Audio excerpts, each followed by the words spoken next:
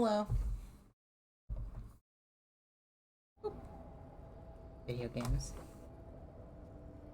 I accidentally clicked on this in the BRB screen. Oopsies, sorry. Cargo container door. You're back before the cargo container. Its draw has not lessened since you were last here. If anything, it seems to have grown slightly. Hey there, sugar. The container door appears unmoved by your attempt at flattery. Come on, don't shut me out. Let me The door in. does not respond to your advances.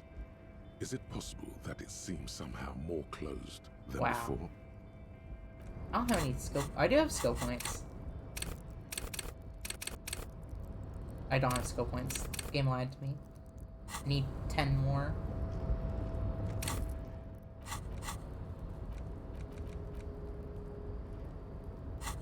Oh, I can go back and...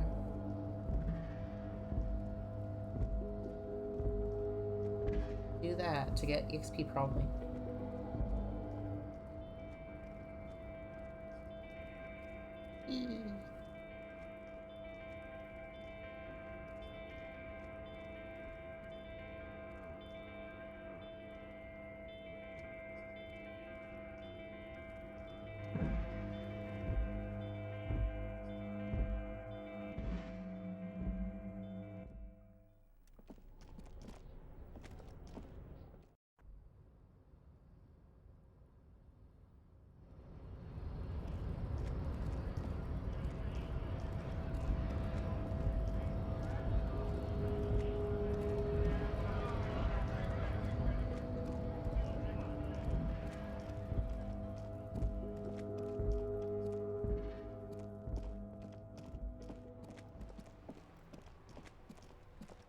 I want to open that. I want to rhetoric open that cargo container. That's the last thing I do. I will roll double sixes. God help me. Or so help me God. I can talk to Lena. Howdy, how are you? Oh, hello, dear. I didn't notice you at first. Water lock in the canal is broken, so your husband's probably just stuck on the other side of the coast. Oh my. What happened to the water lock? Heard around the canal is some weird new cryptid destroyed it. Now you're just having fun at an old woman's expense. In any case, thank you for looking into this. It takes a weight off my shoulders. Listen, sweetie, I hate to ask, but if your investigation happens to take you to the other side of the coast, please do keep an eye out for my husband. And if you see him, let him know Lena is waiting for him here at the Whirling. He gets so tangled up in his work that he may not know the water lock's been repaired. And it's cold out there. I see him. I'll let him know you're here. When or if I get there. Oh, you're such a dear. Thank you, sweetie. Of course, dear. Is there a particular cryptid that you're interested in learning about? What's the biggest cryptid? I thought we'd agreed on just one cryptid, sweetie. It's so much more interesting than my real Your job. work must get quite frustrating. Well, okay, just one or two more. He smiles mischievously. The biggest cryptid is, of course, the Giant of Kokonur. It's huge. The giant lives in the most arid parts of the vast Kokonur Desert in South Samara, casting a strange light across the barren wastes. Wait, what do you mean strange light? Mirage or psychogenous luminance. Does not elaborate the nature of this luminance further. So how big is it? No one knows for sure. It is like an awful mountain appearing from below the horizon and expanding to cover almost a third of your field of vision. Is it dangerous? The towering luminosity of Kokonur is a bad omen in local folklore. Some say it's a fata morgana, others I don't know what that means. fate unimaginable. That's what makes it so peculiar.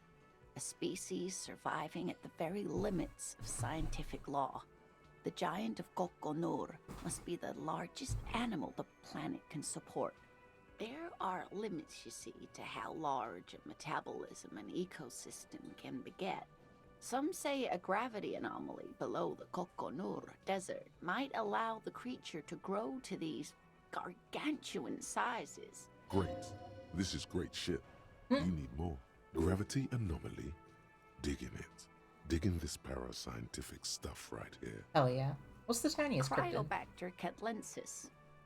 Cryobacter catlensis? Yes, a unicellular bacterium that was discovered in one of the northernmost points of Kotla on the Boreal Plateau by renowned geologist Caitlin Mijanou some 70 years ago. What's so special about it? Bacterial colony Mijanou found had remained alive while frozen in ice for longer than anyone could reliably estimate. Certainly from before recorded history, Mijanou disappeared shortly after injecting herself with the bacteria she had brought back to study. No doubt in hopes of prolonging her own life. Wait, she injected herself with it? Yes, the bacteria had survived in the ice since times immemorial. It is not hard to see where she could have gotten the idea. I mean, there's an immortal geologist wandering around the world? Yes, and she's quite mad, too. After she treated herself with the bacteria, she stopped aging, but also became increasingly eccentric and irascible, so that even her oldest friends were forced to pull away. We can assume that she has been living somewhere in the wilderness for decades now, all alone except for the Cryobacter catlensis coursing through her bloodstream. What's the most dangerous The cryptid? gnome of Jeroma. That doesn't sound too bad. Oh, it is. None of his victims survived. Wow. Grieving relatives never even found their bodies because the gnome's venom dissolved organic tissue. What does this cryptid look like? It was reportedly a small creature with webbed fingers and a protruding forehead and a gangly little thing. Quite scary to look at. A couple of campers found it when it was already dying. They heard an odd wailing in the woods and followed the sound. They got gnomed. They were scared and wrapped it in tarpaulin to suffocate it. It still took the gnome of Jeroma an entire day to die. Are there any photos of it? Alas, no. And the first scientist who got his hands on the creature's corpse put it in a jar of formaldehyde, thinking that would detoxify the gnome's venom. Instead, all the venom leaked out of the creature's teeth and into the surrounding liquid, dissolving the creature itself. A poetic end, perhaps, but a real loss for science. She says, mostly to herself. Alas, always alas, and then it was gone. Isn't that overly convenient? It's very convenient that it just disappeared and nothing like it was seen again. I understand your skepticism, but that's what happens with things that are rare and stand out. Their disappearance is most memorable, and they are least likely to be found again. Are there any invisible What an cryptids? interesting question. And the answer is yes, there are. What's The that? Col de Mama d'Aqua, or Thin Whisper of Sound. And that's precisely what it seems to be. Self-replicating sound waves, invisible and intangible. It's very afraid of us, which makes it incredibly difficult to track. Do you know that one, like, I think it's Philippines demon? Is it no, hold on. I remember. It's not in the Philippines. I'm thinking of a different one. It's this Mexican, South American, Central American, South American ghost called La Jeroma. That fucking, the further away from it you are, the louder it sounds, and when it's close to you, it sounds like it's really quiet. Shit's fucked up. Can you imagine if that shit was real? You're just like sitting in your bed or something, and you're like, oh, I heard this ghastly screaming, and it's super freaking loud, but it seems to have gotten quieter, so I'm sure everything's okay now. And it's actually because it's like in your fucking room or something. Anyway. Col de Mama d'Aqua can also be translated as a whisper light and low. A whisper light and low. Yes, that's another translation. They're both quite lovely, aren't they? Although the low part is a little ironic. The Col de Mama d'Aqua makes, or rather is, such a high-pitched sound that other animals, including humans, can't hear it. It could be everywhere all of the time, and we wouldn't know. How can an animal be a Many sound? scientists have asked the same question. Some have claimed that it isn't itself a sound, but a tiny corpuscle that emits sound waves. But there's no evidence to support this theory. Could it be here? Right now? It could be. As I said, it could be everywhere. And we wouldn't know any better. It could be ringing all the days of our lives and nights. What evidence is there of this animal being a sound? Plenty. It's the evidence that led to its discovery.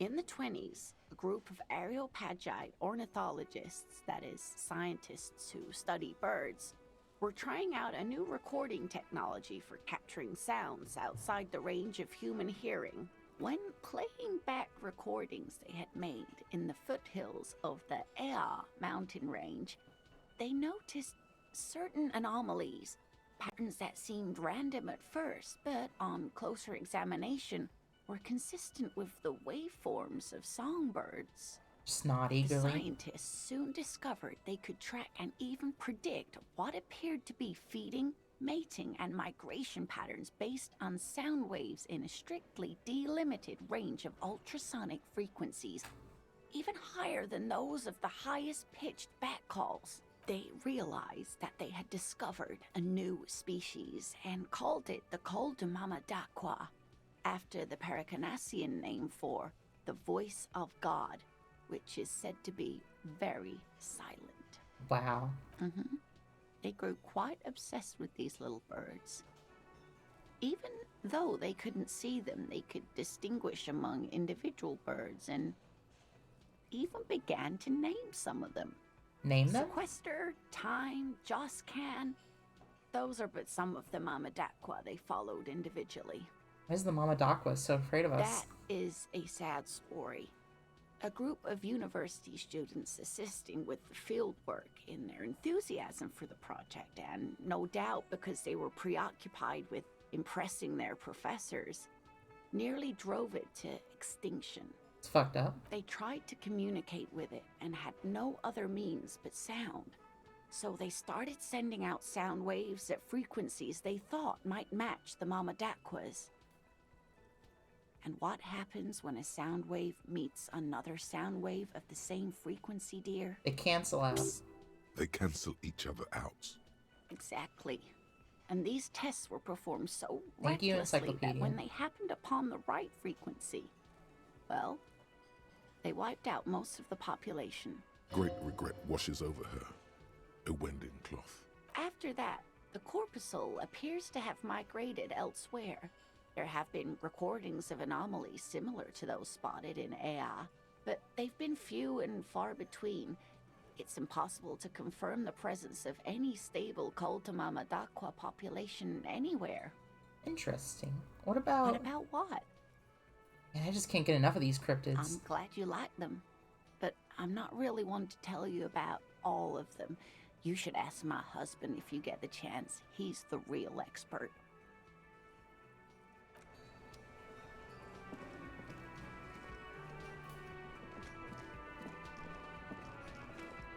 Hey, bud. It's all about money, you know? Sure. I've got nothing to say to you. Why are you wasting your time? Are you the 8th hardy boy, a hardy I am girl? not. She says You dryly. could be Liz.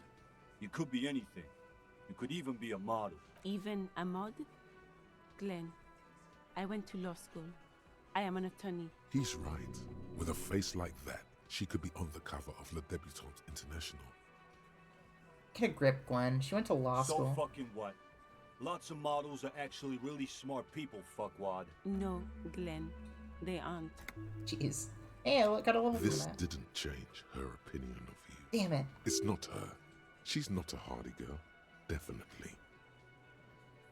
Maybe we'll talk later.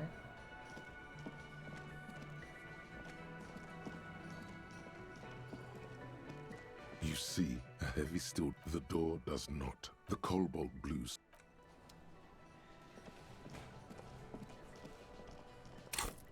I can put a point in rhetoric. You know what that means. Time to fucking talk to a barge. Not a barge. A shipping container. was that? Could it be the Col de Mama d'Aqua? No, it's probably just your imagination ringing in your ear. Is it? Is there a ringing? There seems to be an extremely high-pitched ring. Ultrasonic. Lena said it was very high-pitched, right? It's like something tickles your ear. It's tinnitus, Lena also dipshit. said that it couldn't be heard by any other animal, including humans. What you're hearing must just be a regular bird. Honestly, your ear isn't hearing a whole lot. The distant hum of the industrial harbor, the traffic. But, admittedly, there is a high-pitched noise somewhere there too. But then, isn't there always? There it is again. You are about to rediscover a long-lost species. It must be very close. Maybe, just maybe, it will come toward you. Move your head towards the sound. Oh no. The sound. It's moving away. Somewhere over there. Go after it. No. Too late. It's gone. There is no ringing anymore. Just the sound of the streets. No, come back, please. Keep your ears peeled, then. If the species really has migrated to Martinez, you're sure to hear it again.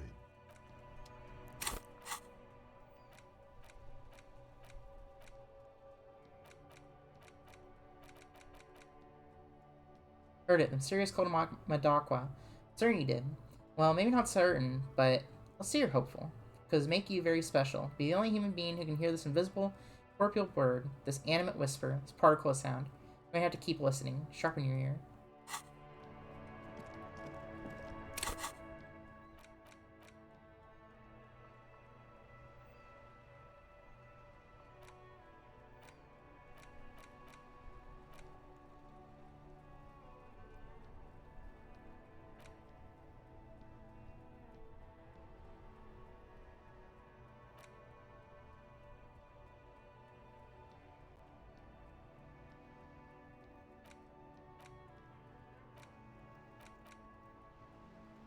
Okay.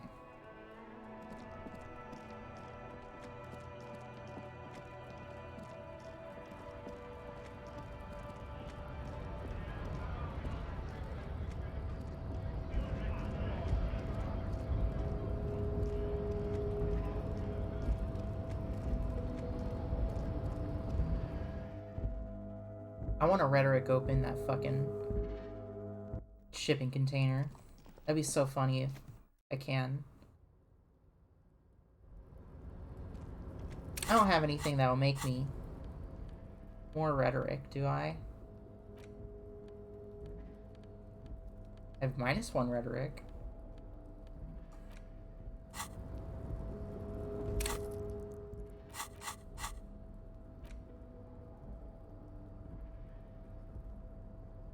I like this. Drama's not super important to me.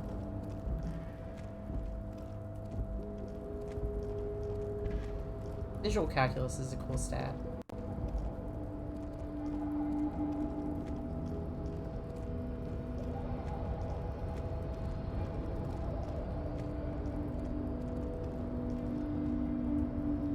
You're back before the cargo container. Its draw has not lessened since you were last here. If anything, it seems to have grown slightly. Alright, 8% chance. So I think that means I can get a 6 and a 6 or a 6 and a 5, right? Let's try it.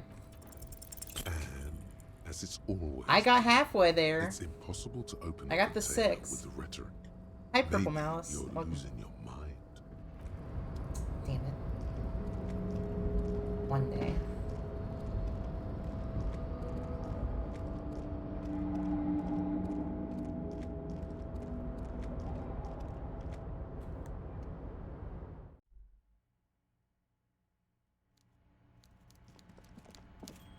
Anything I can do in here other than get lost? There you go. Mr. Dubois, a pleasure as always. You don't have to sit down this time, since you've already sat on that chair. Oh, of course. I mean, it's no secret that the lynching is connected, but there's a thing that's been keeping me up at night. But I can't think straight with this thing weighing on me. You're a police officer, aren't you? I have a crazy idea. You guys are basically door-opening machines. Incredibly talented at opening doors. I've opened a few doors in And my I'm life. sure you're going to open this one with flying colors, Harry. This really is very simple, and there's nothing shady about it. Of course, perhaps this was just bad timing for you. Okay. See you. I was hoping there'd be new info. I guess I could try and do that without Kim here. I don't know. I feel weird about that.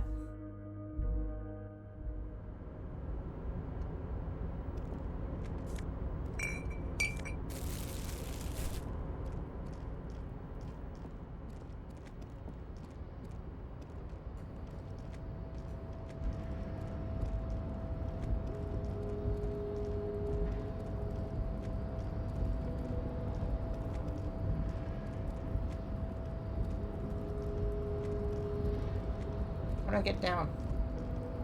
There you go. Alright, time to wait. I guess. A rusting control crane does not return to its original position. It does not move at all. Noted.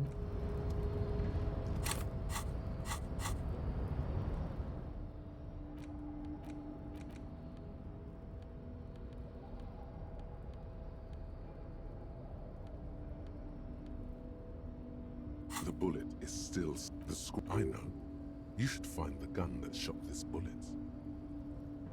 Make a shot. Then find the gun that shot it. Okay. Eat it. Eat the bullet.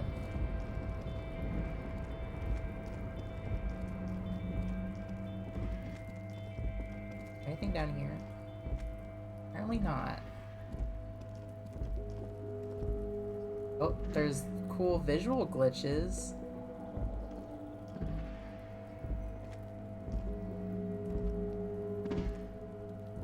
That's neat.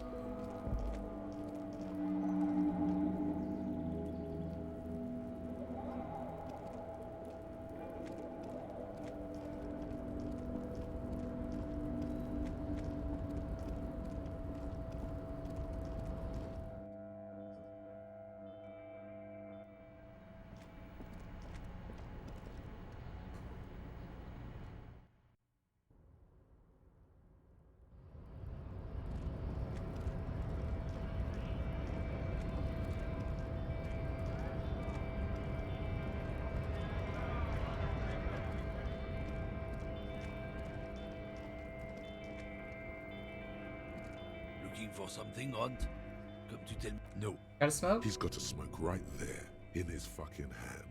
Snatch that shit out of his fat fingers. You need it after listening to his garbage. Smoking one It's right now. my last one. Yeah, you smokes from me? Why would I do that? I'm an honest man. Fuck, I oughta. I bet. Sorry I couldn't be of any. Alright. You bastard. I could buy cigarettes.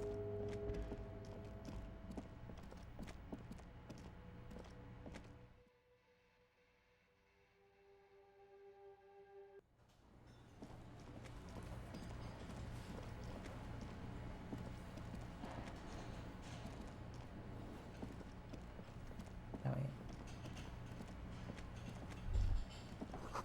This feels right. You belong here. You're right, game.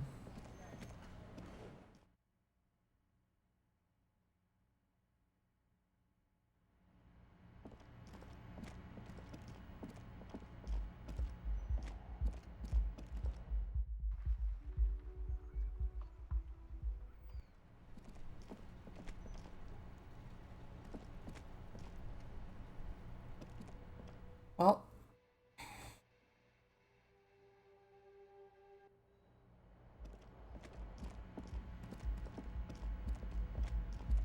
I don't know what to do to kill the time. I could sit on that bench.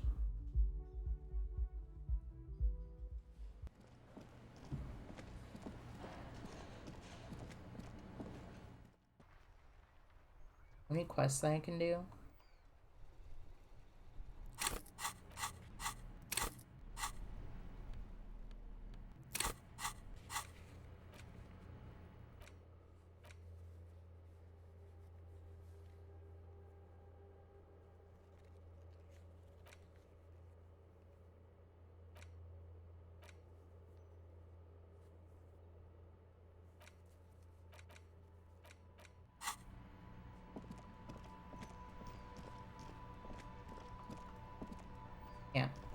was gonna call the department to ask about the ballistic analysis, but I can't because I don't have fucking Kim's car.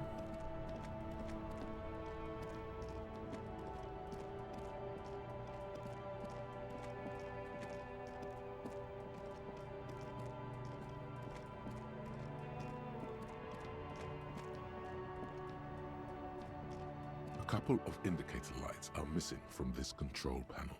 Loose wires dangle from the now vacant holes. In the middle is a lever. Beneath it, a small metal plaque. This panel usually closes the water lock, turning it into a bridge that lets you cross the canal. But there's a crashed salmon and butter sign in the way. Pulling the lever probably won't do anything. Pull the lever. Pull the lever all the way up until the metal clicks against the contact pins. You hear a soft clunk. Then, nothing happens. Push it harder. Nothing happens. A cold gust of... The man watches you in silence, very slowly cutting off another slice. The spring brings the lever back to its original position. You still need to close the water lock to get across the canal. Some other way. Wasn't there a sign over there saying functionality will be restored on Wednesday morning? Cool. Good to know.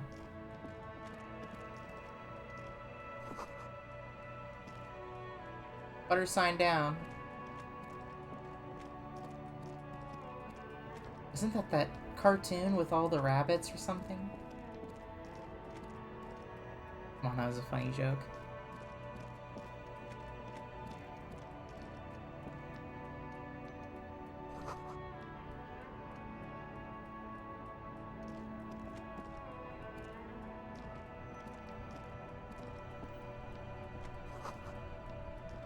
Humanitarian aid tuna fish, not for resale.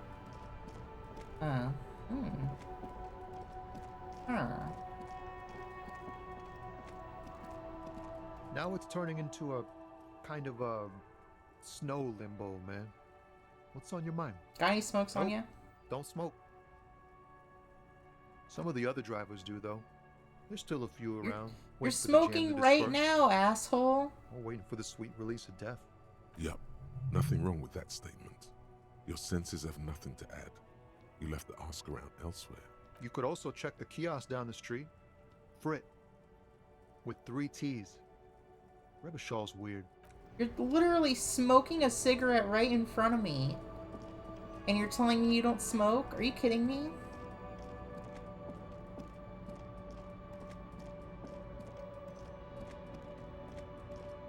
Asshole.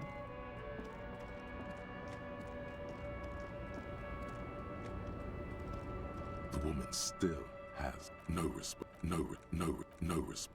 Nothing. Okay, well... I guess I'll sit on that bench to wait the day until Kim comes back. Because I can't do anything without Kim Kitsuragi in my life. Also, I really just don't have anything to do. Also want to take that asshole's... What's this? You see a set of tire tracks in the brown slush that covers the plaza mosaic. Why am I looking Cop at this? habit. You look at everything. This isn't case related, you think. What kind of vehicle drove through here? Hard to say. Let's check it. No. Oh. These tracks are not interesting at all. Let the street sweeper just sweep them away. Dang it. There's a 72% chance. An old East Delta Commerce Center. This is Volition. This must be the name of the...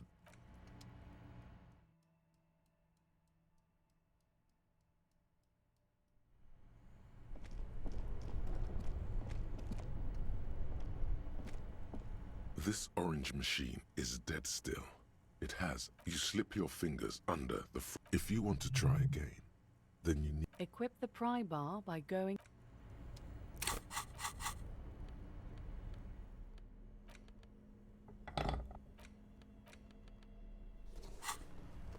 This orange machine Gamer is Mommy dead Jolene, it's still. me. It has a hand-cranked ice cream churner and an electric freezer.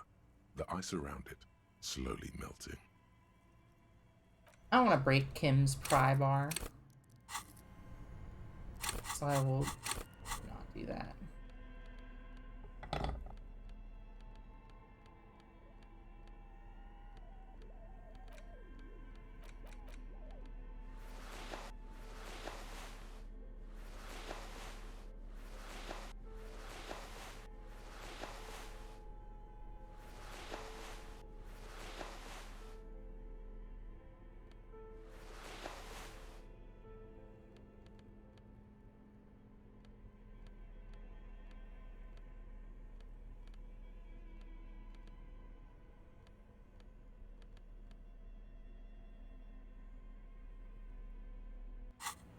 Hmm.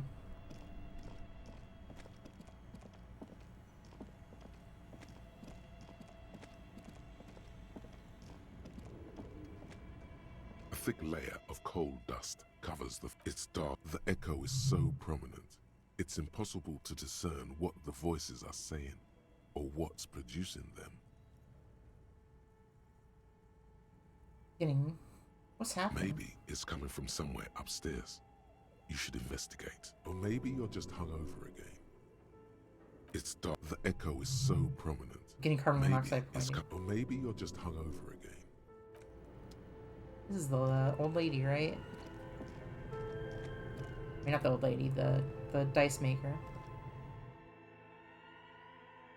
I still want to find a password in this area.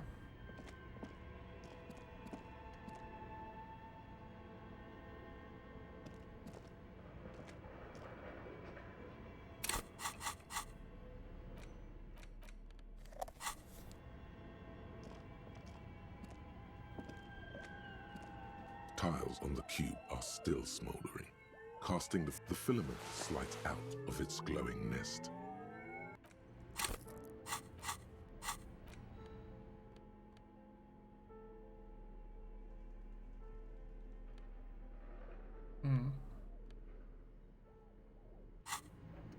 Tiles on the cube are still smoldering. Like a smooth draw, the filament slides into place.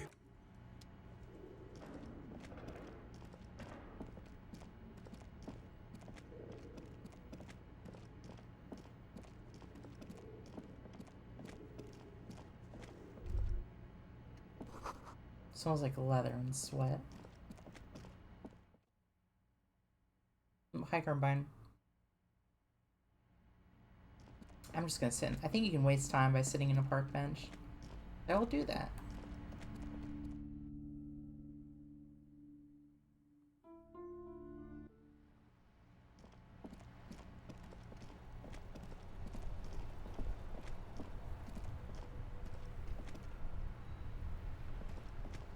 Wait, hold on. What's that? A box. That's that piece of paper. You sit on the wind-worn wooden planks of the bench. Your feet ache. Think deep thoughts. You finally stop picking your nose.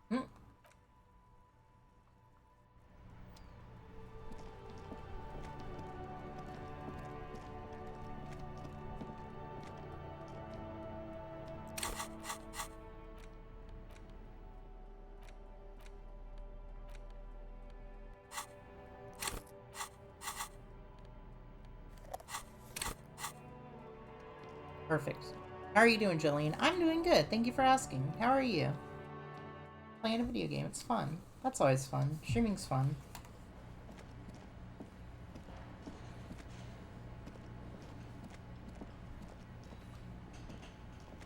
Can I help you? You're already set for the night. Your door is unlocked. Ah. Okay, well. Having a good night? That's good. The door is closed.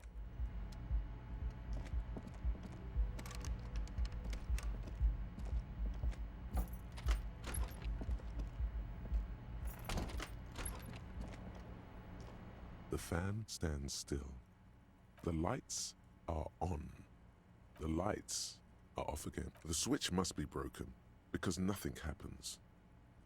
The air in the room is starting to feel like vaporized urine. That's a specific way of saying things. A mirror hangs on the bathroom wall. In it, your face, adorned with the expression.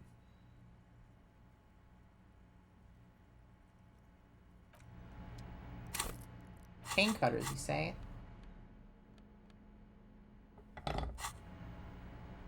A mirror hangs on the bathroom wall. In it, your Let's face. try it. The chain cutters slip out of your hands as you attempt to twist the faucet into place. Well, you know one thing for sure. You've probably never been a plumber. Yeah. 42%. It belongs in the new, the third decade of the current century. Enough time had passed from the failure of the revolution that, for a fleeting moment, free market economy seemed like the ultimate, uncontested way of life for our species. Things were good.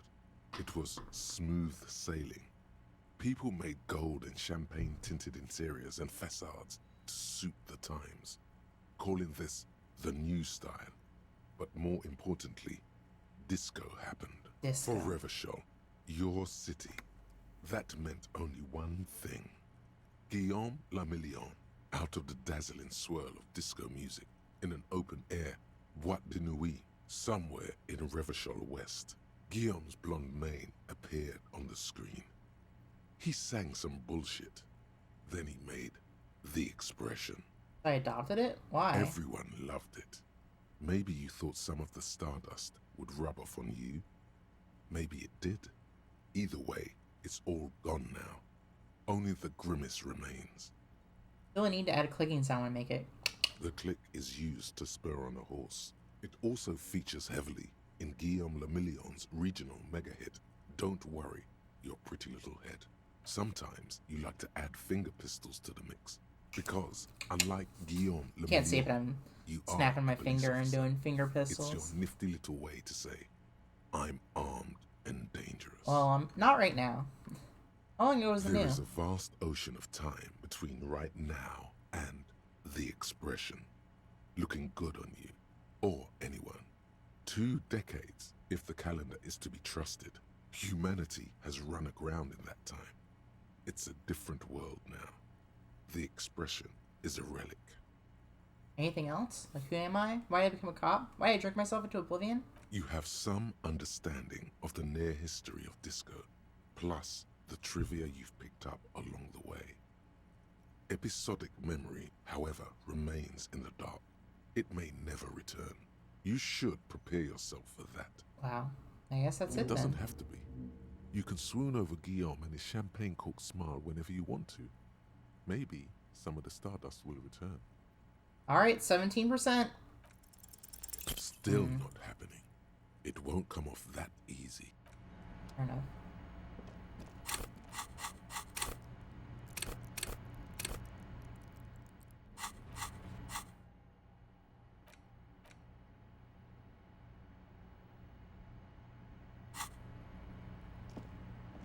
The bed is still cold from the broken window, and not too inviting.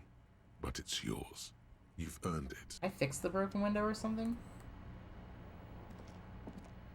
The window stands broken in its... Sure. The bed is still... Go to sleep. The bed is still cold from the wind blowing in from the broken window. The mattress creaks as you close your eyes and try your hardest to fall asleep. Dot, dot, dot.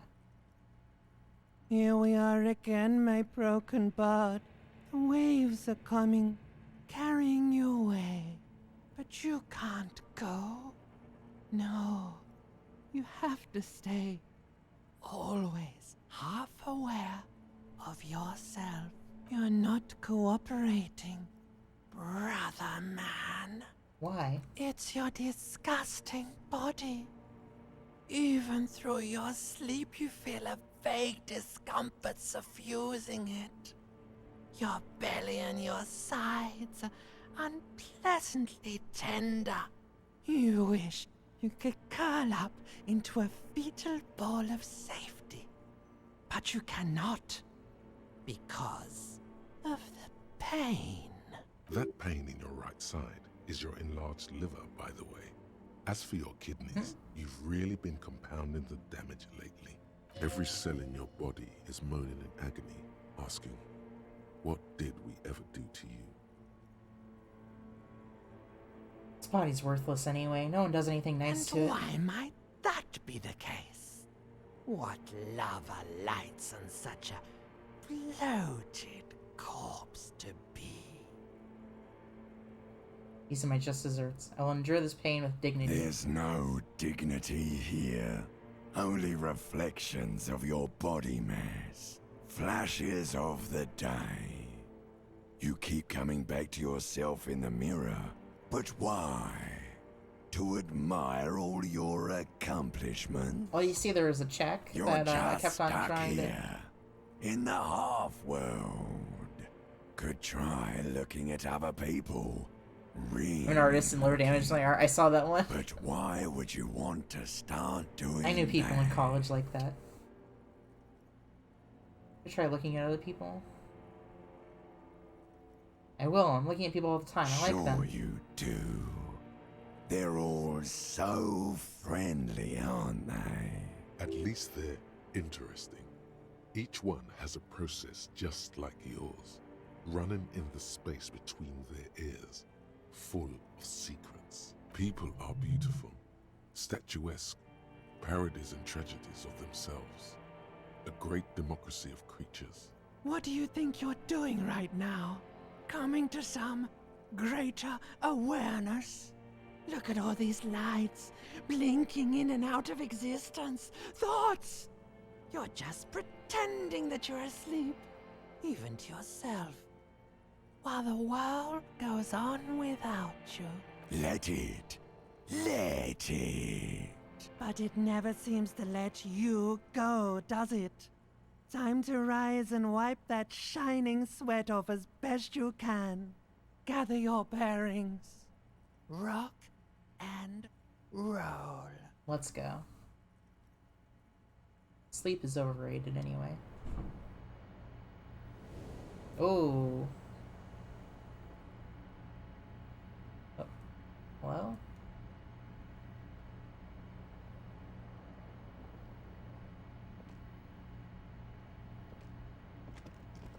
Time is at 7:30.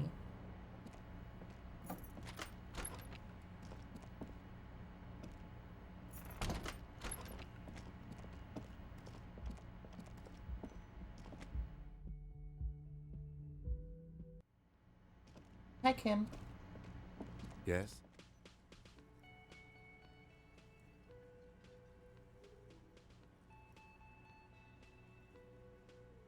What about me? Oh. Good. Let's check. Can I help you? Got the 20 real? Good. There you go. You got the room for the night, but remember, you'll need another 20 real tomorrow. You look like shit. Your ruffled face reflects in the man's sunglasses. And I don't mean that as a metaphor. Last couple of days have been rough. Oh, don't be so modest. We're looking at several months worth of damage here. Kind of a miracle you're still up and at it, to be honest. Oh, come on, Jean.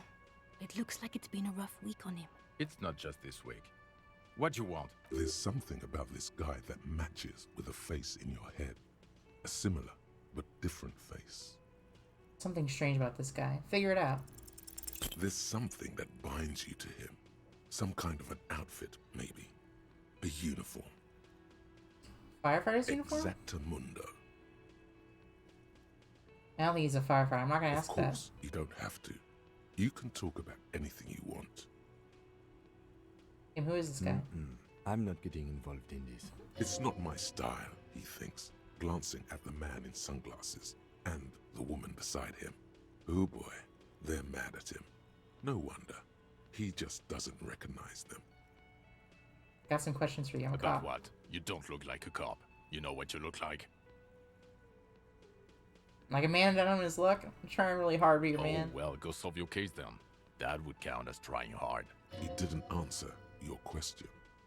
Now will you answer some questions for me? You have no, to. he doesn't. If I wasn't clinically depressed, I'd burst out laughing. But I'm gonna go with no right now. You don't want to answer questions. You don't hear me Actually, say things. I don't want to hear you say things. Come on, Jean. Okay, say things. I want to hear you say things. Hear that? He wants you to say things. Say one. Suddenly, out of nowhere, case-related things start popping up in your head.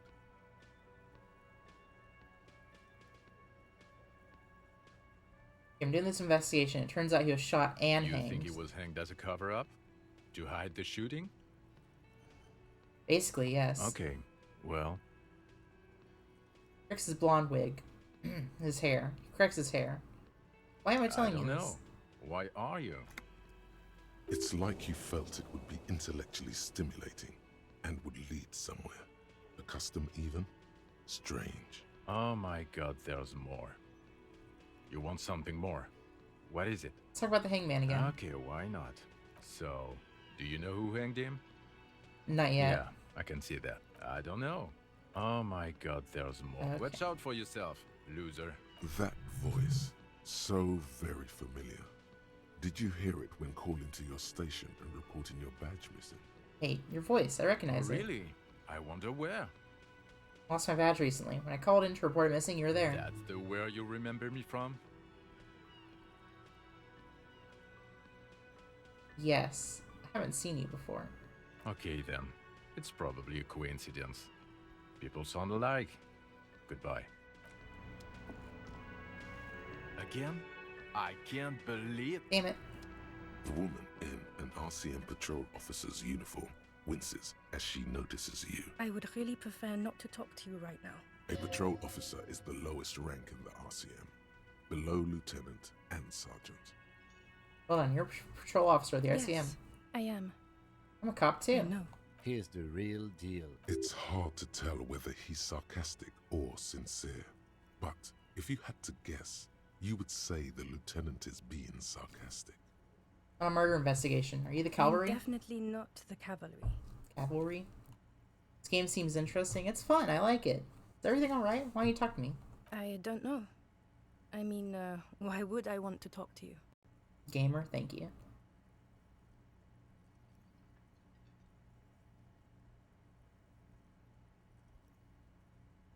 Have I wronged you? I've done that to a lot of No, people. you haven't wronged me. It's okay. Shakes her head and breathes out. Something changes in her. It's pity. Pity comes over her. Okay, fine. Let's talk. What did you want? What does one talk about with a fellow officer? You with him? Point to the man with the sunglasses. Of course I'm with him. Why do you ask? Seems like a Well, cool he's guy. not. He's a sack of shit barely kept together by crazy glue. But at least he tries, unlike you. Please, let's not turn this into another exchange, okay? What precinct are you from? What precinct? Am I from? God, he doesn't know. Fucking deranged lunatic. Sunglasses wearing man pushes through his You're teeth. getting an intellectually unsatisfying vibe from this conversation. Maybe you're doing something wrong. You're the police, right? Cool, so am I. I don't know what to say. Don't say anything, Judith. What are you, the police, doing here? I'm just looking out for... You? No one. I'm just a man with sunglasses. And you are? A policewoman. Yes. A policewoman who just wants to do her job. That's all. Okay, goodbye. Again? I can't believe this shit. You know what it is. It's like the two of you know each other. Just ask him. I'm going to hang out here for a bit while I'm going to have my tea and I'm going to take off. Alright, thanks for asking by. Hope you enjoy your time here. Tell me the truth.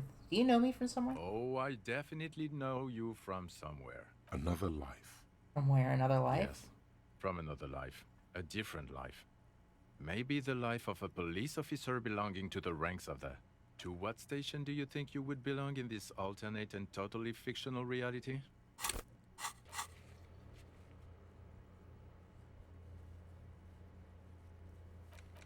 What station am I? I forget.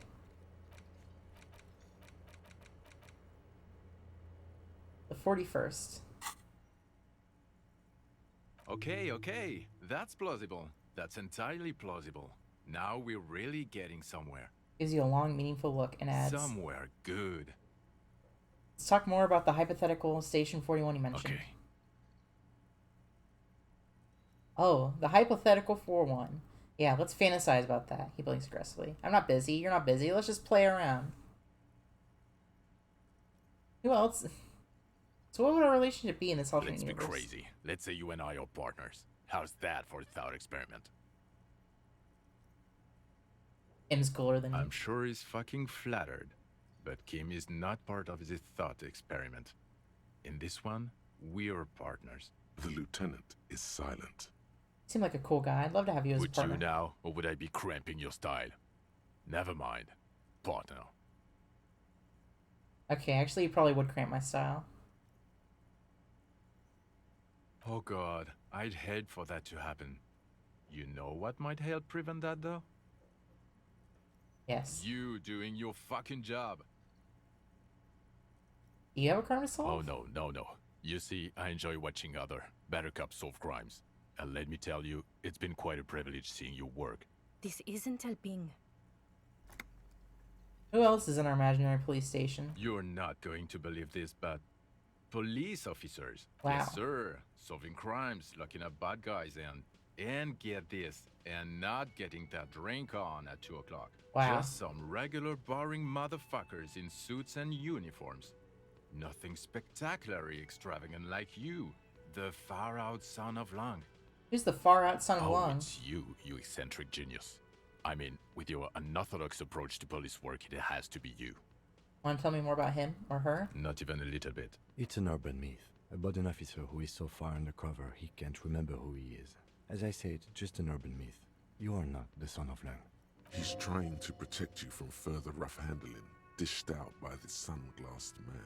Okay, yes, you get the joke. Leave it at that. Noted. Neither can I, partner. Neither can I. Gray eyes suddenly flash above the glass frames. They feel It's a sad. mere second, but it feels like you saw something. A gram of compassion in that sadness. Okay, the man with the sunglasses and his hypothetical Station 41. Weird, right? I know, super weird. There's something missing here. Something you can't put our finger on. You know what? Just ask him. I know it sounds crazy, and you'll probably get laughed at. But still. I was thinking the same thing. I should just ask him if we're still on the same station. Just cross it off the list. It's probably not true, though. Again? I can't believe this shit. Look, I just have to ask. Are we from the same police station? I'm going to say no. Just to see what you'll say to that. What you saying? Yeah, probably not. I don't remember. Okay. Okay. Jean, he said okay. Give it a rest. Okay, I was clearly wrong.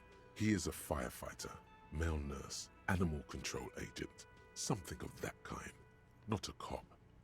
Go on with your cop work. Don't let me stop you again. Yes?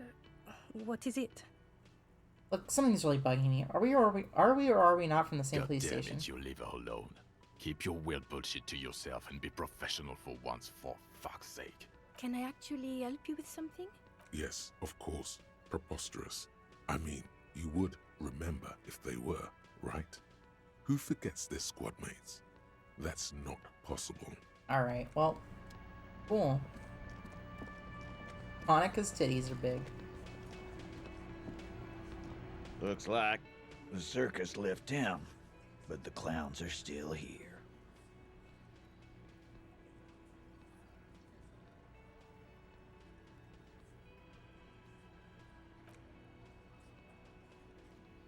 Cool.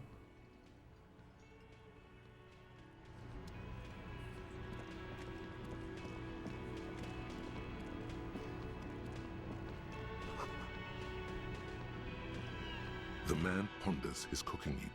Nope. Not need anything from you, I guess. Oh, hello, dear. I'm just exhausting all my dialogue options Can I in here help before you? I go out. Already paid him. Alright, let's go. I said, let's go. Thank you. There you go.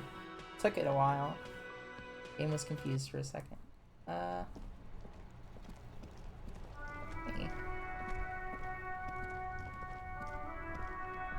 Inside, you see a set of steering levers, a radio microphone, a pull-out tool as you tap on the gauge. No, that's enough fun with the foldable headlights. I know they are mesmerizing. They are also fragile. I'm not going to turn it on for you again.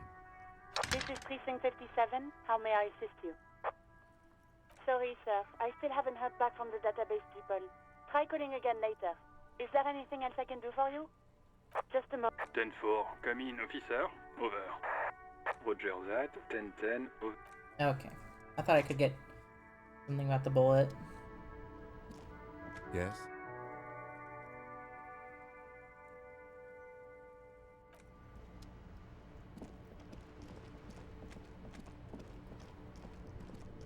Alright.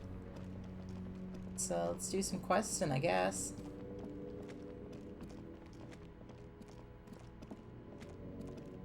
A rusting Both levers. grab the handle and pull the lever up. As soon as the metal connects against the contact pins, you hear a loud clunk. Then the water lock starts moving. Wow, cool.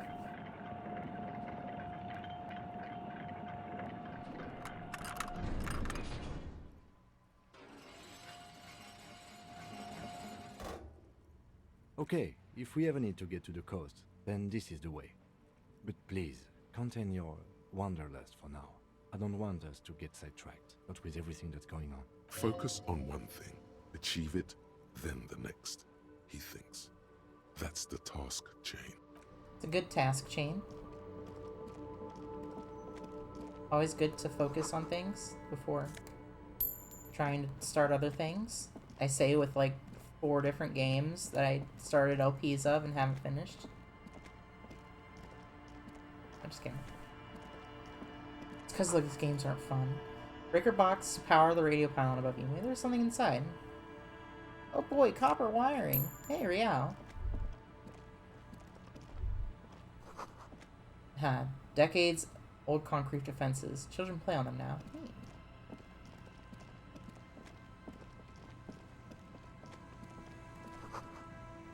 Someone broke down the fence and the barbed wire.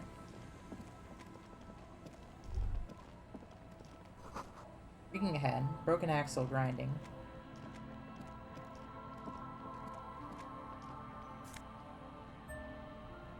Banged up fuel canister. Bottle drained of all its booze, frozen to the ice. Ice just off the coast crackles, shifting.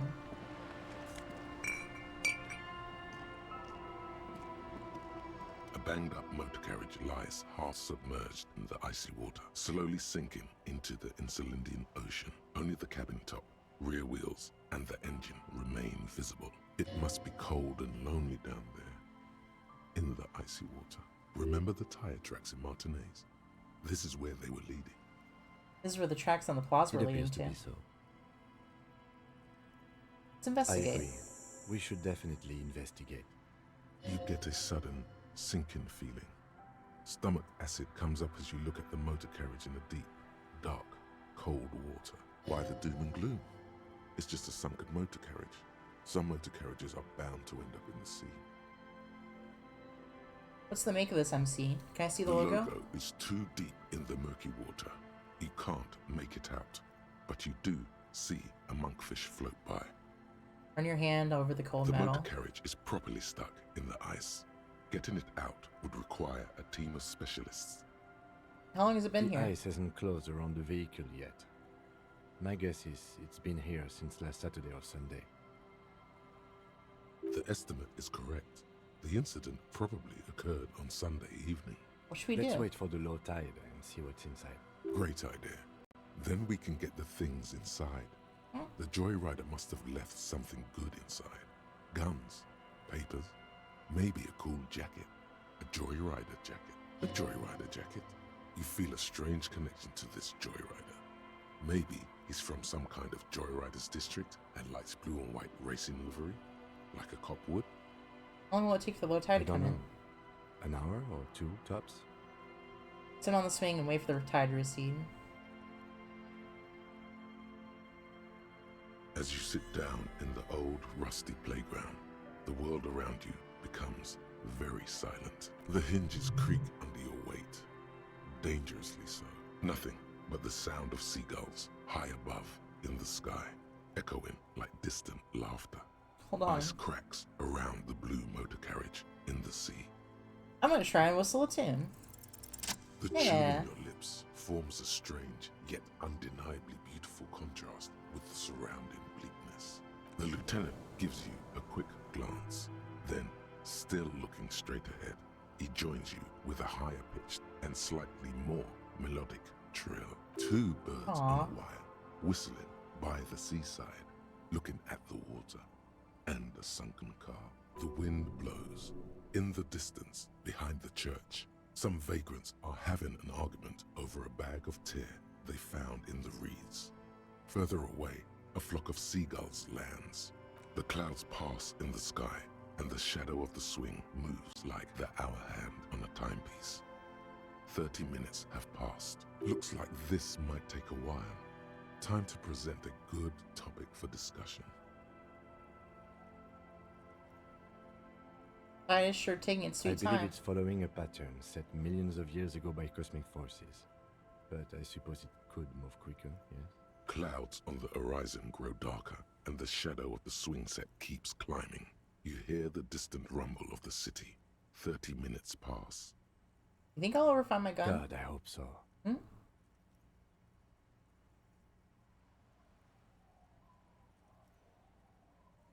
Been thinking. I put enough time into eating, exercising right. I turn myself into a living weapon. Then I don't even need a gun. Your voice echoes on the water, strange and out of place in the environment. 30 more minutes pass.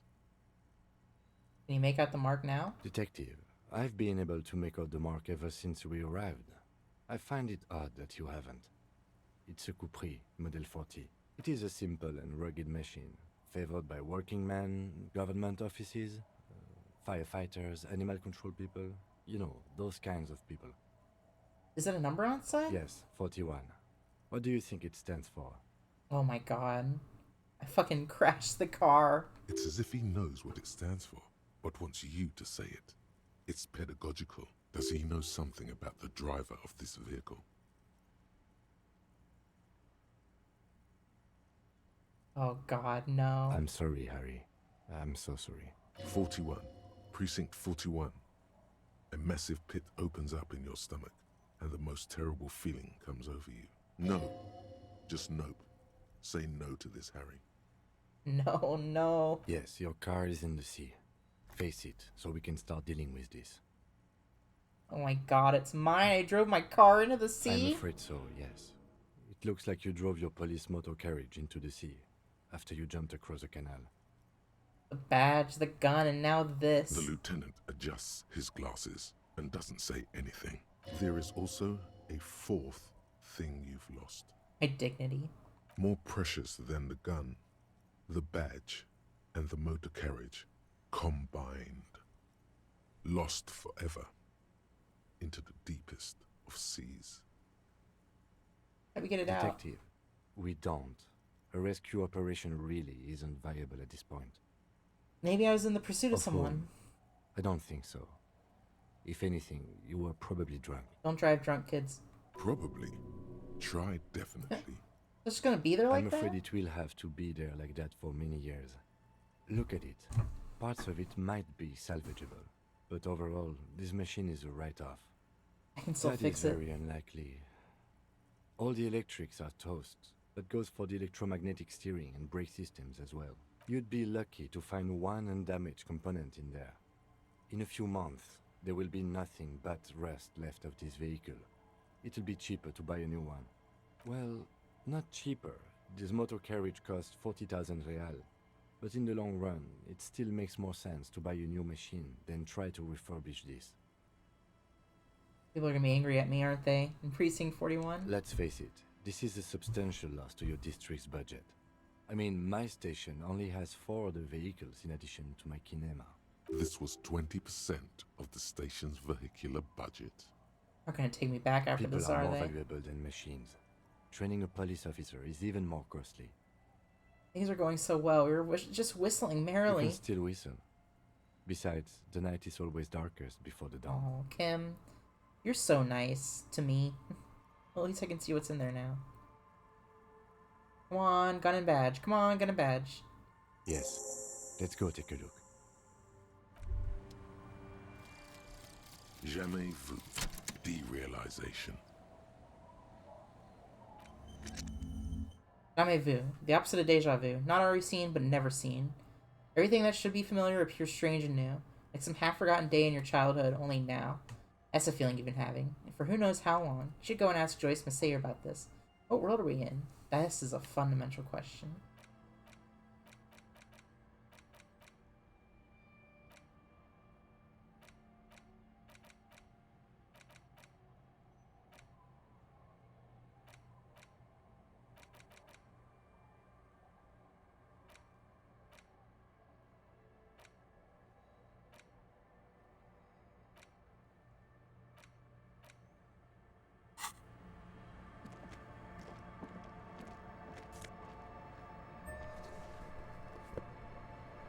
Hey.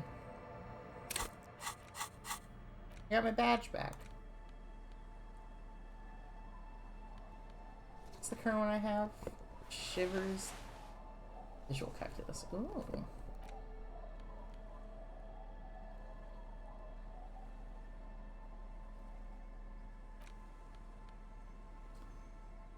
Thick blue piece of acrylic covering a thin leaf of paper with the officer's name and rank on it. Next to the writing, you see a man stare back at you. A younger version of you.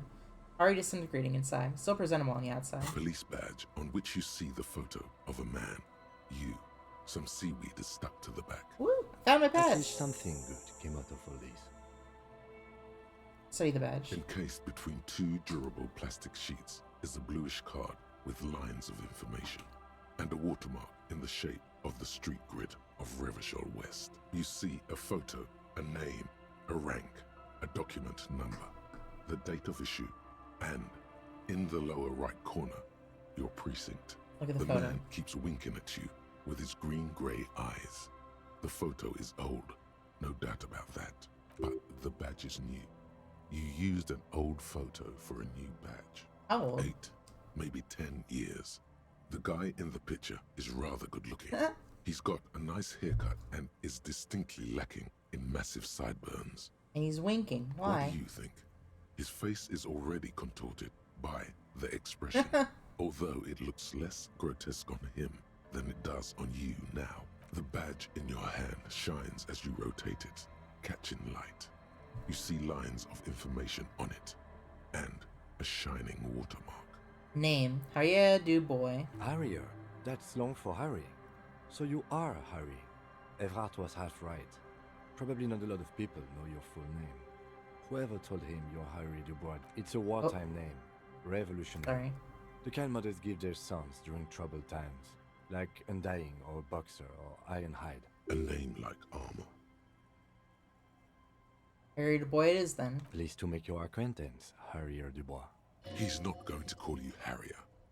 He'll keep calling you officer when he's angry with you, and detective when he's not. The badge in your hands shines as you rotate it, catching light. You see lines of information. Rank. LTN 2JFR. Lieutenant W. Freighter. What is Lieutenant W. A Freighter? lieutenant is a rank above sergeant and below captain. It's the highest rank in the RCM that still does field work. I am a lieutenant. And W. Freighter? The title of Freighter is added to your rank when you decline a promotion to a higher rank. In your case, captain. You have declined twice, thus you're W. Freighter. Declined? There are many reasons one would do this. The rank above you in your precinct's decomptage might be taken, or sometimes promoted officers do not want to replace their superiors out of respect.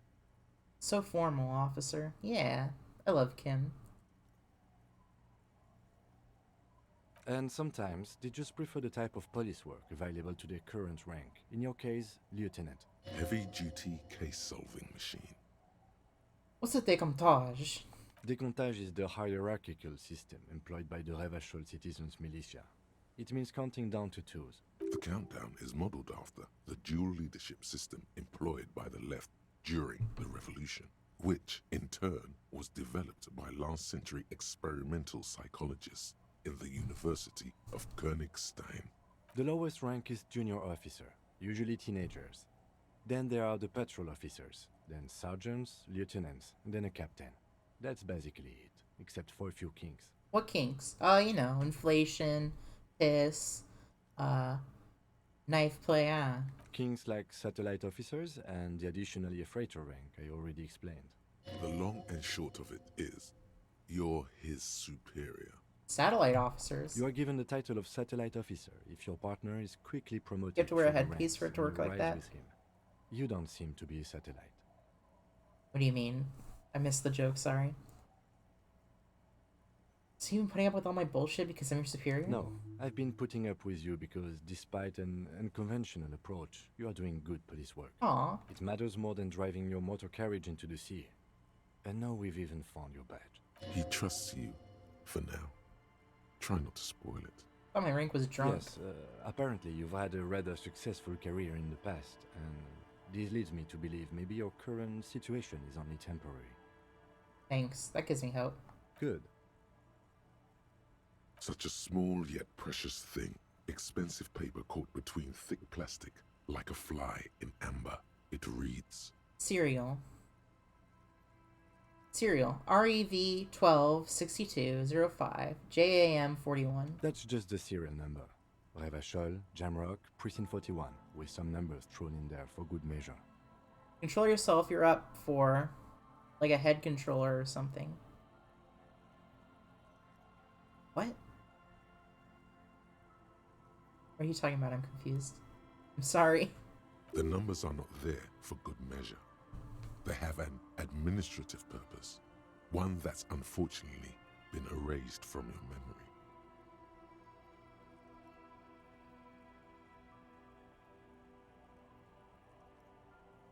"4 months ago. I'm guessing that's when you were promoted to the rank of Lieutenant W. Freighter. A new badge usually comes with a new rank. You seem to have been doing well then. The case created a lot of edge you have to take off. The death march really gets us going. You're pretty sure you weren't doing well, but better? Probably yes. A lot can happen in 4 months, especially in winter. The winters are never easy on you, of that you are sure. I remember that time!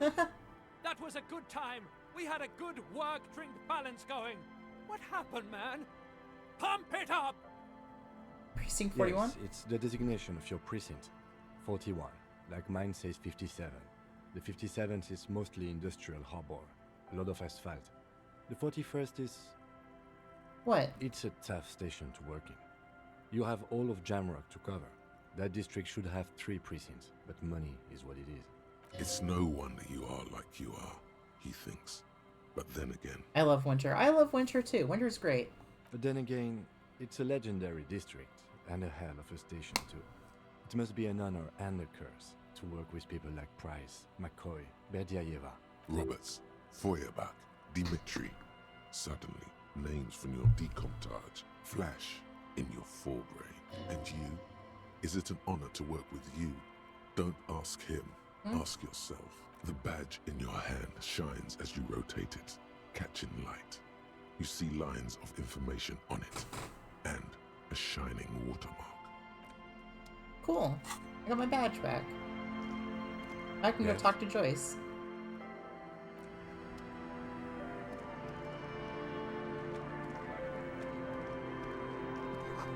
Footprints in the snow. They lead away from the accident.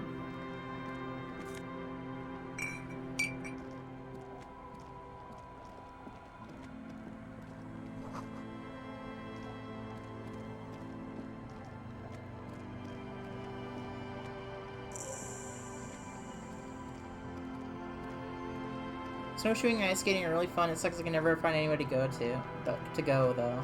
I used to, back when I used to live, they had this big ice skating rink downtown, but I never went to it. I had a bad experience as a kid ice skating, and I just never thought I was good enough for it.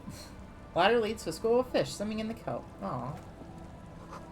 Boat is floating freely in the water, unmoored.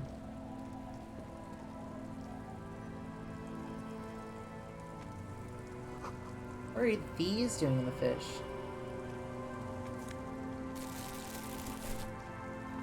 Thought you guys forgot this place even existed.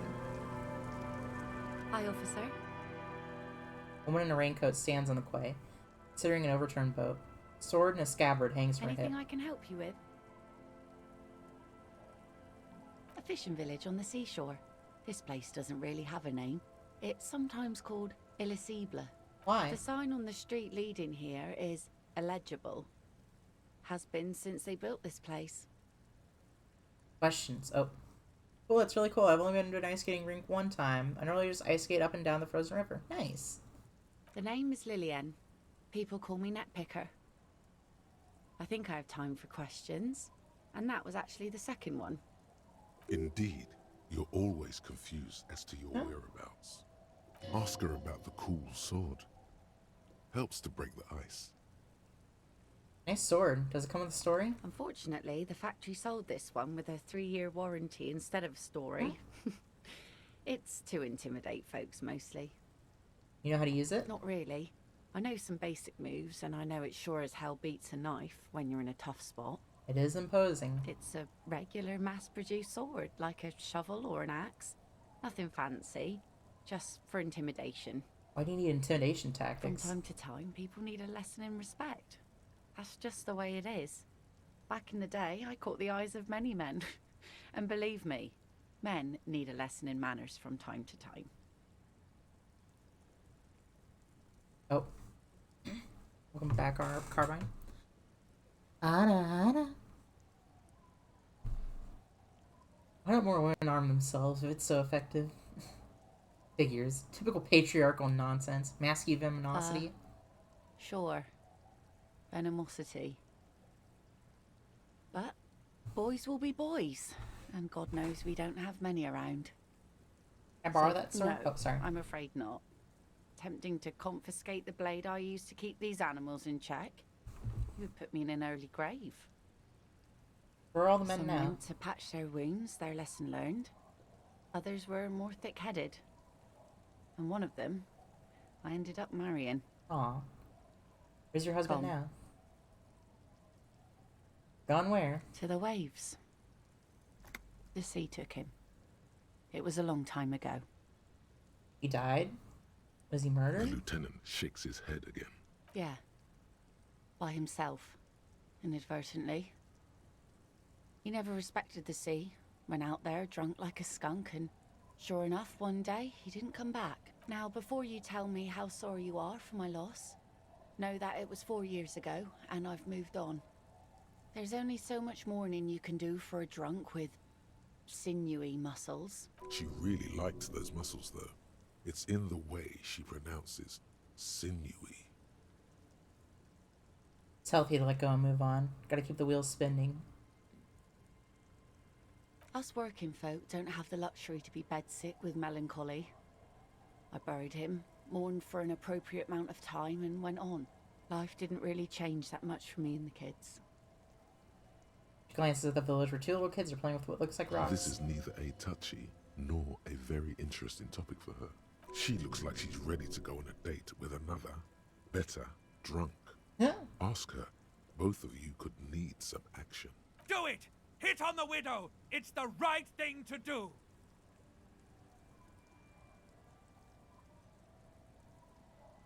His presence makes it awkward and don't know a good spot yet. Looking for someone. Let's see. Who are you looking for? Looking for missing cryptozoologists. I don't think I know what these are. Care to elaborate?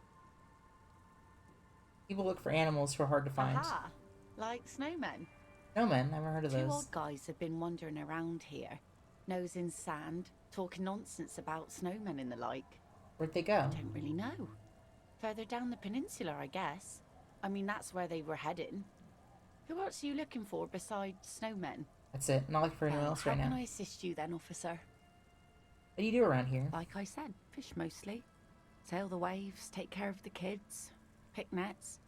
Right now I'm tarring a little skiff. Is that enough to make a living? Sometimes I also walk to the beach to see what the sea has given up. The sea is full of surprises. Keep it professional, man.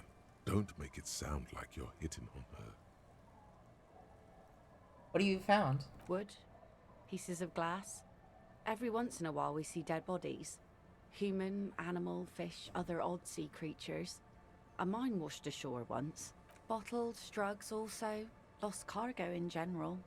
Most of the time it's just wood and glass. All right. Major choice moment. You only get to ask one thing. It would be weird to say them all. Choose wisely. I need to know about those human bodies. Well, you're barking under the wrong tree then, officer. I have no interest in floaters. Seen enough of them in my life already. Very unattractive bunch. So I take it that's your skiff? Sure is. The Sun, I call her. Coated with a fresh layer of tar just yesterday. It'll take some time for it to dry, assuming the sunny days continue. Sunny days? Sunny days. You got a problem with that? No, ma'am. We have no quarrel with sunny days. Good. It would have been bad news had it turned out it wasn't a sunny day. Bad news for the skiff, bad news for the nets, bad news for the kids. There's a moment's silence. She looks at the rain streaming down the yellow belly of the boat. I want to ask you Go something right ahead. else. Be seeing you.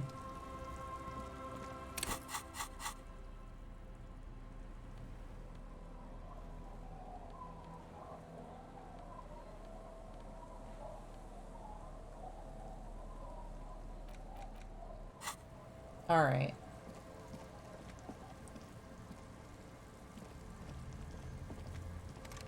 Locked. Can't see into the house in this angle.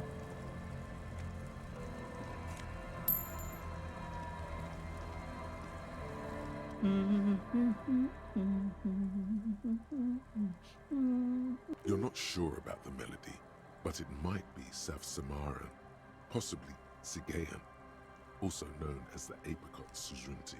Welcome to the fishing village. Please lean in closer. I have cataracts.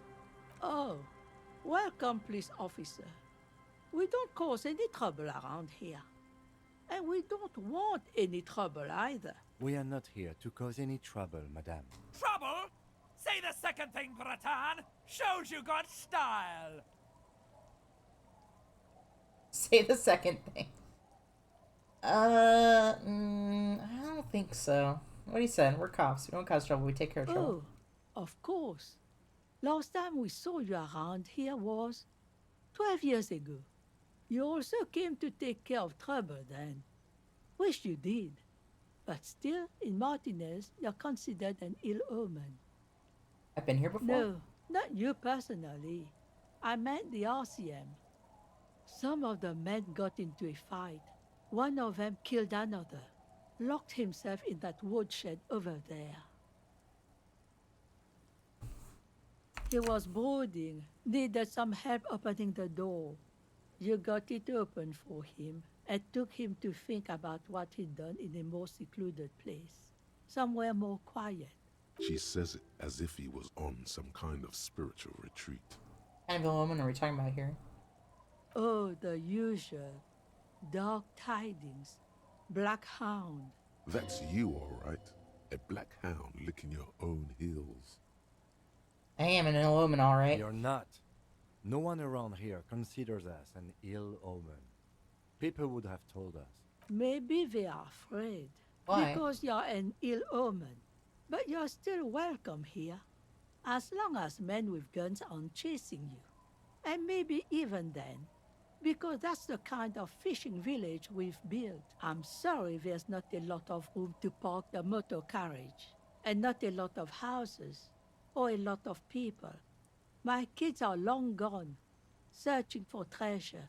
So are others. Ah, look at me ramble on. What brings you to us? What's in this fishing Just village? us. It's barely a village anymore. We almost don't exist. What do you mean? This is pretty much a non-place. A gap. A blank spot on the map. Just a cluster of nameless shacks on a nameless street. The place is so pornographically poor, it's not even funny. Don't think I'm gonna say that. There's gotta be something here. Tell me.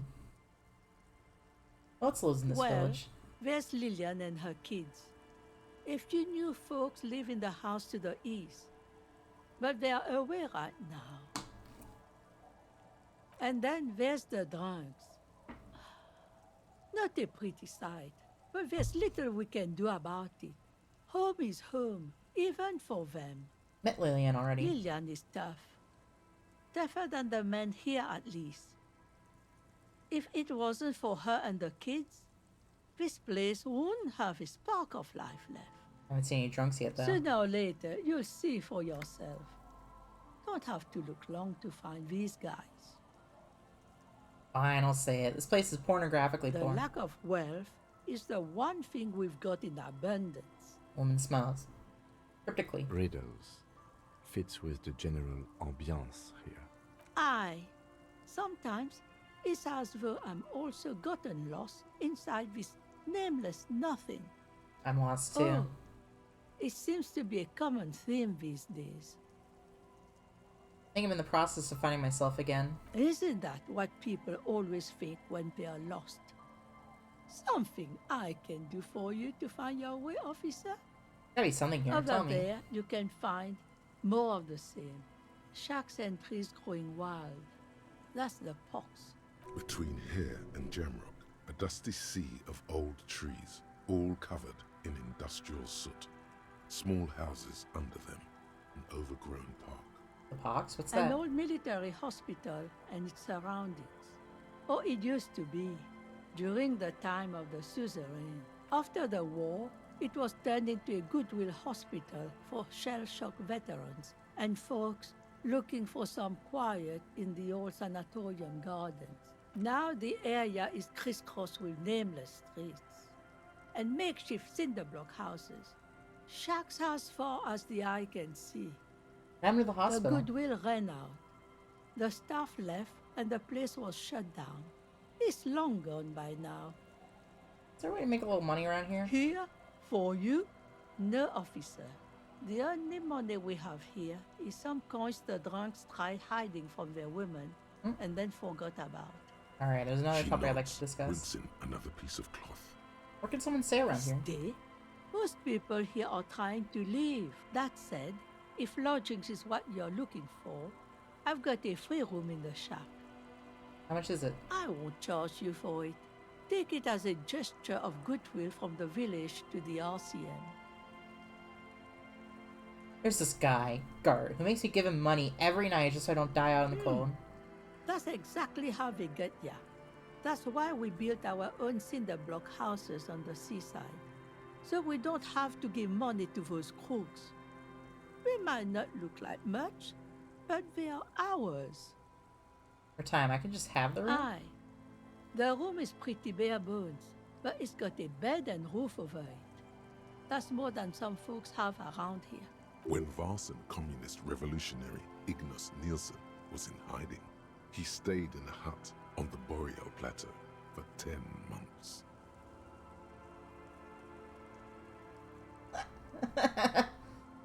That's racist.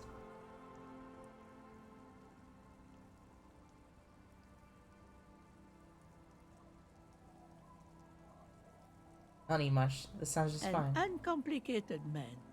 I take it that means you're interested. Got yourself a tenant. Don't make an old woman regret opening her house to the police. Keep a person under her apron. She hands it to you. If you are not in the hostel in the morning, I'll know where to find you. Here, in a shack. He's a little relieved you're no longer in that room. Finally, you have those lame-os of matinees off your back, Bratan. This looks like a great place to bring chicks. It's further down the coast. Not much. There's the abandoned church, the DeLorean Church of Humanity. It's been there since before my time, even. Why is it abandoned? Some things just don't fly, officer. Look around. Who'd go to church here? They built it 300 years ago. Must have been nicer then. So, they don't hold services there anymore? The Ecclesiastes? No, we've tried, but things just keep happening. Crime, accidents, other things. The place never stays open. It's a pity. It used to be such a nice church. She's not telling you all she knows. Keep her talking. I have a feeling you're leaving stuff out. What else is going on? Well, there's that music. Music from across the sea. Huh. It started a few days ago, and now it's blasting even through the night. And now, suspicious-looking people are sneaking around the church. I don't like that. Interesting. You could look into this ruckus if you have the time. What else is on down coast? Before you get to the church, there's some ruins, an apartment complex, or some kind of electrical plant. Run-down bunch of houses, empty. What is it then? Apartments or electrical plant? I don't know exactly. A pre-war place. It used to be something. Before the war. I wasn't here then, you know. Was born in Samara. Anything else of note? Of note? The old fish market up on the boardwalk. But it's closed. That's it? There's gotta be more along the coast. You're one of those real estate people with big plans? If you want a development opportunity, you can check out the abandoned building over at Land's End. Used to be a supply depot, we think, sending goods and ammo across the bay. It's jammed shut though. We tried to get in, see if there was anything to sell or scavenge, but it's impossible. And now you know everything there is to know about this coast. Tell me about yourself. Who exactly are you here? Me? No one. Just an old washerwoman. Mother called me Isabel, if that's what you're asking. And my married name is Sadie. Now it's your turn, Mr. Lieutenant W. Frator Harrier Du Bois. Quite a handle you got there. So many titles. One of them double. Goodbye, I'm off.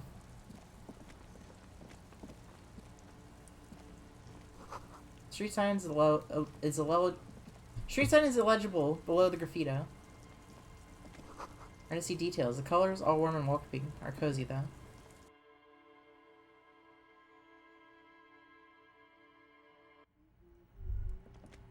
Feels safe and warm here, not like outside. I show coal pellets burn with an orangish glow.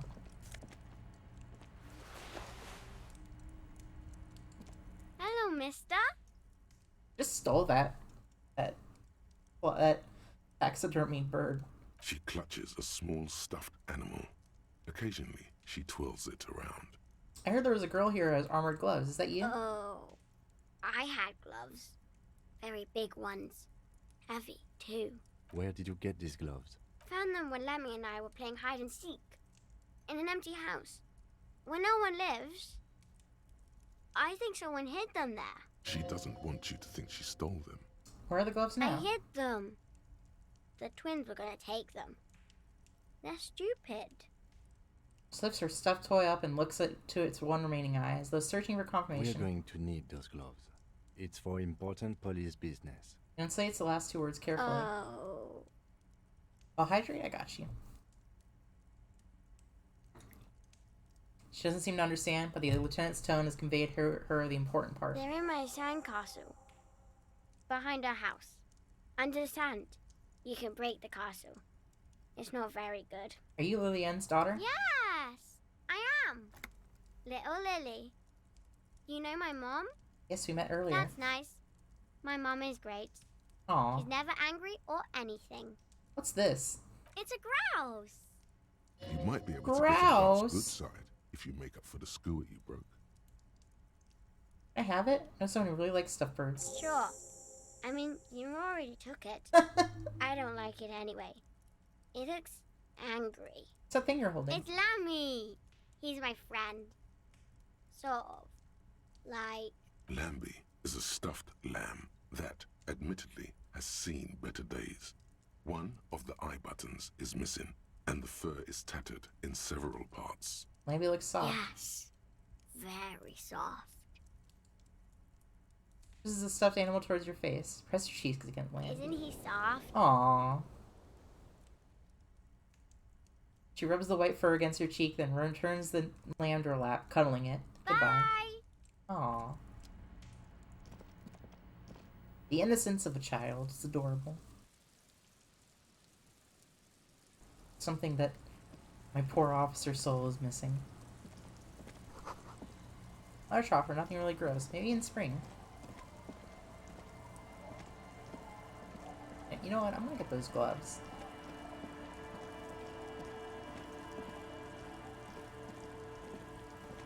Weather has not been kind to Lily's little sandcastle.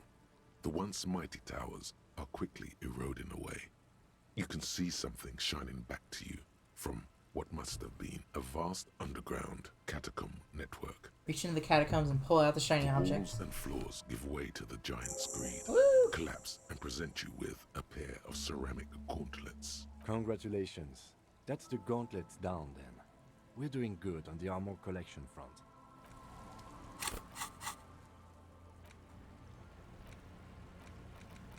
I did.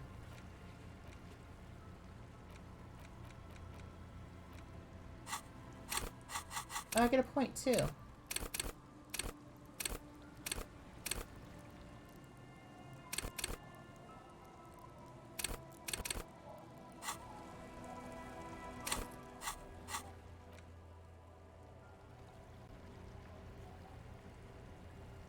I'm gonna learn about this. But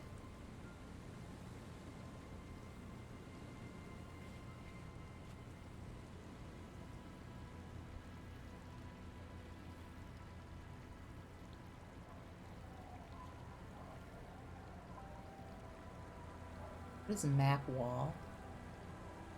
Where is that?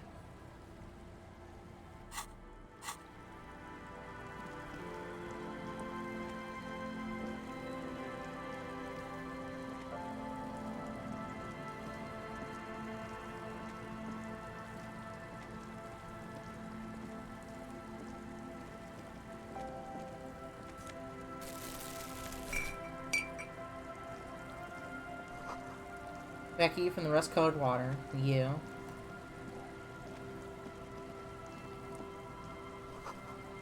Rust-eaten letters read Mazout. The rear tire of a motor carriage adorns the reeds.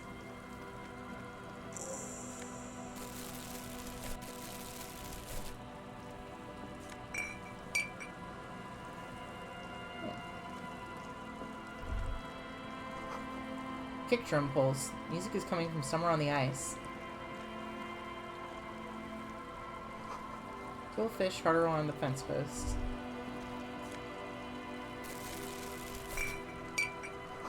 Where you go, drawbridge? Can only be lowered from the other side.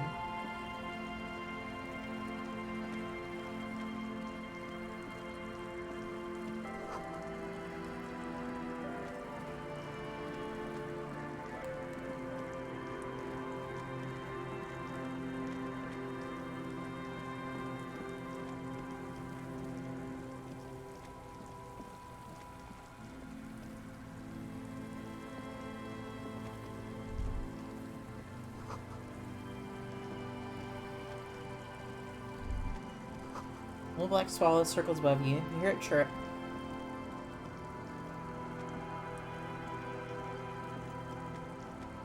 Alright, let's look for those, cryptozoologists, huh? Let's talk to the kids. The scruffy-haired little boy kicks a stone. He can't be more than 5 years old. The other one looks indistinguishable from him. He watches his brother kick the stone with his tongue lolling out of his mouth. Must be Lalian's This one twins. doesn't say anything, kicking the concrete with his worn-out sneaker. Lily's our mum. Oh, you said The that. stone kicker laughs suddenly. His head is too large for his shoulders. The other one laughs as well. Wow, so intellectually stimulating. Lily, your little sister? Yes. Yes. Yes. That's it? You're being laconic about it? Yes. Children are stupid. It's like the identical. stone-kicking one becomes frantic all of a sudden, as if that's something to be scared of. The obvious fact that you just stated. He looks just like me. I said that. The boy doesn't answer.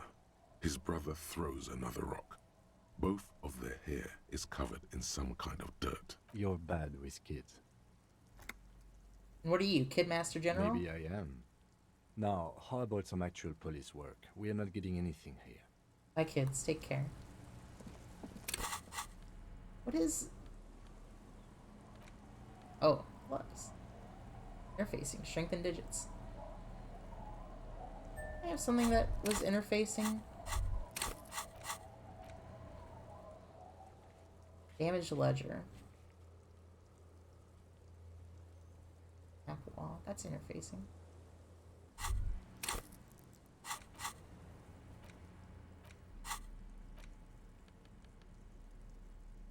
Nice.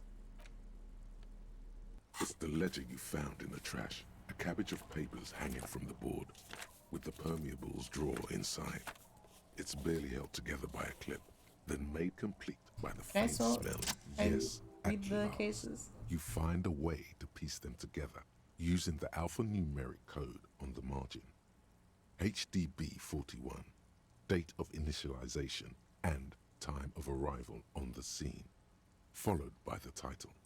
For example, HDB 41120111700, the Next World Mural. Alrighty, boys. HDB 411. Weren't those officer precincts? Why, yes. Your precinct number is 41. HDB. Every last alphanumeric in the files begins with it. And these are your case files. It's safe to say HDB are your initials. Harrier Dubois, HDB. The Next World Mural. This one is relatively easy to reconstruct. Overnight on 1202, a graffito, nay, a mural, appears on an 8-story tenement overlooking central Jamrock. The building is a sparsely inhabited ghost tower, part of a failed real estate development called Grand Couronne. Cause of failure, rent too high. The mural is enormous. 2 silhouettes, a man and a woman, are kissing. The text cut into their form reads, "True love is possible, only in the next world. For new people, it is too late for us. Wreak havoc on the middle class. People call it that thing and that fucking thing. It's visible for miles. In 2 days, the station's complaints desk gets clogged with requests to remove the bummer. You and your partner are assigned to the case. The graffito crew is easy to track down. Only the bell lectures have the literage of industrial paint to cover the surface. One of the graffito artists is rumored to be rich. They take responsibility for the execution, but not the design. The ideologue of the Next World Mural, as the crew calls it, remains an unknown. Did you ever find out who came up with The it? case files do not show you finding the author of the design. The crew agrees to clean up after themselves. However, your partner, JV, is against the removal, citing public support for conservation. This leads to a debate in Precinct 41, which then spreads to the streets of Jamrock, ending in a rare plebiscite organized by you and the rest of Row 3. The 9,000 people subjected to the mural's message, all of Lakeside, Central Jamrock, and Villa Lobos, plus half of the eminent domain, participate in the vote. Although the case begins with what appears to be a lot of rambling on the streets as to how juvenile and stupid the mural is, given a choice between 2 options. Keep the mural, it is right. A staggering 78% of voters choose to keep it. Turns out the opposition were a loud minority, and that love truly is possible in the next world for new people, and it is too late for us. Middle class are not to be blamed. It's human nature. Did anyone ask you what you believe in, man with the smelly toilet ledger? What do you want to tackle next? Or are we done? Unsolvable AKA case. Leslie and Burke. AKA the public indecency drunk and the property damage drunk is a cursed case. It has been passed from unsuspecting officer to unsuspecting officer for 10 years. On January 29, the unsolvable case made its way to you. Why you accepted it is unclear.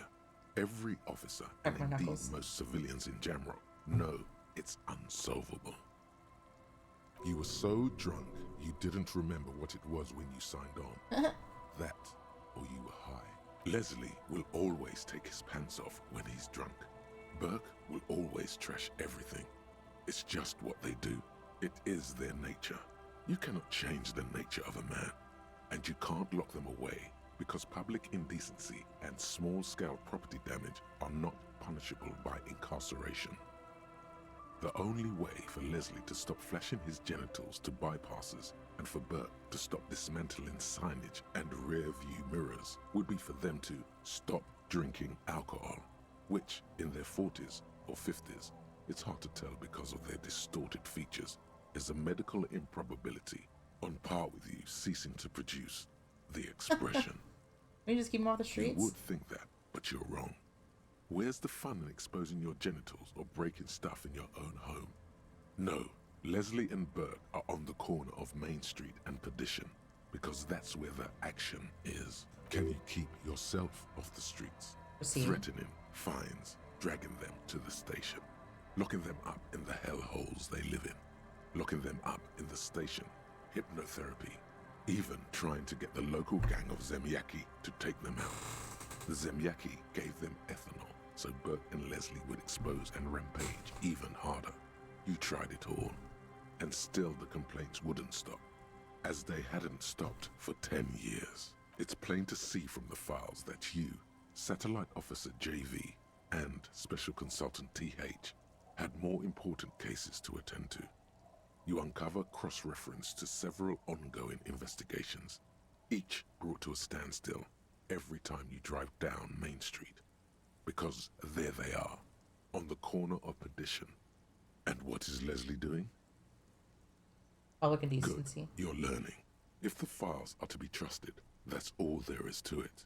That and Burke breaking things, and the fact that they're both drunk. But then again, so are you. The case becomes considerably less comic one day when Burke takes a swing at your ledger. He must have it confused with the property he likes to damage. But the joke's on him. You're drunk out of your mind on potent Pilsner. You slam the hardened plastic board in his face. Then you proceed to beat him unconscious with it. In the process, the ledger sustains damage. The compartment within, reserved for permeable documents, is jammed shut. You stop your assault on the now unconscious Burke to open it, but are unable to do so. The officer began to cry, reports Leslie, who, at this point, is tending to Burke. He came at us, and at us. I think he was trying to kill Burko. While trying to kill Burko, you slowly come around. The permeables compartment is open. You've smashed it open on poor Burko's kneecaps. The good news is, Burke can't walk anymore, can't get out of his apartment, an invalid. With Burke to tend to, Leslie cuts back on the indecent exposure. Maybe he flashes his genitals to Burke, who knows, but both drunks are off the street. The complaints stop.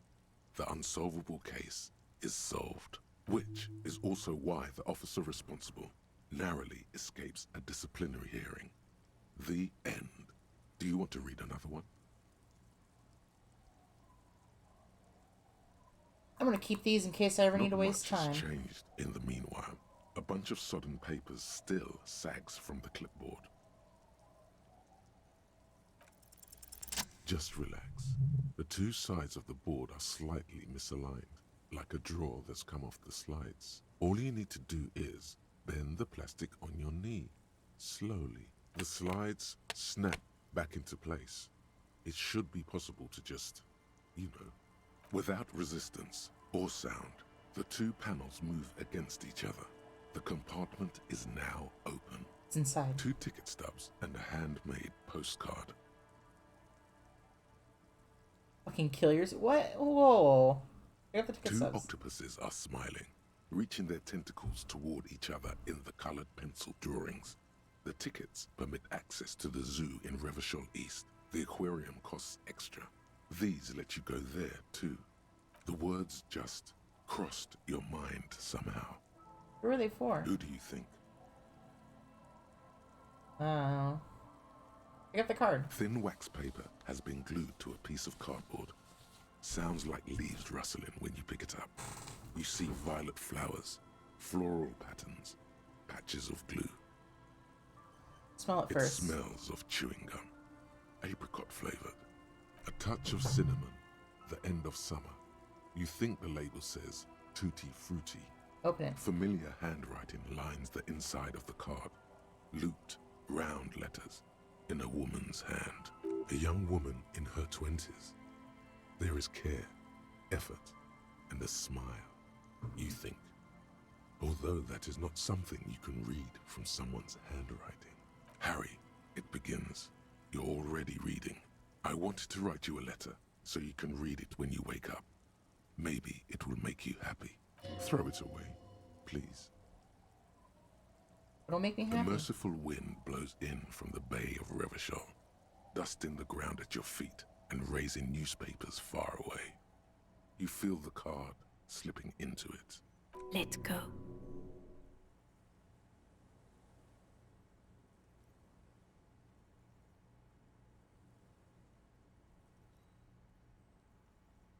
Well, I don't know. What was that? Frisson covers your entire body. A feeling of cold, a persistent chill.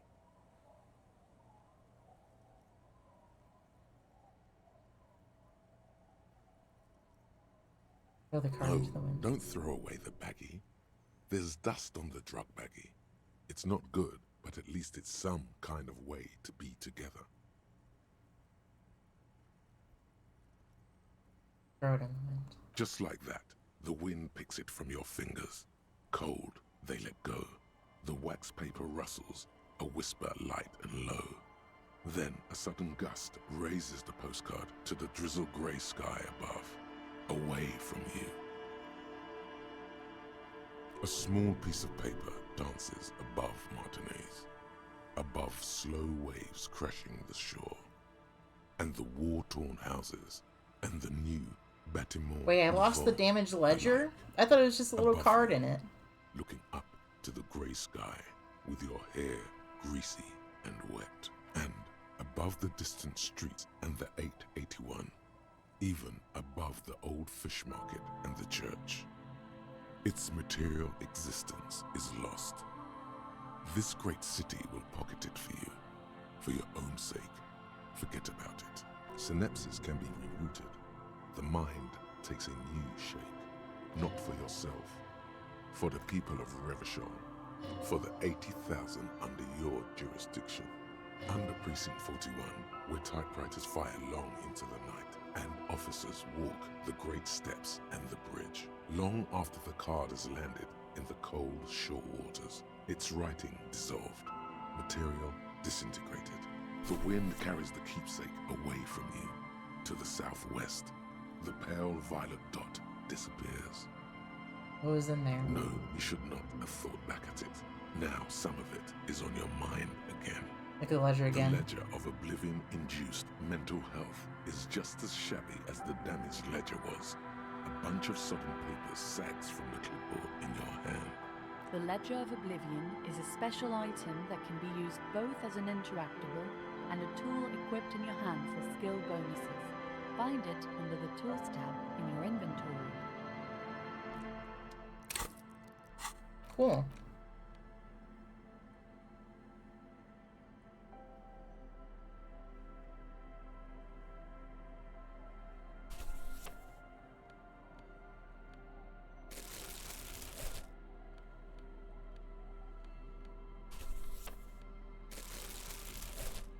It's the ledger you found in the trash. A cabbage of paper.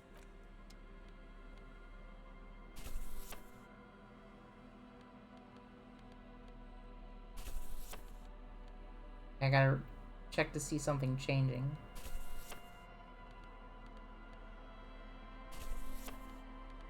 I think it gives me +1 suggestion.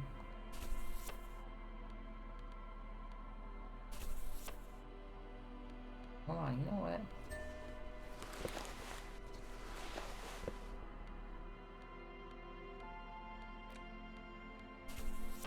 -1 Inland Empire, +1 Authority, and +1 Suggestion.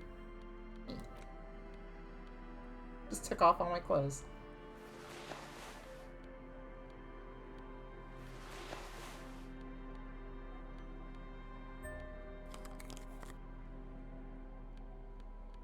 Cool.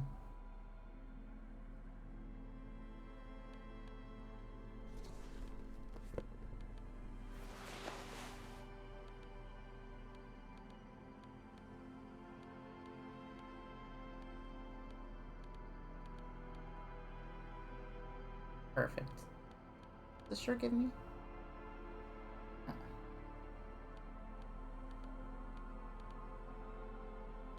Okay.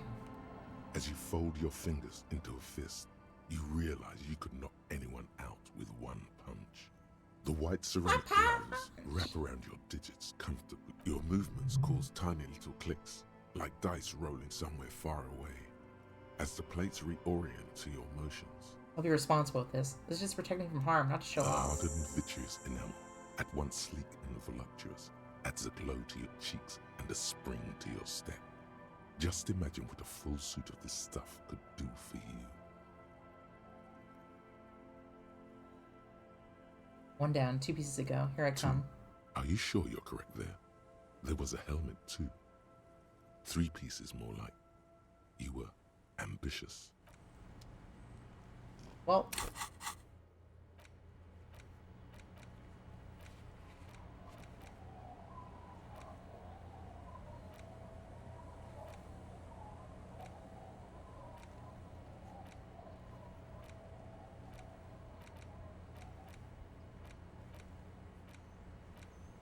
Okay.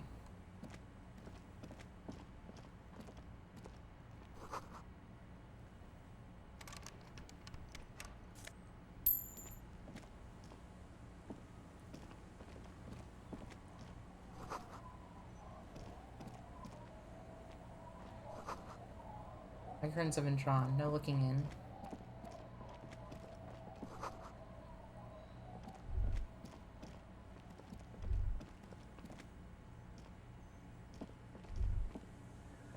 Sounds of life in the north. Washbird scrubs filth from fabric.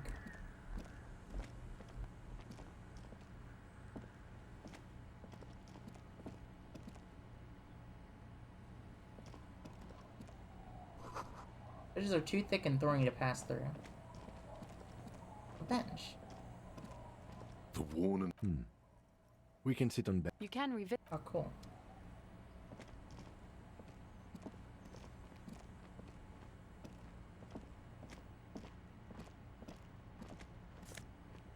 Ooh, new pants.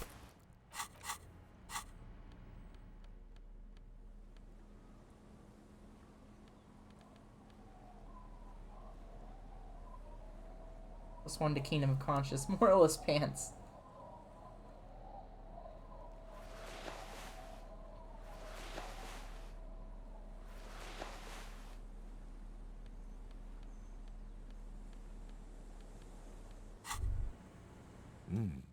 These are some wonderfully regular pants.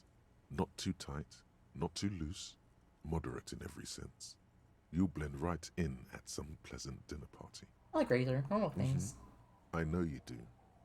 These inter-Isolari pants are like wearing a perfect compromise in your nether regions. No one will call the moral intern on you like this. That's for sure. You're a little more moralist now, buddy. A little more normal. Even if you didn't want to be. See dust-covered linens, dried tulips on a bed.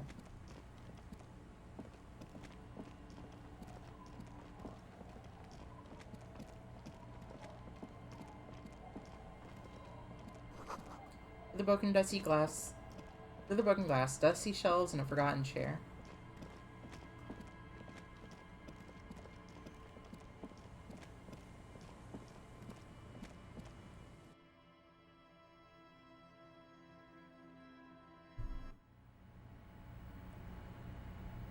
Oh, you're Kim.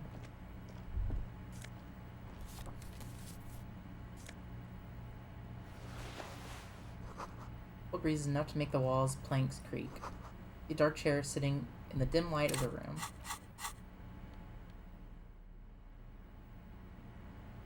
You're sure that wearing this tie is a statement?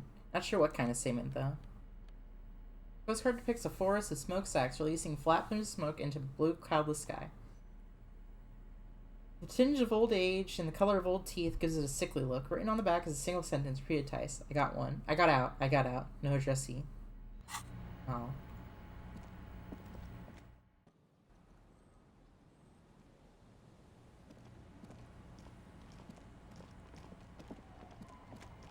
Okay. Let's go look for that cryptozoologist.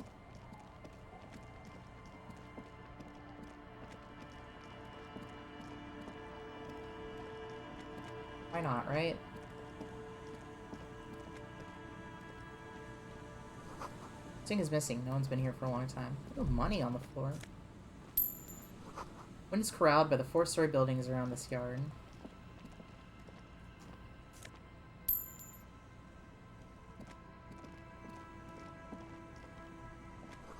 Glory, says the graffito, to the ghosts of us. Someone has left their music collection beneath the tarpaulin.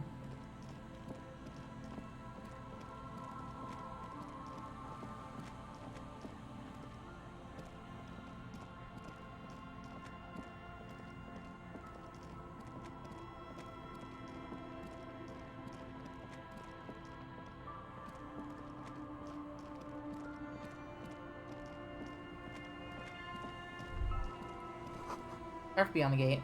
More abandoned motor lorries.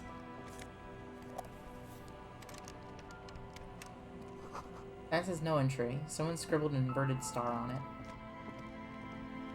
Interesting.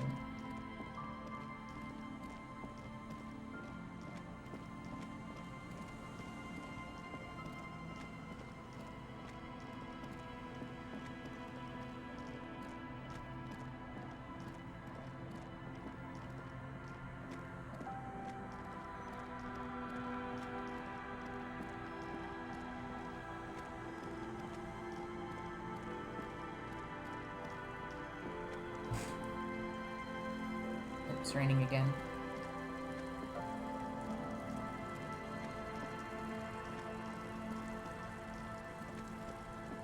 Well, let me check my... Oh.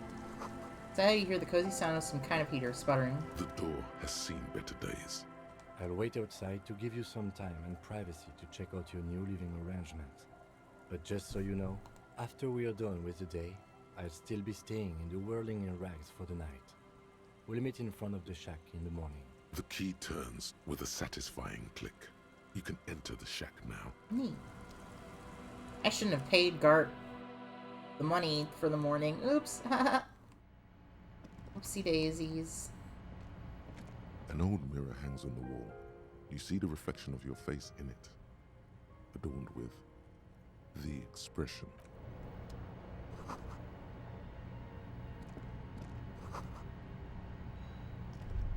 On the table, you see a bowl of water, a rough soap, and next to it, a small hand mirror. A straight razor soaks inside the wash basin. Shaving the right call? The water reflects back a vague image of your face. Nose bulbous and red, hair unkempt, wrinkles lining the eyes and forehead. The stash is gigantic.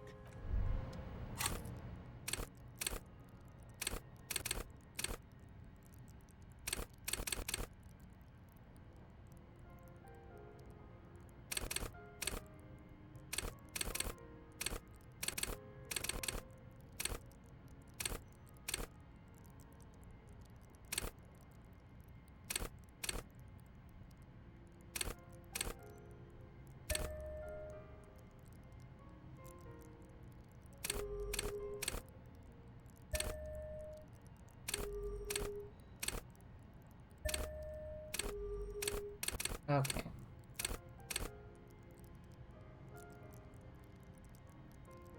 I'll do volition.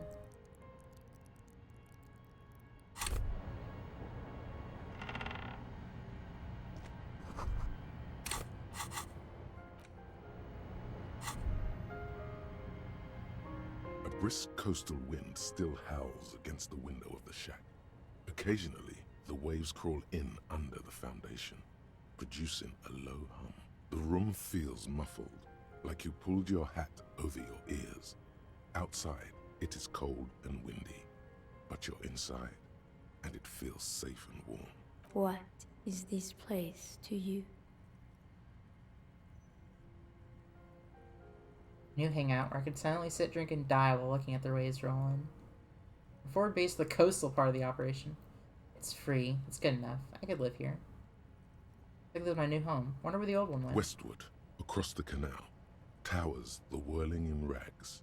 Door number 1 on the 2nd floor is locked. Behind it lies a trashed room. 1 floor below, behind a counter, stands an irritable man. In a small shack in the fishing village, a baroque heater hums quietly, emanating a sense of comforting warmth. A wash basin lies on the table, the water inside reflecting the somber face of the world. Far away, on the corner of Perdition and the Main, a nondescript building, obscured in a haze. It's vacant and lost, just like its tenant. No, wait, I changed my mind. I want to choose There again. is no going back. Outside, the howl of the wind has picked up. The waves crash against the stilts again. It's as if you think the thought, but in someone else's voice. Look under the floorboards. Whoa. Okay. An old mirror hangs on the wall. You see... Ooh.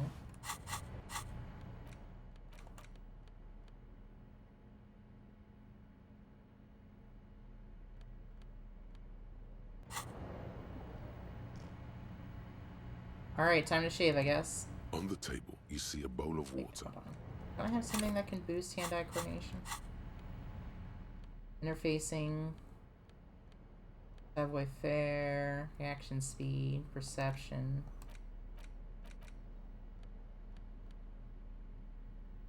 Nope. Alright. On the table, you see a bowl of water, a rough soap. Your hand trembles as you scratch your cheek. Oh no, that's not how a grown man shaves. Thank God, I would have cut your throat. The centipede is exaggerating. People don't actually cut their own throats when they're shaving. At least, not accidentally. Noted.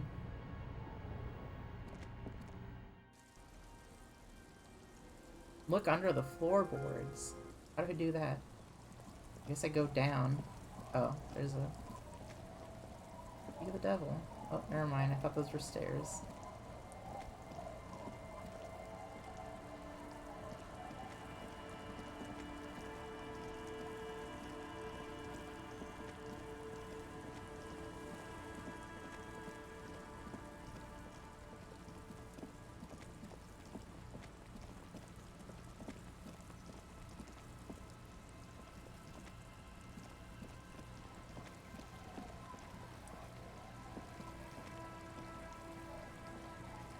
Is there not a way to get across? The hell? You can't just tell me to look under the floorboards and not give me an option to look under the floorboards, game. Unless you're saying look under the floorboards at the whirling in rags.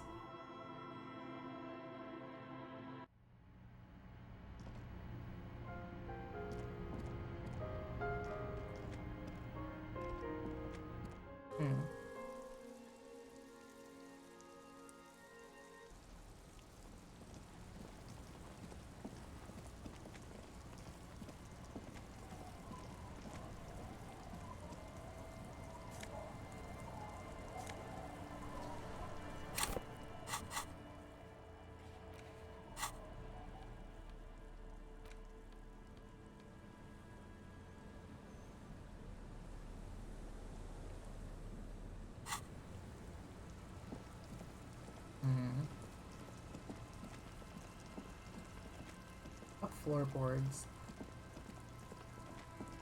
I'm so confused. Video game. What do you mean?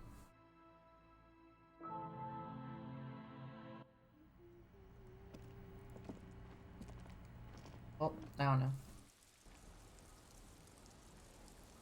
Sure, the opportunity will present itself sometime.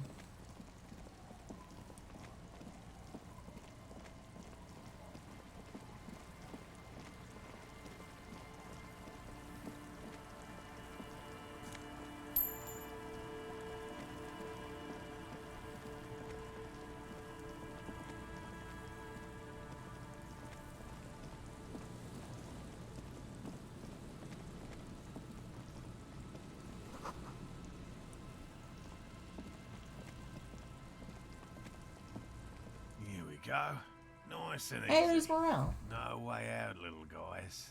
Not out of this jam.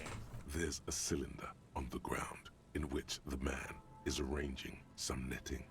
It looks like some kind of trap. He notices you. Who's there? Oh, the police. Hello, officers. Is that the police? Why are the police here? The crypto-fascist. Don't worry, Gary. I'll handle it. It must be Morale, the cryptozoologist. So what do I owe the pleasure? That's sarcasm. He takes no pleasure from your appearance. Lena sent me. She's really worried about you and has been waiting for you to get back. Of course. Thank you for passing along the message. That damn water lock is broken, and we can't go all the way around the 881. Water lock's been fixed. It was fine when I crossed it. Oh, good. We should really be getting back. Gary could use a hot shower and a warm bed. Did he say we can go back now? Yes, Gary. We can go soon. Yes, If Gary. you I see can't even get my Lena, voice that tell big. her I won't be long. Yes, yes, Gary.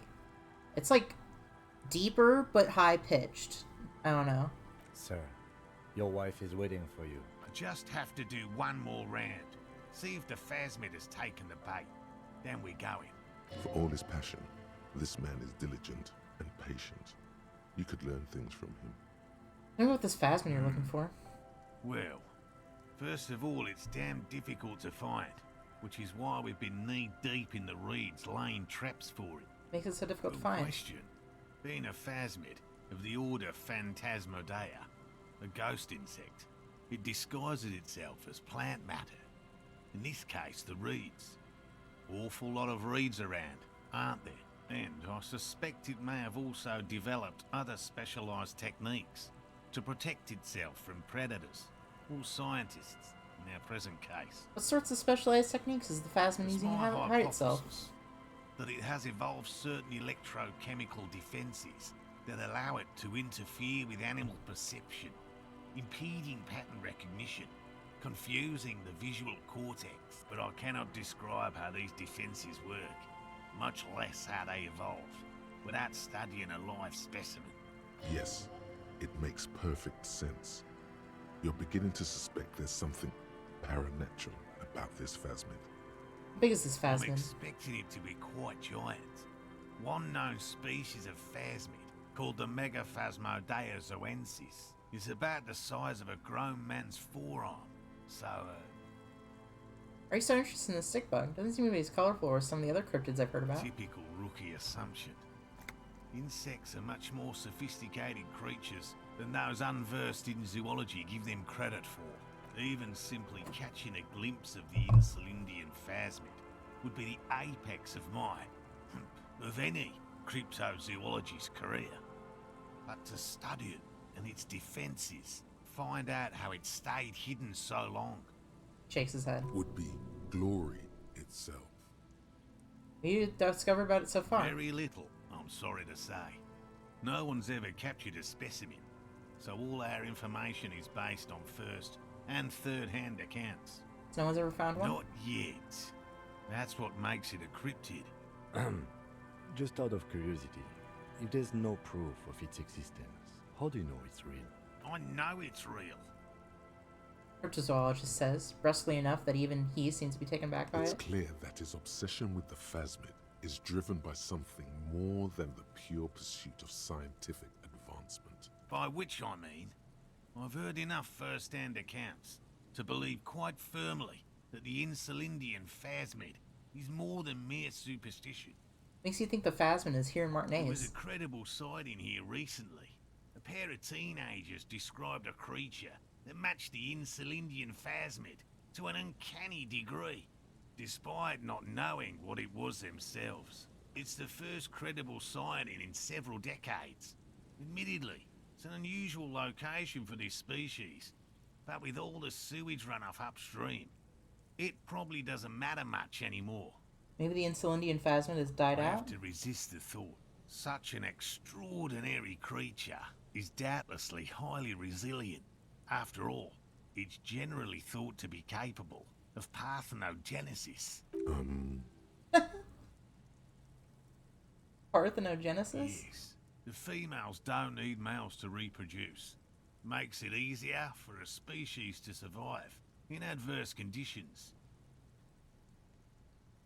The male is a deficient life form. The world would be better off if women didn't need men to reproduce. Nature does not concern herself with ethical propositions.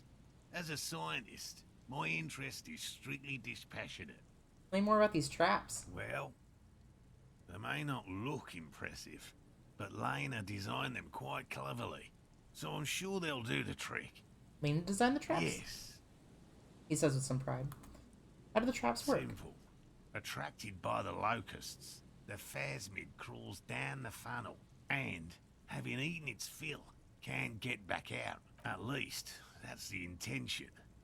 The net isn't a perfect solution, but we didn't want to use anything that might damage the specimen's delicate exoskeleton. What are you using as bait? Locusts. Nearly all known phasmids are herbivores, of course. But we've hypothesized that the Insulindian phasmid might occasionally prey on other insects. Inside the traps, a number of locusts crawl and tumble over one another in a tiny, chittering swarm. A meat-eating stick insect? Does it pretend to be the reeds as part of its ambush behavior? This seems unlikely. Carnivorous stick insect? Seems unlikely. Thank you for your opinion. We have also included plant material in the traps to satiate your skepticism. Not a big fan of skepticism, this one. What do you do if these traps don't work? They'll work, I assure you. The predatory hypothesis, using locusts as bait, accounts for the failure of previous efforts by other teams, which use plants. We have given this some thought. The traps do seem to be deftly and thoughtfully constructed. It's clear the cryptozoologist's wife knows what she's doing. Let me ask you about something else. What? How'd you become a cryptozoologist? I just always liked animals and puzzles. Searching for cryptids is a bit of both. He seems reluctant to talk about himself, but he'll open up, if you prod a little. So you're living a childhood dream here. It's not child's play. Just because I have to traipse through the mud every so often. Have you ever discovered a cryptid? No. Very few cryptids are ever discovered, and not for a lack of trying. To stay hidden is a cryptid's primary quality. It's even in the name, cryptid. How many cryptids have been found? Of the list of cryptids kept by the Cryptozoological Society of Chemnee, which is 4,082 items long, about 2,000 have been confirmed as hoaxes.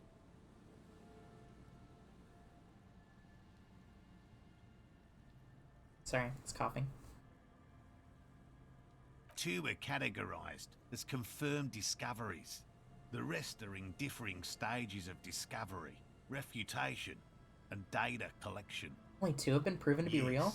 The Chateauquan forest pygmy, who turned out to be an extinct species of primate, and a cave salamander from Hugo-Grad, who is, honestly, quite unremarkable.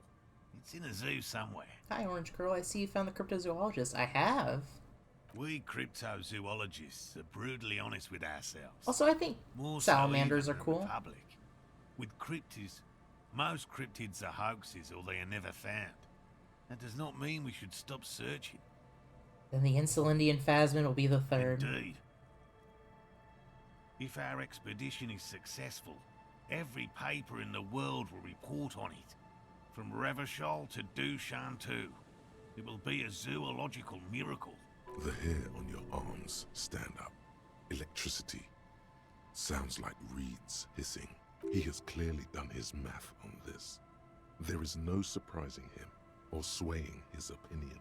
Why not just be a zoologist? Real animals are puzzling too. Real? I know you think one is a respectable profession, while the other is superstition. Everyone does. Honestly, being a cryptozoologist trumps most of the garbage I've seen people do. My methods do not differ from other scientists. I simply draw upon a wider variety of evidence. And I have more hope that something truly surprising might happen. Has anything truly surprising ever happened to you? No, as I said, I have yet to catch a cryptid, although I have come close. Close enough to keep trying. kinds of evidence do you use? Everything from forgotten regional lore to newspaper accounts, like the one that brought us here, to look for the phasmid. I keep a very open mind. He's interested in things that people believe that scientists don't. Think other scientists don't listen to ordinary people enough? Most establishment scientists only care about reputation and remuneration, not real research, and certainly not the truth. They're a cowardly lot, and both the field and basement archives can be dangerous places. Yes? Lena seems pretty eager for you to return. Wait, let's talk about specific cryptids. All right. What cryptids precisely? I usually discuss these things with specialists, so I don't know what. We would have to discuss. He wants to say, but decides against it. You need to ask him about specific cryptids. Cryptids you've heard about from Lena, or his friend Gary. He won't just talk.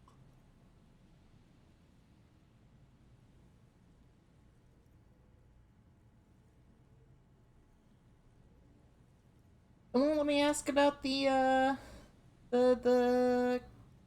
voice. Cryptid do you almost catch? A willow person. It's a long story. One non-specialist would find rather dull. Willow people? Not at all. Or willow They're people? not people, really. Some argue they aren't really animals, as they seem to have evolved directly from trees.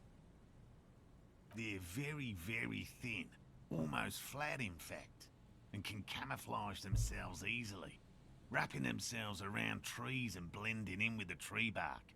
In that way, they're not too dissimilar from the phasmid we're looking for here. How'd you almost catch a willow person? Gary and I painted an entire grove's worth of trees in slow-drying paint. It was a bright lavender colour. I was hoping one of the willow people would get paint on it and not be able to camouflage itself. After waiting in hiding for hours, I saw a figure slip from one of the trees, a lavender shadow, dashing through the grove. He says the same about scientists. My ex does, wow. I chased it with a net. Not very elegant. You can't be elegant in the field. And, well, it was faster than me. A lavender shadow. Smirks. I know you think we were snacking on funny mushrooms. It's easier to mock someone than to admit that the world might be more interesting than you've imagined. Furthermore, I'm not saying it was a confirmed sighting. I'm painfully aware of what goes into verifying such things. There is a serious possibility that I saw a squirrel or a trick of the light. I am my own harshest critic. He makes it a real point here to sound falsifiable. I know all about the kind green ape. I'm guessing you heard about it from Lena. The kind green ape is one of her favourites. A warm wave passes him. Of course, the kind green ape is her favorite, he thinks. We travelled to South Safra to look for it once. Gary and I got stuck in a rainstorm, though, and had to spend most of our time there in a little village. The search was fabulously unsuccessful, but the people were very nice. I'm glad they didn't understand what Gary was saying about them. Jesus. What? South Safra? They're just on a different rung of the ladder, Morale. I had no problem with them. Really? You kept complaining about how dirty everything is, but we digress. They're a nascent culture. I just didn't feel comfortable. And let's change the topic, okay? Talk about your critters, or whatever. Yes, back to cryptozoology. You don't want to sow disagreement between friends. I know about the gnome of Jeroma. Formerly the most dangerous, yes. But do you know the most dangerous living cryptid? He doesn't want to make it feel like you knowing it is some big deal. That must be the evil apes juking it out on the giant ball. Living? No. The most dangerous cryptid is a carnivorous ruminant, known colloquially as the dread moose. A dread moose. Yes. The dread moose subsists entirely on flesh. It has even been known to dig up fresh graves in search of sustenance. Does it also attack Human people? remains have been found deep in the forest, torn apart, then trampled into the mulch by large hooves. Infer from that what you will. Okay, what does the dread moose Just look like? like an ordinary ardent moose. How can you tell if it's the ordinary kind or the dread kind? You can't. That's what makes it so dreadful and hard to identify. A moose that looks like any other moose. What's going on here? He's kidding, right? I am 100% behind the dread moose. I utterly believe it exists. Of course you do. The bodies found in the Sorry, forest Kim. are just one piece of physical evidence. There's more. Sightings in Vasa, reaching back 4 centuries. But, of course, nothing satiates the skepticism of... A detective. Pardon me, I did not wish to seek conflict. It's simply my training to question things. Understood, Lieutenant. That's impressive, I guess. But have you seen it with your own eyes? Have you seen it? I haven't had a chance to travel to Coco Nor. No. And I likely never will. The Samaskill Desert region has been embroiled in a small civil war for the last 8 years. I fear this mindless barbarism may have wiped out the elusive creature entirely. Sightings of towering luminosities have grown rare recently, while they once used to be constant. Yes. Sightings of mirages are constant. A mirage is a constant phenomenon that people have no time to report when a war is going on. It remains unclear what this has got to do with you seeing it, as he was inquiring before. He was just being defensive. I know about Cryobacter catalysis. Everyone knows about that one, thanks to Professor Mijanu being the talk of the town for a time. A bit of jealousy there. He'd want that glory, truth be told, even if he'd have to inject himself with bacteria to get it. Although, probably because her life ended as a result of her work in Gutler, no one remembers her contributions to the search for the Nong-Ok. The Nong-Ok? A flightless cursor owl found in the Seminine Isles. Its long legs permit the Nong-Ok to run faster than any other avian, perhaps any other animal. Who knows? Well, it's not hunting its prey in this manner. The Ok hangs from tree branches, like a bat, waiting to dive on hapless prey below on the jungle floor. Mijanu liked extreme animals, you see. One of the few figures of the academic establishment I respect. Really a shame she disappeared. Where'd she disappear? When did she Decades disappear? ago, in the 30s. I didn't Fast know her owl sounds personally, of interesting. course. Yeah, like an ostrich. The chasm of academic pretension still stood before us, even though she had unusual courage for someone from the other side. Tell me a cool cryptid, any cryptid. No offense, officer, but I'm not much of a pedagogue. I don't know what I would have done if Lena hadn't persuaded me to go back to field research. You should ask her if you want interesting stories. Me? I'm not a people person, unless you haven't noticed. And I don't make a good lecturer. My strength lies in field work and persistence. Enough tales then, let's change the By subject. all means. He seems pretty eager for your return. And I'm eager to return to her, I assure you. But I can't leave before we finish with these traps. My wife understands that just as well as anyone. Come on, Morale. We've been soaking out here for days. It's time to go back. And leave the traps? Absolutely not. I won't let Lena down. Come on, she wants us back. I'm soaked up I don't to like my this guy's nuts voice. over here. I'm soaked We'll up to both my catch nuts weed over crabs if here. we don't dry out soon. Won't let Lena down? Sounds like the cryptozoologist's wife shares a special connection to the Phasmid somehow. I know the Phasmid was so important to Lena. Of course it's important to her. She's seen it. A verified sighting, on record. One of only 4 this century, and it's hers. Really? She sighted the Phasmid? Yes. That's how we first came to know one another, in fact. But that's her story to tell, not mine. Needless to say, you must ask her about the mysterious Phasmid. Absolutely, Inland Empire. Suffice to say, it's long been our dream to find proof of the Insulindian Phasmid together. I can't abandon course now.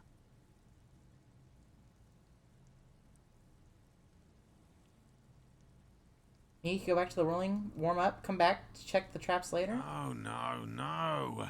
The traps need to be monitored on a regular schedule. What would we do if the Phasmid were to starve while we were sipping tea at the hostel? He's dead set on this. I could go for some trap setting. What if we check the traps for you? I didn't expect you to take such an interest in our work here, officer. Cryptozoology and detective work are very similar. Yes, indeed.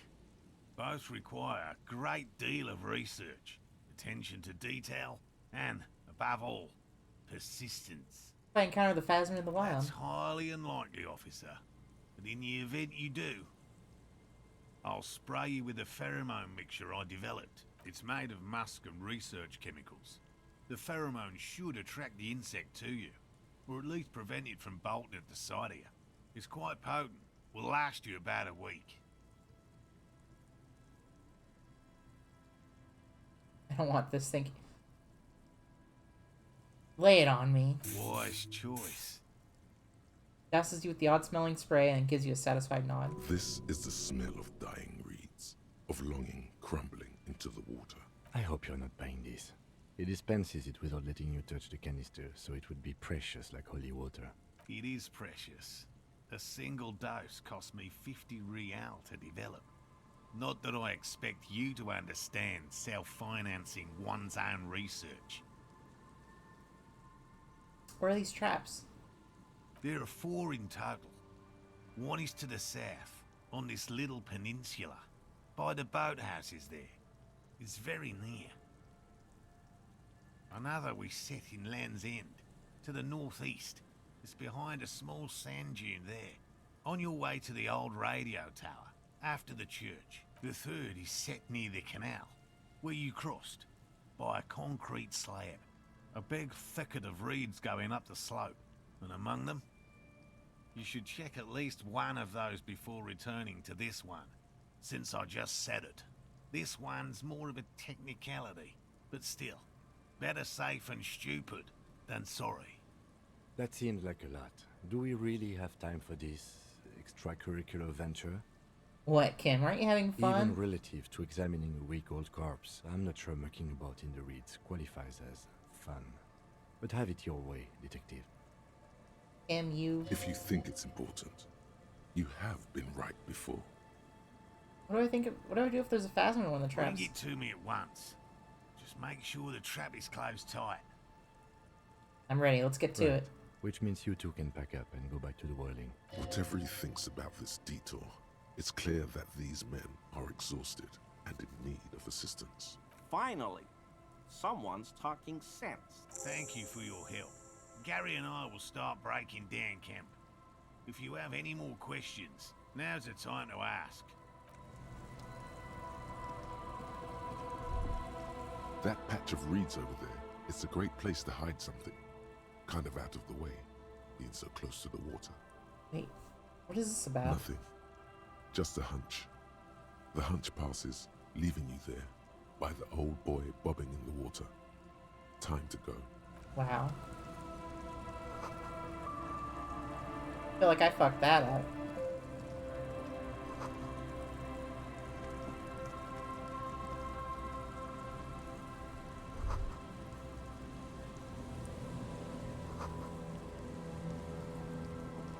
Hello, I'm Yellow Man. I mean, Jesus. Officer. Jesus Christ, The Gary. lieutenant raises his eyebrows slightly and takes out his notebook. Yellow Man. Interesting. This is something to ask him about, after a little probing first. I'm just waiting for my friend Morel to finish up with his insect traps so we can return to civilization. Not a lover of the great I outdoors? like nature, just not this bloody coast. It's mostly drunks and degenerates that come here. Nobody's perfect. I'm sure you've been tempted to drink. I've been tempted. But someone has to stay strong for Revocol. Not how you pronounce that. He pronounces Revocol with a hard K, unlike other people. Serious question time. This man is no innocent. No one is. Is your mug? My mug? Why would you think that? It said yellow man. That's not something many people go around Really? saying. I hear it all the time. All in jest, of course. No offense meant to anyone. Still seems suspicious. Did I mention the mug was Alright, I believe you. You know, it looks like the kind of man who knows it's a crime to lie to an officer. Okay, I admit it. I threw the mug away in the trash container behind the hostel. I know I shouldn't have, and I am very sorry, officer. You're not going to find me, are you? Nah, Gary, I just want information. Whew. Thank you. You won't regret this. I won't use another man's property to dump my garbage ever again. I don't know what got into me, really. Work has been stressful lately. How'd he get into the trash can if it was locked the whole time? What did you do, Gary? Nothing. Just answering some questions. Helping out the law. Here we go. Start pumping that sweet info. How'd you get into the trash container? I know a guy who works with the trash collection services. CS Municipal. He gave me a master key for the trash containers of Martinez. Why do you need to get into everyone's So I trash? can use the Whirling's trash compactor to store my own stuff. Garbage disposal is expensive as hell. The damn Bohemians run it like a mob. I'm sorry, okay? I thought I could cut costs. I shouldn't have. I shouldn't have disgraced myself. Disgraced? No need for the histrionic, sir. It was, after all, just a trash container. He studies his reaction. Gary doesn't answer. Did you put the clothes of the murder victim, the man who was hanging behind the rolling rags, into the trash container? Officer, please. Let me explain. It's not like that. Do. I was only cleaning up. I live right across the yard from where he was hanged, and I saw him stripped naked. All the clothes lying around in the yard, smelling. People are animals, you know? Okay, then what happened? Then I came out to clean up the rags because no one else would. I put them into the Whirling's trash, along with a broken mug, admittedly. Changes his mind mid-sentence. Okay. I was coming to throw the mug away, and, well, I threw the mug there and the clothes too. Right. It was just civic duty. Exactly. That's exactly what it was. Civic duty. As he shifts uncomfortably, a series of clicks, like the clinking of glass beads, against one another as they roll across a hardwood floor. You've heard this sound before, but where? I don't know anything about the... What was that strange sound? What sound? That clinking I just heard with you. Don't mess with me. I think you know what I'm talking about. I haven't the slightest. There's lots of weird stuff out here in the reeds, though. Insects, trash. Could be the wind shifting some garbage nearby. Every day, the wind shifts the reeds and whatever was left in them. Tambourines and condom wrappers, plastic and glass bottles. The smell of decay. You know anything about the victim's missing armor, would you? No. I mean, There's a bug in my room. Okay, that's the third fucking bug I've seen in like a week compared to 0 bugs since I've been moved here. Hold on, give me a second. I'm gonna look at this bug. A little millipede, I think. Are you a moth or a millipede? What are you? I can't tell. Hold on. We're getting distracted, y'all. Like a piece of paper. Rookie. I have a baseball card. I'm gonna try and scoop this. Who is it? David Dahl from the Texas Rangers. Neat. Alright, little buggy. Get on the card. Don't fly away, please. Oh, you're definitely not gonna fly away. Get on it. Get on it.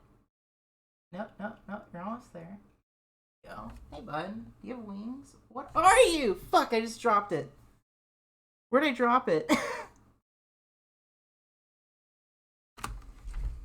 I'm dumb. Jesus. No, where'd I drop it? Where'd it go?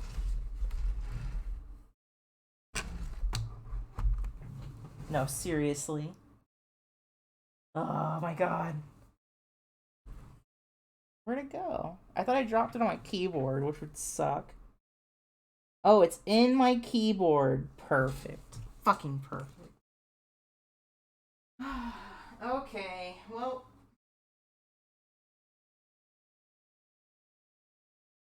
This is the...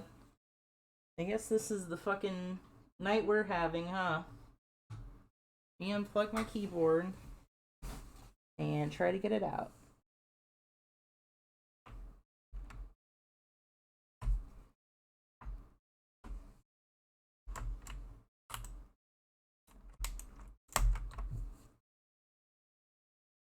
Get out of there, buddy. Nope, nope, don't go under that key. That key doesn't come out.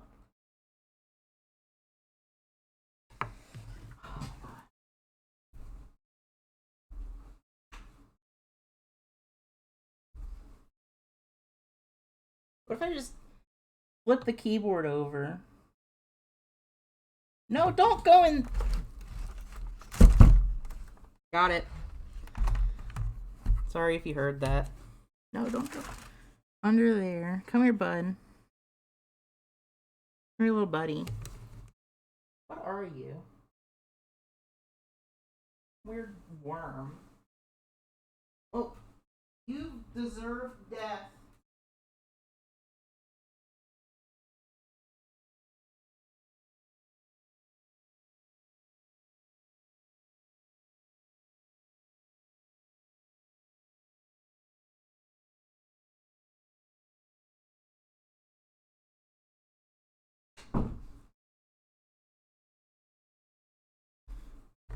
I flushed him down the toilet for daring to inconvenience me.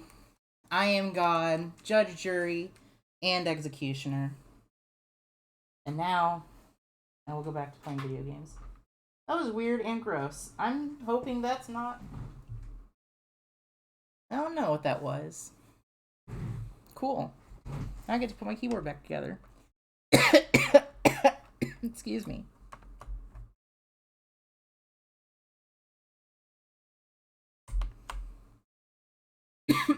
Excuse me. Okay.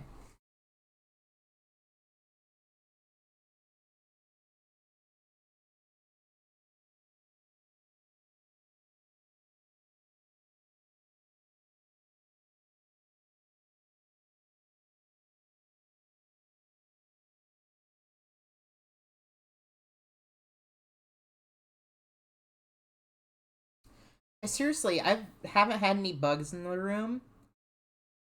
And I went from like 0 bugs to 3 bugs in the past week. I'm just glad nothing like big has popped up. Anyway, my throat's really itchy. Hold on.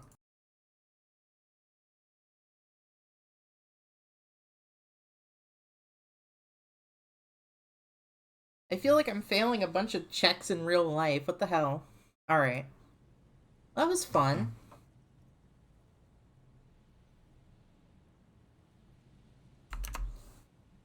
Fun little intro,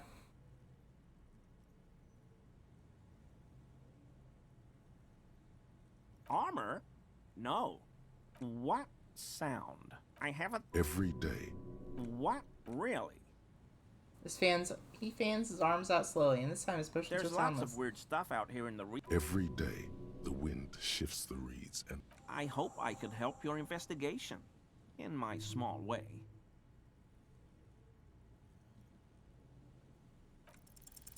Is he? He's looking comfortable enough. Maybe it was just beads. Sounded like beads. But what kind of beads might a man like Gary be hiding beneath his clothes? Those prayer beads I keep hearing? I don't pray, officer. Faith in non-existent helpers is a sign of weakness. Not for proper Revicolian men such as ourselves. You said Revicol. I like to pronounce it the hard way. The old way. The Vespertine way. He nods solemnly. He winks at you, trying to relay some hidden message, inviting you to mispronounce it too, perhaps. It's odd. It's a secret rite. A very fringe nationalist handshake, probably. You're surprised to see my colleague, Lieutenant Not many Kitsuragi. Sealites here, or anywhere, other than Sale. I meant no offense, truly. Lieutenant's a native of Revachol. Oh, yes. Of course he is. I was just speaking about his connections. Let's change the subject, okay? This guy's an asshole. You know anything about the man hanging behind the I rolling told rags? you everything I know, sir. I'm truly sorry for the mug, but I have nothing to do with that. You're a cryptozoologist too? No. I help Morel with research sometimes, and I've learned some things along the way, but I don't usually go in for picnics like this on my own.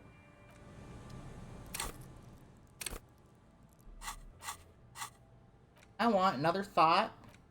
And I'm gonna put fucking Col de Mamadakwa on it. I like it. Okay.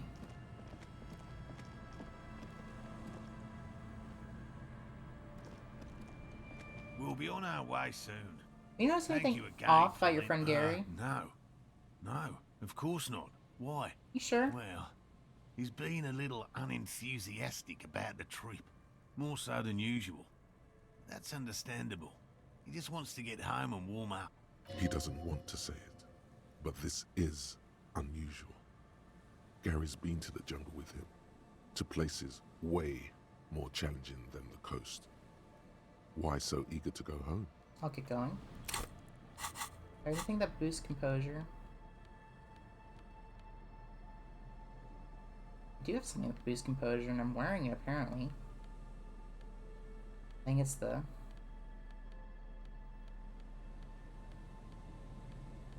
Oh, nothing in particular. Oh, it's the boots.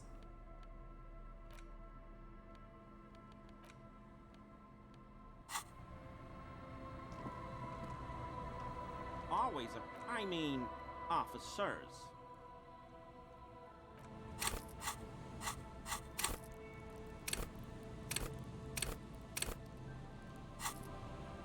Oh, I can try it again. Always I mean, officers. Okay, he keeps shifting uncomfortably, but you can't make head or tail of this sound. And honestly, it's rude to stare, so stop. Thank you for your cooperation. Alright.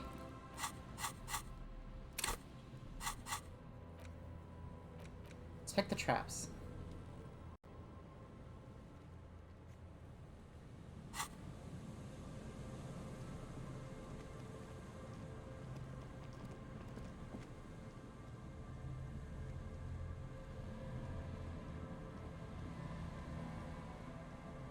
Where are they?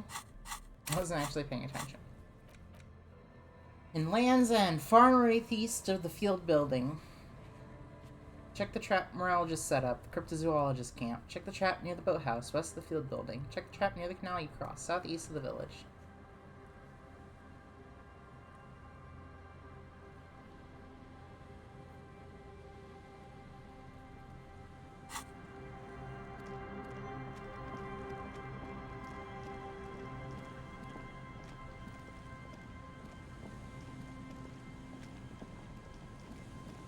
Oh, my avatar is mad now, apparently.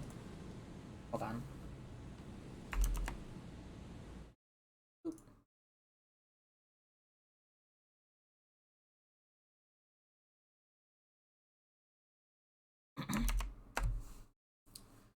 That should be a little better.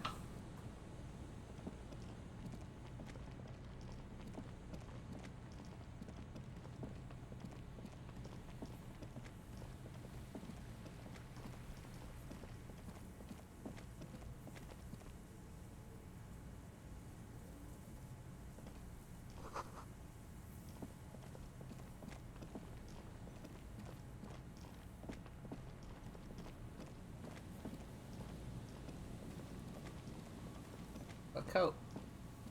Someone has left an unidentifiable article of clothing on this railing.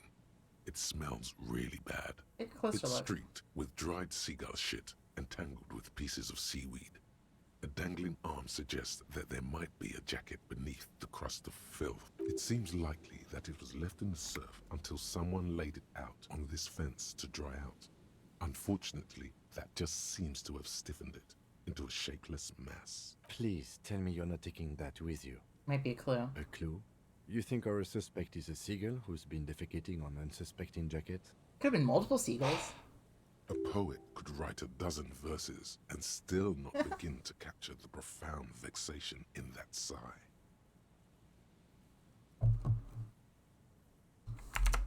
You should still take it.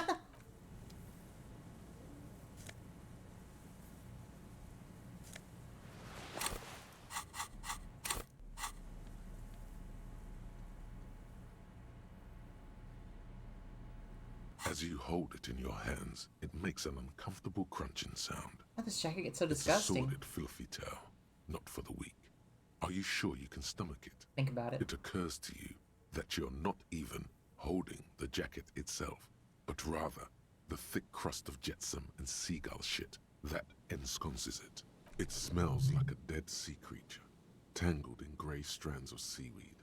It must have spent quite some time in the water before the tide deposited it ashore. Hey, but what's the crust made of? Somehow, it was carried or dragged to the boardwalk.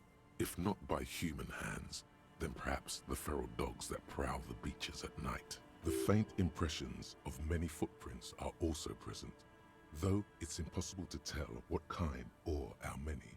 Suffice to say, the jacket spent some time on the ground before someone draped it over the railing. What happens when someone put it on the railing? Crust is hard. This jacket spent at least a day baking in the sun. Who knows what happened to it then? Somewhere, high above the city, a pair of seagulls trace loops through the air. They are like the bombardiers of the aerostatic brigades, gliding above a target-rich environment. All of a sudden, the Bombay doors open, and their white glittering payload rushes to the ground. Splat! An explosion of white on a man's shoe. A curse goes up, but the birds do not hear. I spent all this time just thinking about seagull shit. It's too late. You've already thought about it, and now your hands are covered in muck. Ew, ew, ew, ew, ew. Now you're just flicking that shit everywhere. This is a disaster. You'll never get the smell out. Nice. As you hold it in your hands, it makes an uncomfortable crunching. There is no why. Alright, fair enough.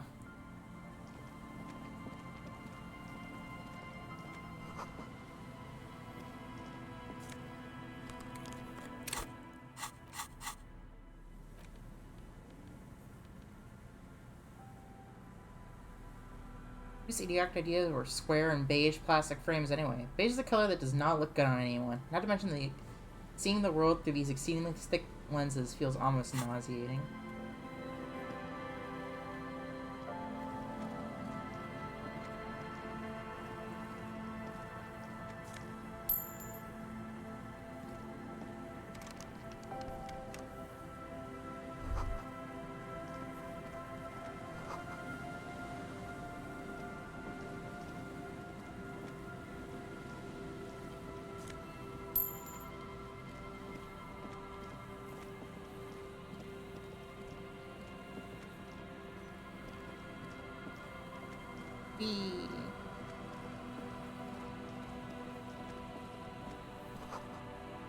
Someone must have worked hard to smash the plastic A down. metal payphone under a yellow plastic dome. You hear the tone. The machine is inoperable. Sure. Calling. Still calling. This feels wrong. Should you be doing this? End of tone. Someone picks up. Pierre, is that you, Pierre? Yes, it's me, Pierre. So nice of you to find the time to call me. It gets so lonely. Even the animals have died. That's not good. Are you sure you're Pierre? Your voice, it's different. There. Chrysanthemum. Her voice is drowned in white noise. sounds like waves washing a beach, growing in volume until the call suddenly disconnects. You get a sinking feeling. It makes you look if Lieutenant Kitsuragi overheard you. To your relief, he did not. I'll try this again. Calling. Again? Seriously? Someone with a masculine voice picks up. Hello, Gerard speaking. Hello, Gerard. Technically speaking, you're electricity.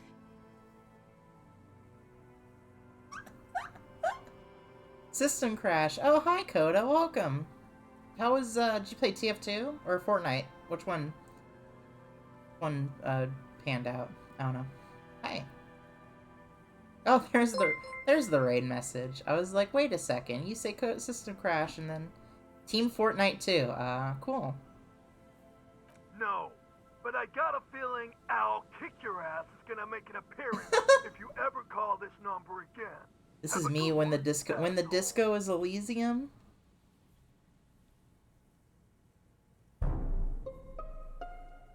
Hi, Raiders. I bought the sniper skin that just makes it the op from CSGO. Nice. Phone hanging up. Disconnect tone. Alright, one more time. Calling, calling, calling. Still calling. Still calling. Stop calling me, man. Someone picks up. The voice on the other end is slightly hysterical. I'll get you your money, alright? I just need till tonight. Let me work. Yes, but a slight change of plans. I want this delivered to the Rolling in Rags Martinez. Tetis. Hey! I was literally You're playing not Counter-Strike. Oh! I thought you were making a and joke. Don't ever call here again. You're fucking with some serious people. Disconnect. Okay, fine, Kitsuragi. Quick scoping in TF2 like a pro. Yeah. Also, I couldn't help but notice that you're playing this as a non-Steam game. How? What? Hold on. What makes you say that?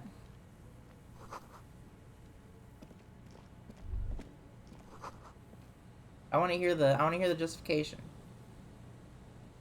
How are you feeling? It passes quickly. Good to know.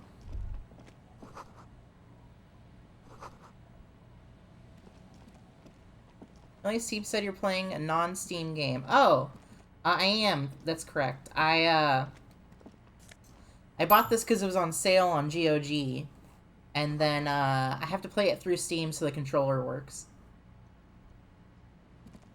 So yeah, I added it as a non-Steam game.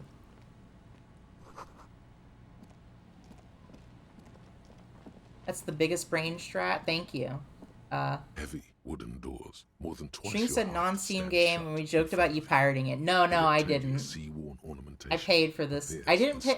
I paid $13 for this as opposed to $40 or however. But other than that, I did pay it. How have you been, Jolene? Oh, Mirthbringer Fool. You're full. I got you now. Welcome. I'm been doing good. Thank you for the raid, by the way. I hope you enjoyed Counter-Strike or TF2. I don't know if we were joking or not. I can't tell. I'm sorry. Take a close look This at the padlock. cheap-looking padlock is sturdily built. It shackles together a hasp and a staple screw I was partially into the joking. wooden Oh, okay. door. The It was lock is a TF2, door yeah? with Okay. a yellow sticker. It'll be easier to break the staple than the lock. Also, that sticker is interesting, somehow. You see a yellow circle with 2 X's and a big curve below. She was that crouching looks to study like a her aim mouth. with the SMG. You're pretty sure you haven't seen it before, but what the symbol depicts is clear enough. A smiling dead guy. The curve makes it smile, and the X's make it dead. There is something blindingly modern about this symbol. Its modernness puts to shame everything you've seen before. Have you seen this symbol? He takes off his glasses and uses a blue handkerchief to thoroughly wipe them clean before Scratching inspecting my the eye. sticker. Then he looks up, pauses, and replies. No. What does it look like to you? Looks like a dead man smiling. Suggests junior delinquency. What's suggestive of junior delinquency here? I haven't seen that sticker before, and I'm not a youth. I agree, it's very modern. But does the cheery guy not know he's dead? Or does the dead guy not care that he is? What is the source of the irony That here? level of conceptual thinking is not part of my skill set. What is this game about? You're a detective with a really bad case of amnesia, and we're trying to solve a murder. There's nothing like the sound of a sticker unpeeling. Now it's stuck to your thumb. Put the sticker in your ledger. After the last century, where it belongs. Looks like today was a gold star day. You at least remember who was killed? No. We found out that it's some mercenary or something, but we don't know stuff that much about it. Or is that part of the mystery? That's also part of the mystery, and we found that out, apparently. The padlock passes through a staple that's been hastily attached to the wood. Closer inspection reveals that one of the screws is not a screw at all, but a nail. The work has been done recently and is unprofessional, to say the least. Should you want to get through, it might be easier to just pry the whole thing off. This is where Mr. Prybar comes in handy. Maybe we should circle the building first and look for another way. The building has seen enough mistreatment. There is a touch of guilt in his voice. Do you start with the kick drum coming from the ice, or the sound before? Yes, the pulsing bass. A sure sign of junior delinquency. Somewhere east of here. There's something on the sea ice there. Nothing happens. Only the sound of the padlock rattling against the door. I don't think that's going to work. High above, the wind wraps the church in its rush, cold and wet from the ocean bay. It parts around the massive keel-shaped roof, like a test tunnel, washing both sides, the way it is done for 340 years. The wind keeps its distance. So should you. Back up and look at the door. The doors remain unchanged, closed with a padlock. Nothing. High above. There is a hole in my heart. The lieutenant looks at the padlock. He didn't hear you asking. You were quiet enough. All right.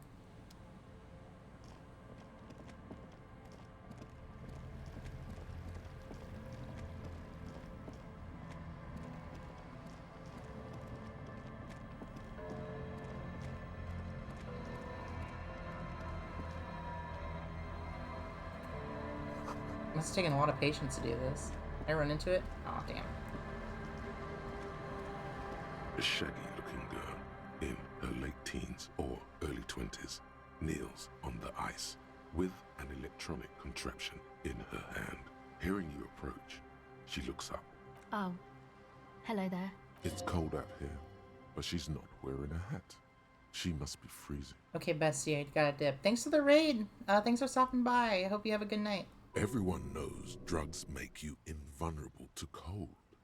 You bet this one likes to party. Your child, it's freezing. Where's your hat? Huh? You should have a hat on. So should you.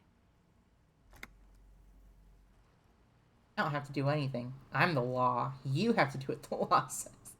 I don't know, some kind of a store? Maybe a general store? Look, man, fuck the hat. What did she just say? That's not how a civilian is supposed to address an officer of the law. What kind of language really necessary? I'm sorry I said fuck the hat. I was concentrating on something else. My whole family swears and it rubbed off on me. What's the device you have there? This is a portable recording device. It's for field recording. Low quality, but still. Actually, just one wire. I picked on it till the braiding came loose. The wire leads to a contact microphone. Your girl has a Valorant arrangement with her squad, and also I need to get used to it again. Well, have fun with Valorant, and, I don't know, shoot some heads. Click on some heads. Defuse some bombs, or have your bombs not defused if you're on the T side, I don't know. Have fun. Yeah, have fun. Good luck with the games. The contact mic records sounds from inside things, like this ice. Your mangled brain would like you to know there is a boxer called Contact Mike. Yeah, any news of my wife's name? How about my mother? No, you're welcome. Does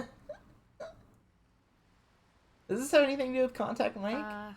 Yeah, I record stuff with it. No, I mean the boxer, Contact Mike. No. This is a contact microphone. It's for recording inside solid objects. Contact mic just beats people up. You'll play TF2 for the first time in years. It calls my name. I was watching I got recommended YouTube videos about it. And I was like, I should play TF2 as well. And I've been kind of afraid to, because I heard the multiplayer gets kind of bad and it's a bunch of really racist bots or something, I don't know. But I was thinking about playing it just by myself to see if it would work, and then maybe, I don't know, doing something on stream, but don't get any hopes up. An entire litany spews forth.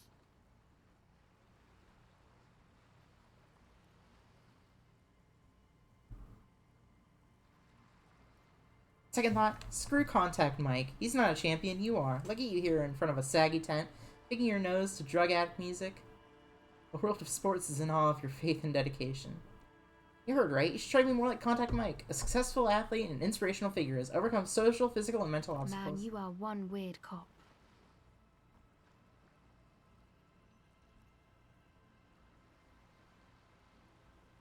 This isn't about me. This is about your lack of respect for one of boxing's greats, and for yourself. What is it with you and this Mike guy?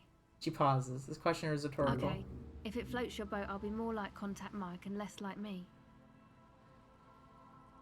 Self-respect is not meant to float any boats but your own. I'll keep that in mind for future use. How's that thing work? The mic? I don't exactly know. I'll disable Somehow text it and doesn't pick voice up chat vibrations from because the I air. don't trust online The box said strangers. it only picks up structure-borne sound, if you like technobabble. That's the first thing I do with every multiplayer game. Is go turn off text and voice chat. Same place I got the recorder from, the Elysium. Elysium? Oh man, you haven't been to the Elysium? It's the coolest place in this whole drug-addled shithole. It's a music club and a synthesizer workshop on Boogie Street in Jamrock. Musicians live there, like real musicians. I once saw Arno van Eyck. Thinking about it really cheers her up. It's a long way from here, though. Sounds like a place for congregating homosexuals. Oh yeah, guess you wouldn't know Van Eyck. Or really be a Elysium going kind of person. I get down. I don't know what that means. I grind. I don't know what that means either.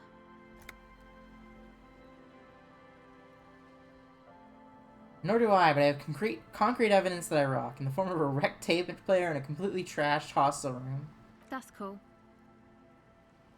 She breathes on her fingers. Looks like she doesn't know what to say. Oh, you're right. Time has deserted me. Sucks, man. Was there something else? About the Contact Mike, perhaps? Actually, I have some non-mic questions for you. What's your name? Estelle. Her hair is dyed blonde, with dark roots showing. There's a coarseness to her features, some masculinity below that timidness.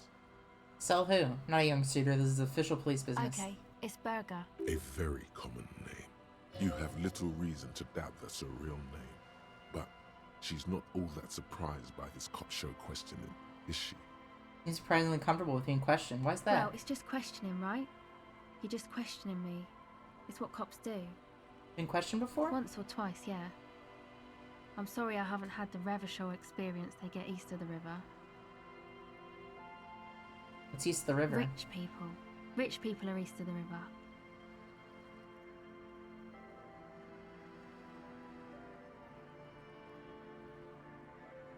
If they're really rich. They must be very special people to be so rich. They are. And I'm scum. You're not scum. Oh, but I am. So what's the trouble you gotten into with the police? The usual. I had a shitty run as a teenager. What's the usual? You know, drinking, getting into fights. The ugly stuff that happens when you move out your parents' place at 13. In Forberg. Interesting term. Time to glean some knowledge. What is in Faubourg? Is this a rhetorical question? No, I literally can't even remember the most basic terms sometimes. Faubourg, not in Faubourg, is a massive banlieue south of Jamrock Quarter. It is the largest ghetto in Revachol, possibly the world. Why did you have to move out when you were so My young? dad was a drunk. Plus, I guess I just wanted to drink too, you know, get my party on. Drinking, partying, and disco music are bad for you. You should take me as a warning example. She nods very cautiously. What are you doing out here in the cold? Recording, I guess. What is it you're recording exactly? I think I'm recording cracks in the ice, but there's no way to tell. Not without headphones. I think I just recorded your footsteps too. Not sure how that will sound. What happened to the headphones? My boyfriend sold them. What for? I don't know, man. Things. Just stuff you need for life. Everything checks out, sire. What are these recordings for? The cracks, the footsteps? The musicians in the Palaceum used them for making music. They looped the stuff, cutting the tapes together. They make music out of cracks in the ice and keys jangling. Crazy sounds like that. It's hard to explain. Snot. Anyway, I thought I'd make some too. It's supposed to be, like, a music place anyway. Rubs her shoulders and looks around. I don't really know what I'm doing. They use synthesizers too. I don't have a synthesizer. She looks at the recording device, the thing she thought would fill her hours with joy and escape. It's turning out to be an empty fantasy. She feels childish, very useless all of a sudden. Take this, you're called. No, man, fuck that, I'm cool. I'm sorry I said that. I'm sorry about the fuck. It's okay. Oh, I guess it's a different time of day now. Now this is where a hat would come in handy. Yeah, maybe you were right about the hat. It's just supposed to be a music place. What is? That? The boys think it could be a place, like the Palaceum or something. Stupid. It's really not going to be a Palaceum, that's for sure. The boys? Yeah. Andre and the guys, they're inside, in the tent. And why is that? Why are you freezing out here while the boys are inside? They got too much stuff crammed in there. No room. Stuff like what? Music stuff, mostly. Like this tape recorder, but bigger. Why don't just leave... And there's piles of it. Why don't you just leave some of it outside so you don't have to freeze? That stuff is more expensive than I am. More expensive than any of us, really. Doesn't matter. I can take the cold. I had some other questions. Go ahead.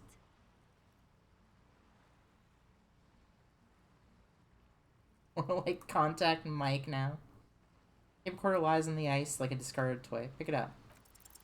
The device is cold to the touch. Damn it. An angular Omicron logo adorns the yellow plastic cover. Underneath you see a reel of tape rolling. You put the device back on the ice. Tell me more about this music place you've been playing in the church. It's supposed to become like a club for Nordic dance music, like that new style of synthesizer stuff they play at the Palaceum. Except that, yeah. Looks at the old wooden church up to the poles. As a mean wind comes bellowing in, the 6-story structure looks out a doleful The shriek. floorboards are twisting, and the shooting beams are slowly cracking, like bones. Far east of the Golden Delta, beyond the industrial port, there is a black patch of unlit coast with the smallest creatures on the ice. There will never be a club for anodic music here. Not in a million years. Did you put the plaid lock on the church door? No. No? Not really, no. She's trying to get out of a direct lie with semantic tricks. She personally didn't put the padlock on the door. Yeah, if you personally didn't, then who did? Yeah, you know. That's what I meant. Noid did. Noid put the padlock on the door. Wait, is this Noid a friend of yours? Yeah, I guess you could say that. The Domino's mascot? Why'd this Noid person put a padlock on the door? To keep more weirdos from getting in. Fucking Martinez. I'm sorry. It's got the worst weirdos. If you get around to it, ask Andre about him, he'll tell ya. What's Anodic dance music? Anodic, cathodic. Music that's made with electronic instruments. There's a Domino's mascot? There used to be one called the Noid. You know the Noid, don't you? It's a meme. Look it up. Synthesizers and tape consoles. Microcomputers. Also, too. Hatsune Miku is a Domino's Anything mascot. That uses electricity. Sure don't. But You isn't don't. guitar. You don't know about the Noid? Also Oh my found god. Sounds, stuff like that. There's this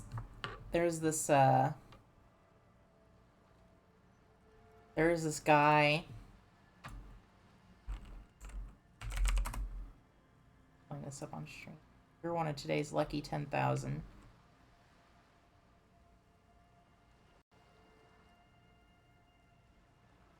This little mascot called the Noid that was for Domino's Pizza, and you go around and you try to steal people's pizzas. And he's a little rabbit munchkin, and I don't know, he's creepy. But yeah. Then they stopped using him. And then they started using him again to promote crypto or something. I don't know, it's weird. You see clear, beautiful, violent flashes of light. Light cutting through a smoke. I think they actually promote crypto. That is what the future will look like. If it ever comes. See, no, it wasn't crypto. It was fucking, I don't know. I know. It's not my idea. Automated cars. Andre and the boys found the place. I don't know how I got crypto out of It was that. supposed to be deserted, but now they can't even take it. Hey, you two are cops. Yes, why do you ask? Okay, well, maybe you could talk to Andre and the guys, because there are some strange things going on in that church. If you're police, you should look into it, right? I'll talk to them. They're inside that thing there. Would be cool if you did. Was there something else? Super Crypto, that thing is just cursed. There was an old it was an NES game called The Noid, and you had to deliver pizza to it, and people play it. It's a meme game, like, I don't know. Go ahead. Okay.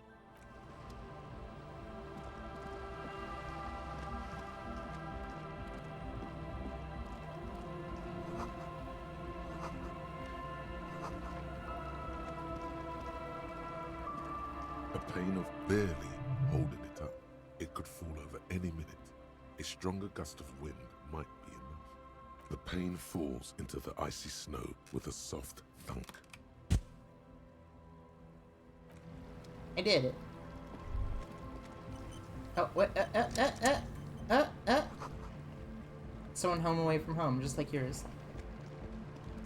The tent is just tarpaulin fabric covering a pile of stuff. The flap is open. Inside, three Like the young fish men, sitting on all the in forward-looking in apparel, the trash. reminiscent of the sticker on the padlock, are listening to some new form of music. It's like nothing you've ever heard. One of them looks at you. Come on, get in and close the flap behind you. The warm stuff's getting out. It's safe to assume this is their leader, or at least he thinks he is. Sorry, we barely have room for one. You go ahead. I'm too old for this. I'm actually not, he thinks. I just dislike delinquents. I'm sure you will feel right at home. I'll keep watch. You see me like phase shift out of reality for like 3 frames there?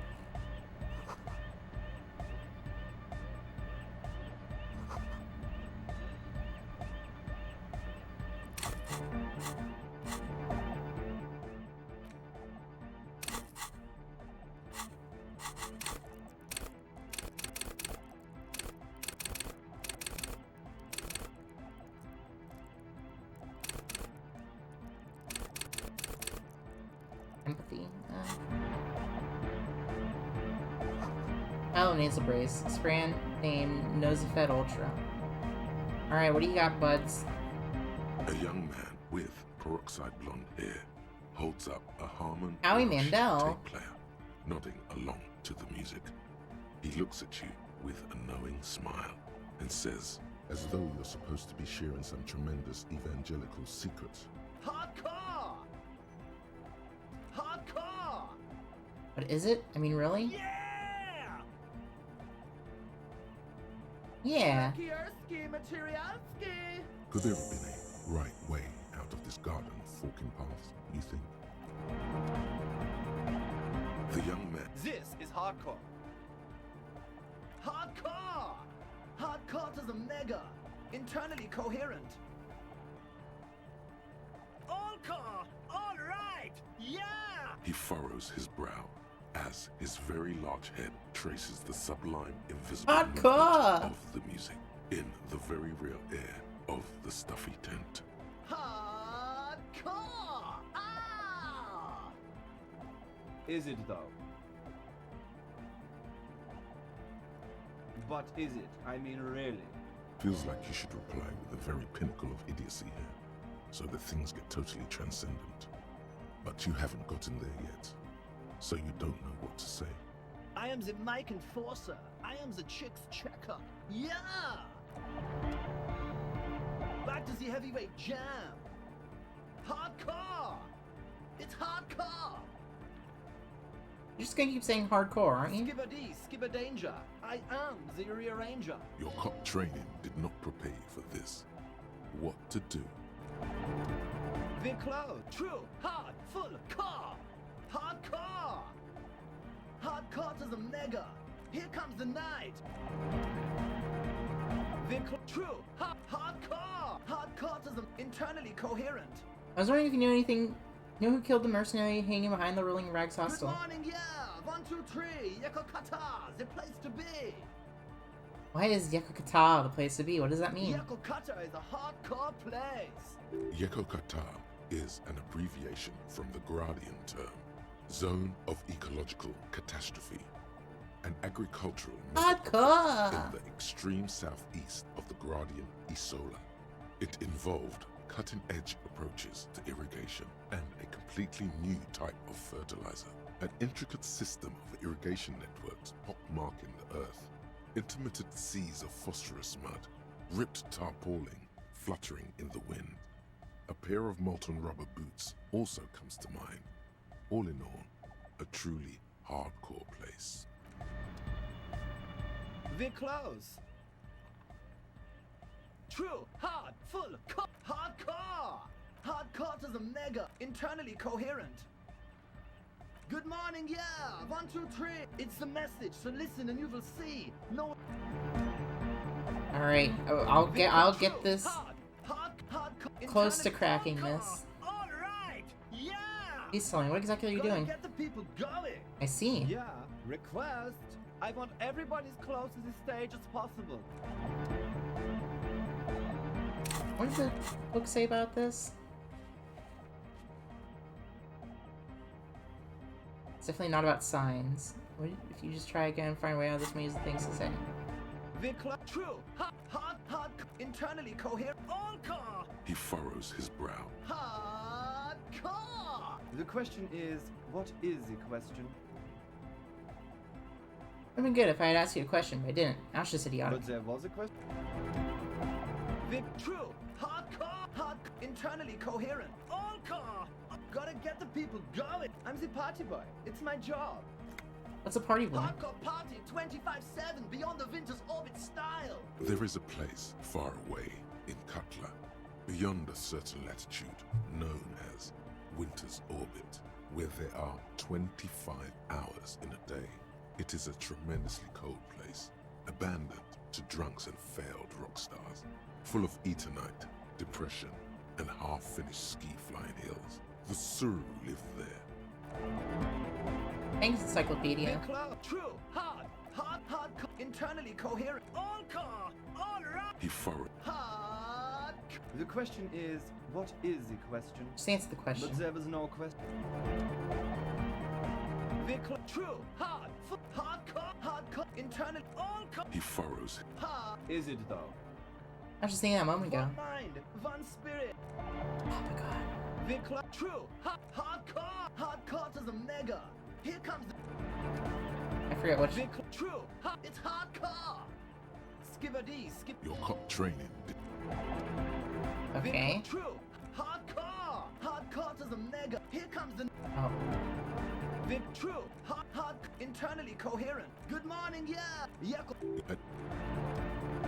True, hard. We're so close. All car, all. Gotta get the people. Yeah. True, hardcore to the internally coherent. All car. He furrowed. Hardcore. Is it though? But is it? I mean, really? The question is, what is the question? No, but seriously, I'm a bit worried it isn't. He frowns, then starts bobbing his head back and forth once more. The skin on your back is crawling. For a second, you can't even hear the music anymore. There is a hawthorn tree on Rue de Saint-Gilles Lane, right next to the canal. Don't be alarmed. Everything is okay. He isn't actually worried. Everything is still super hardcore. What he probably means is, it could be even more so. Said you were worried. What do you think is wrong with music? There's nothing wrong with it. I'm still in love with the hardcore. Turns pensive all of a sudden. Sometimes I just feel like anodic music is in its infancy, you know? For example, take this Arno van Eyck jam I've been pumping for the last Hardcore month. gaming. I'm Hardcore! gonna continue pumping for the rest of 51. Isn't something holding it back from being hyper? It's like it's only ultra. I think it's super hardcore, but you're right. It's not hyper hardcore. If anything, it sounds a bit proto, like it's not fully formed yet. You might be a moribund alcoholic and a failed cop, but you are pretty certain a thing cannot be both proto and hardcore. It's proto, not hardcore at all. Wow! Culture cop! I think you might be right. But how could it become hardcore then? I know it in my heart, but cannot think it in my head. If this is not hardcore, How could anything be? Try to think if it could make it hardcore. Guys, there's something happening in his head. Think even harder. Oh yeah, he's doing it. But you're not. This is almost certainly a matter that surpasses the limits of reason. I know, so does mine. But there's something else that hasn't failed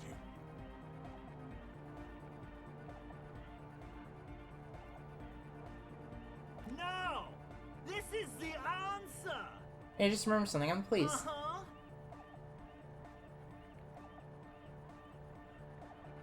Actually, it's more likely to hinder us.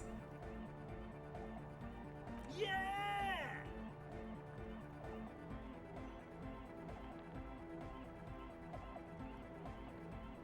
I have a thing that can.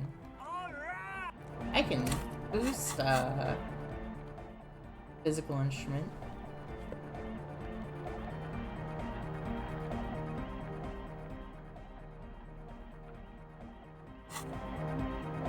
The large? Good morning! Yeah! Pump it up! No. Damn it. That would be silly. Your body isn't for thinking. Did someone say disco? Horrific Necktie wants to try again. You know. Yeah, thanks, Horrific Necktie. Should vibrate in your heart that's alone, and in your solar plexus where the hits should land.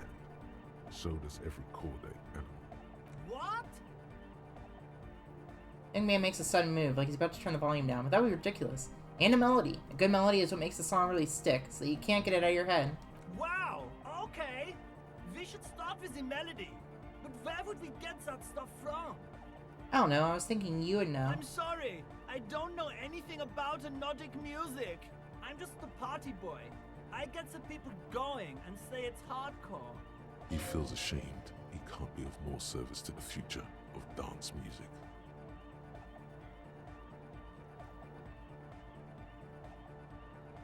It's up to the police to make the beats The go young man harder. falls silent with appreciation.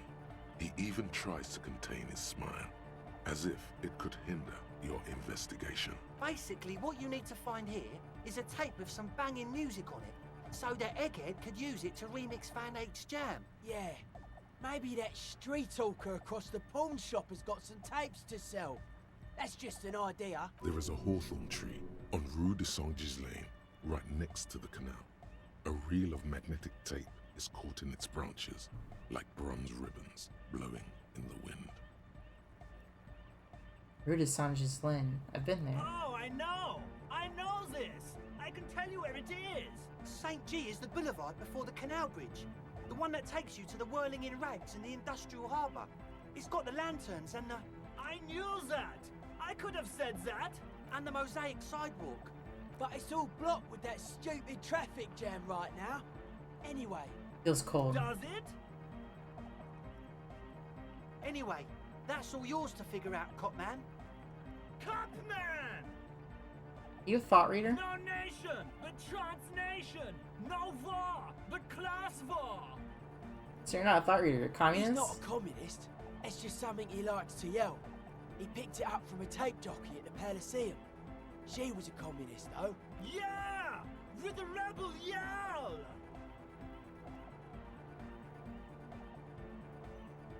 Like something else, Egghead. Why are there lungs in your bubble? Why would lungs be for love? When Dolores Day was anointed innocence, her lungs started glowing through her body. For the world loved her, and she loved it back. Yeah! Why wouldn't they be? Are the lungs not the place where you hold the breath of your soul? Really? I think so. Ah, fuck. Accidentally did drugs. Where they hold the breath of your soul, aren't they? Alright.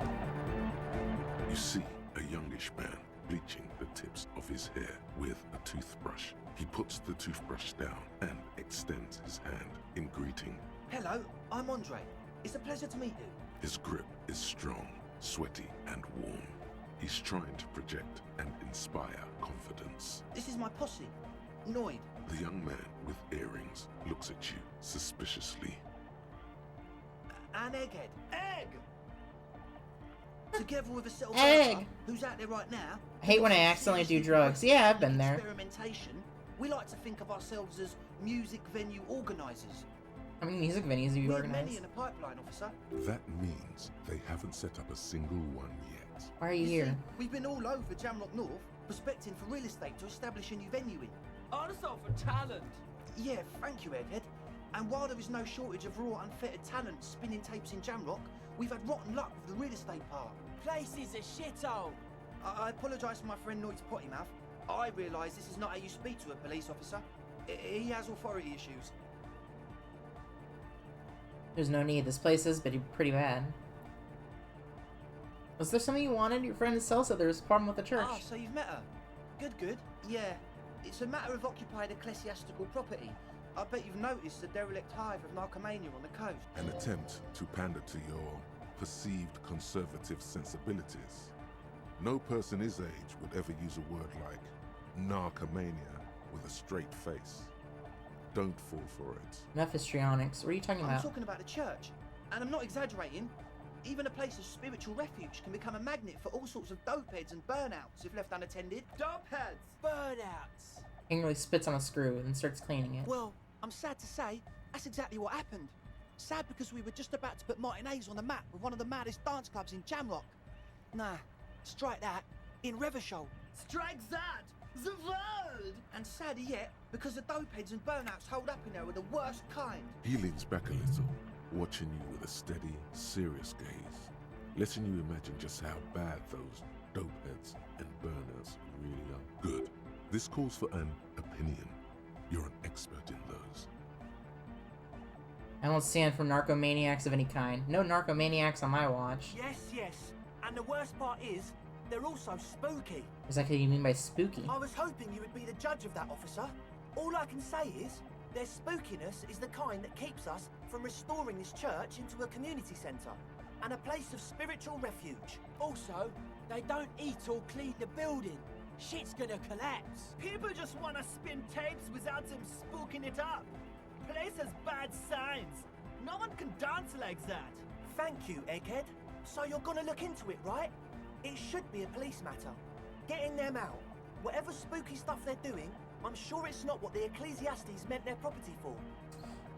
I'll look into it. Tell me more. All right, man. Andre is obviously very happy you took him seriously. The whole tent is. The boys exchanged giddy looks. Who exactly are these people inside the Truth church? is, I don't really know. None of us do. I don't even know how many there are. All we've seen are glimpses. You mean you've seen them? You want the police involved? Well, I accidentally clicked there's that. also Click that the off. machinery. This machinery is of the deeply mystical variety. When I first scouted the place, back in February, it was abandoned, empty. Took some time getting the crew together. So about 2 weeks ago, we came here hoping to set the stuff up. Suddenly, there are all these strange machines lying around in there. One of them has wires running into bowls of water. Wires into water. Never seen anything like it. Andre, tell him about the feeling. Oh, and it felt like there was something in there with us, watching us from the dark. No, the other one. Which other one? I'm not as in tune with my emotions as you are, Egg. Felt like silence. Awful silence. You haven't physically seen Not anyone? exactly. We've just seen someone who we think is a woman go in and out of the church. A couple of times. And we felt someone or something eyeing us inside. But that's kinda it. What was that about something watching Like you? you aren't alone, you know? It wasn't quite human, if you know what I mean. Not human, as in a ghost. Do you know what he means? It was this dark shape climbing upside down along the ceiling, like some kind of crab man.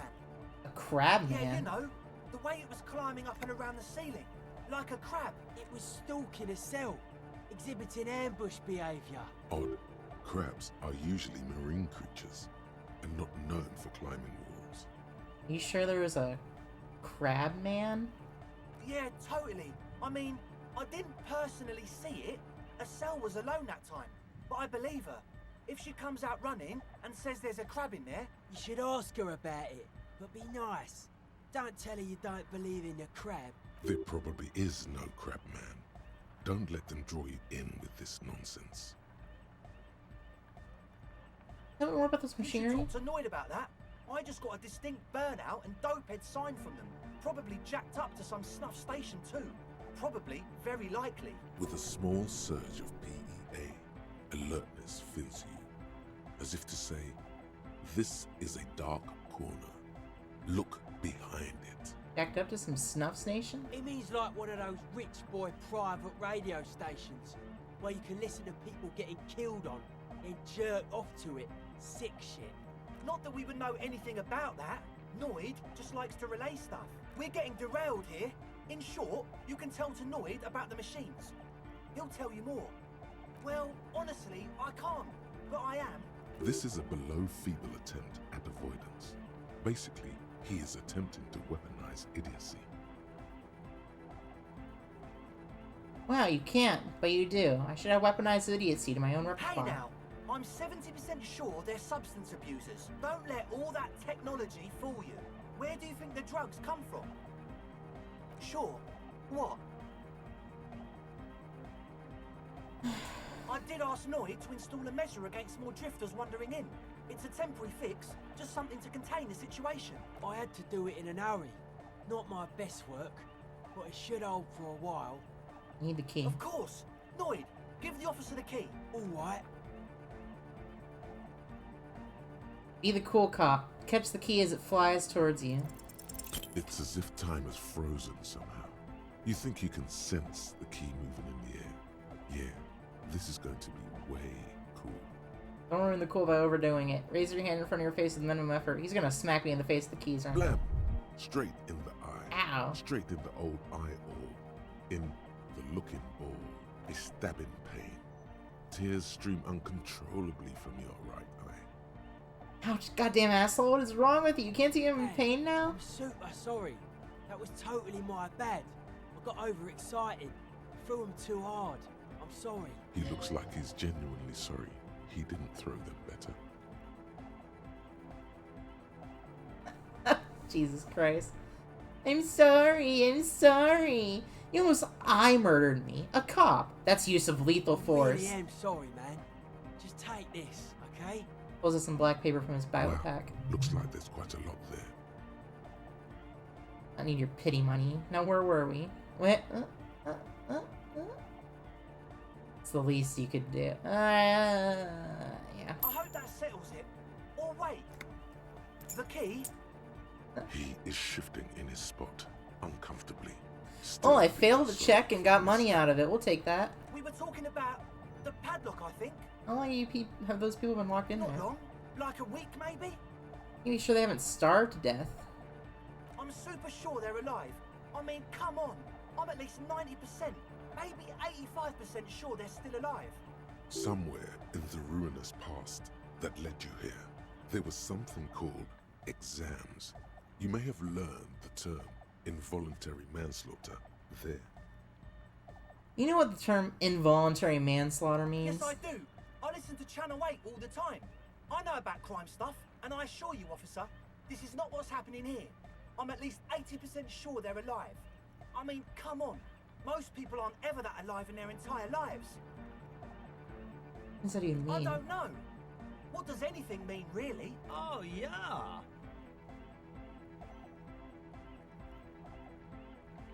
I'm trying to shake my head like no, like, oh, these kids.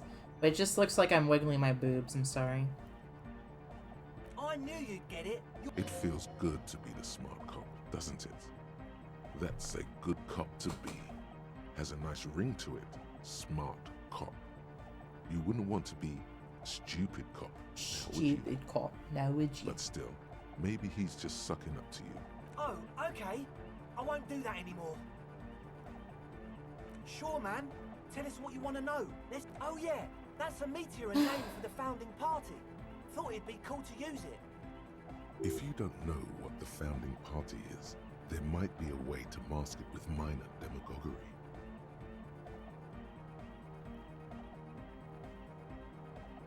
Humor me, Andre. What's the founding party? Come to think of it, I've never really looked them up, you know. I can't give you a precise definition, but they're a very powerful religious organisation. And? they have roots in ancient mass society. And they're the custodians of the Pericarnassian Church. Plus, They anoint the innocents. They, like, made the innocentic system, no? Now, Andre, in your opinion, would this ancient religious organization who anoints the innocents want a club for anodic music in one of their churches? Totally. There isn't a trace of doubt in his voice. Paracanassian church is about love. And Nordic music is about love. I got love for my Paracanassian posse. Love is the relay out of death. We dance. Finally shakes the tape player, as if to see if he can break it. Love is hardcore. Hardcore! Unity. Unity. Make some noise for my Insulindian posse. Turns the volume up, then looks at you with a knowing nod, as if it's obvious he will now break into dance. You feel it. The anodes and the cathodes coursing through you. Your big toe starts tapping along to the base, as if testing the waters.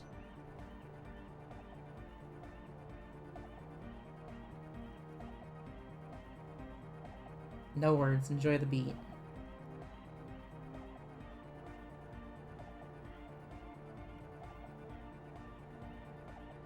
Feels good. I guess love can be pretty hardcore. Oh, yeah, it can. He's coming around. You're getting it. Now I understand, it was lame of me to suggest otherwise. Anodic music is about love, and so is this Percanassian church. Yeah! Yakokata!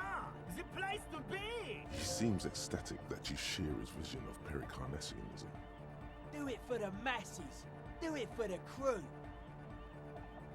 I didn't want to say it, but it was pretty lame of you to imply otherwise. Anyway, you got more questions? The one with the large head is still looking at you. Yeah! Let it out! Let the disco happen! Bring the disco into this world! Get this church shit on, and then dance there, motherfucker! I want to ask about this tent full of equipment. What? I see you brought your own water. Yeah. Good to have, bitch to carry. When I first scouted the place, I did some reconnaissance. I'm not sure the church even has running water. It's distilled, too. Oh, it's the one they sell at the fuel station. It's called the Nosafed. The what now?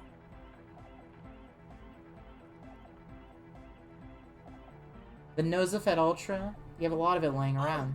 The old Ultra.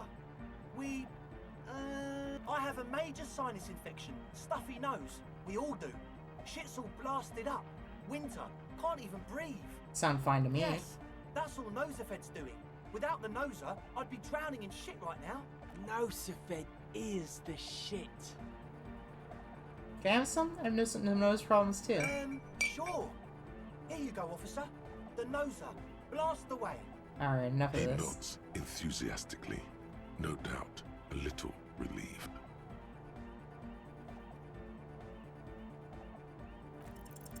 Okay, so the Speed Freaks want to start a club for dance music. That much checks out. Youths like music. You feel as though you might have liked music more when you were young, too. But you digress. Indeed. So one of them came upon the abandoned church.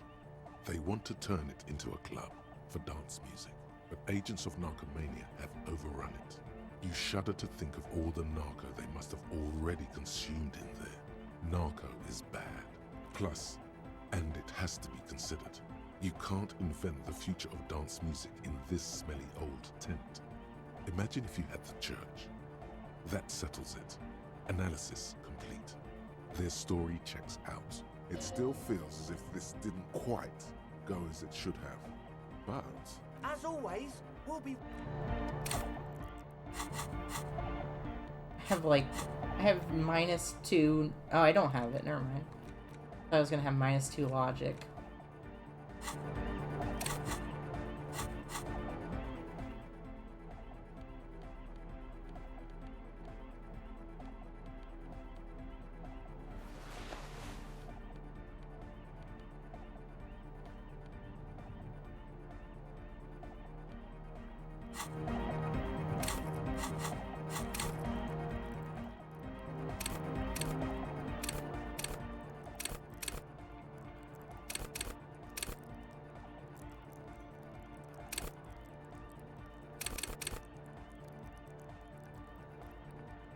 I could bump up some logic.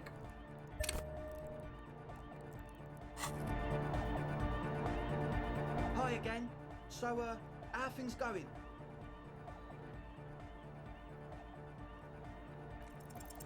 Nothing jumps. How about you get out and breathe? The air in the tent is As always.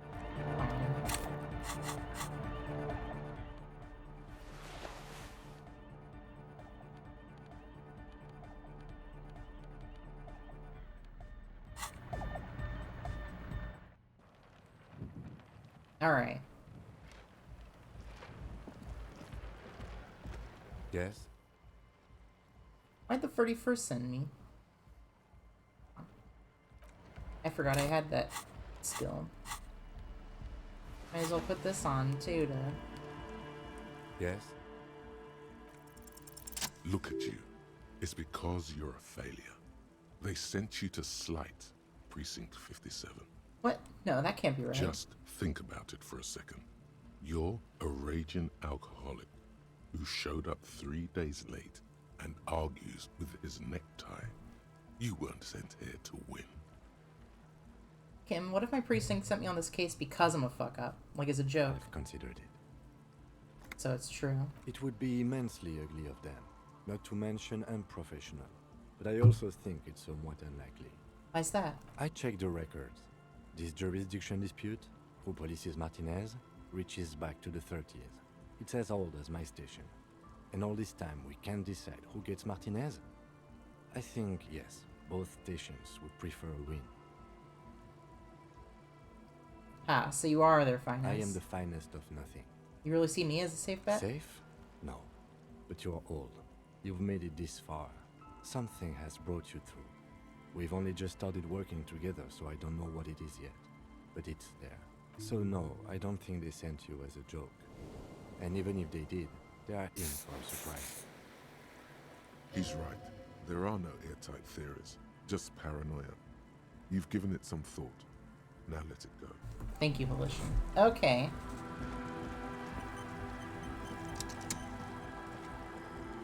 The shaggy hit girl. So you talked to my associates, right? Are you going to help us? I'll help you alright. Great. Let us know if there's any progress, will ya? We've been waiting for weeks here. Others told me you went inside the church. What did you see in there? Oh, that. You're not going to believe me. There's no point in me telling you. She's less prone to blurt it out, Crab Man, than the others. We'll see. Go ahead and tell me. Okay. I went in and I saw a woman next to one of those machines there. Noid calls it a mainframe. She was dressed like someone who's been raised by their grandmother, you know, strange old clothes. Had this absent expression, didn't say anything, just stood still. Go on. And then, you know, right behind her, a man crawled down the wall, upside down like a crab, down the church wall. I think the woman didn't even know he was there. He was completely silent. He stopped right before he got to the floor, then just hung there like that, looking at me. Right at me. I fucking turned around and walked out. End of story. That'd be creepy. Like a crab, you say? What does Crab Man look like? It was too dark. I couldn't tell it.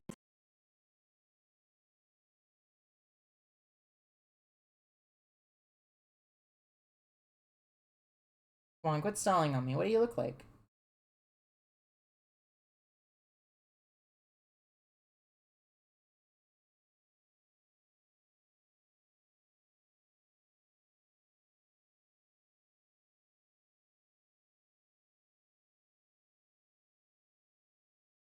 You're wrong. I do believe you.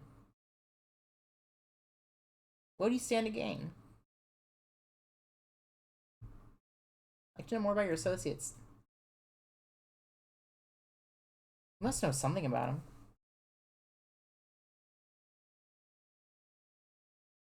Game sound is muted? Fuck. Give me a second.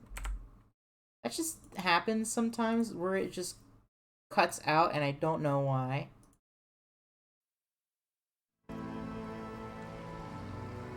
Weird.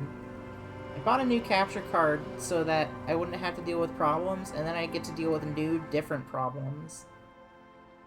I love it. It's great. To the cops.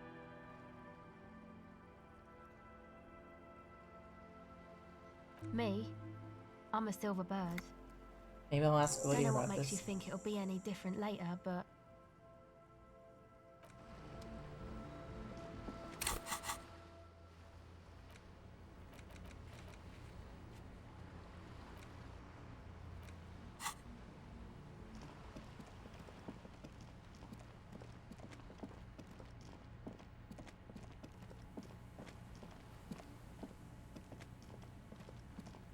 Where am I supposed to go? I forget.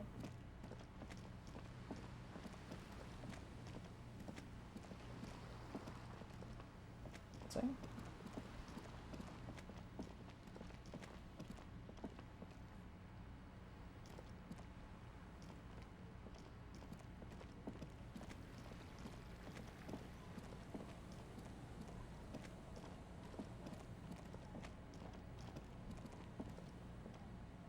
Heavy wooden doors. The lock turns easily. Let's go. As you do, you hear the echo of the doomed commercial area. Its black holes and dusty machines. Then the feeling passes. A great whoosh of air rushes into the dark innards of the church, as though rushing to fill a great vacuum in the heart of the city.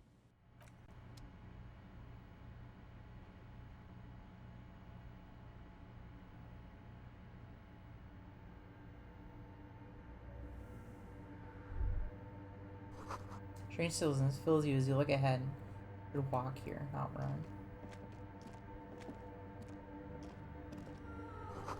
Grotesque wooden figure looks half finished.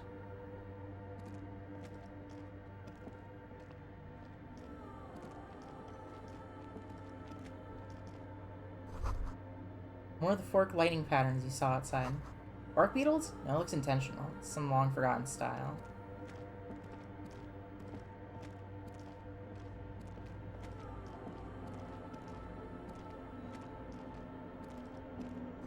Bowl is filled with water. Live wire runs directly into it. The silence in this part of the church, it's almost palpable. All the shifting matter and shuffling of living things is gone.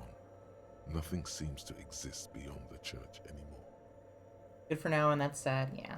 Maybe if you were to stand in just the right spot, even your footsteps would be completely silent. Wait, I think I still hear something. And then it's gone. Almost all of it. But for the faintest of hums. It seems the sound here is detached from its source somehow, if not blotted out outright. Truly unusual. You can hardly hear your own breathing. Yell as loud as you can. Your voice is barely audible. Not a howl, but the softest of whimpers. Stomp your feet and clap You your hands. produce a few muffled thumps, after which the silence feels even more total, somehow. What's The happening? lieutenant points to his ears and shakes his head. Then he leans closer. Can you hear anything? Almost nothing. It's beginning to worry me. The church just has strange acoustics, some engineering trick.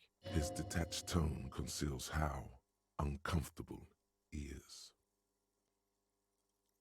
It's something paranatural. Please, detective, not this again. He's trying to act dismissive, but at this particular moment, he's more open than usual to the idea of paranatural phenomena. The lieutenant... Can you hear anything? The church... His detached tone conceals how uncomfortable he is. Whatever it is, it's definitely real. Something odd is The happening around lieutenant us. doesn't reply, but you can sense him tense up next to you. Look into the bell tower. The orderly rows of ceiling panels become barely visible, then disappear completely in the darkness of the tower overhead.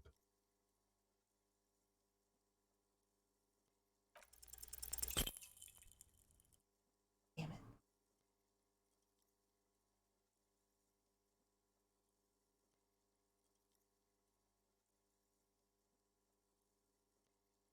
Just darkness without end. It makes your head spin. Try and make out something, anything. There's nothing. You're dizzy and disoriented as you see dark and more dark rising. Officer, what are you looking at? It's the darkness light. Filled with vague shapes of woodwork, the sense of a great height.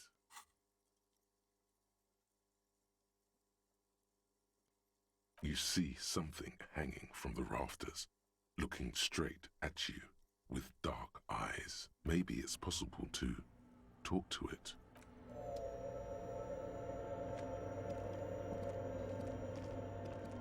Is that a man? Looks more like part of the carpentry of the building came alive and is now studying you intently. The crab man.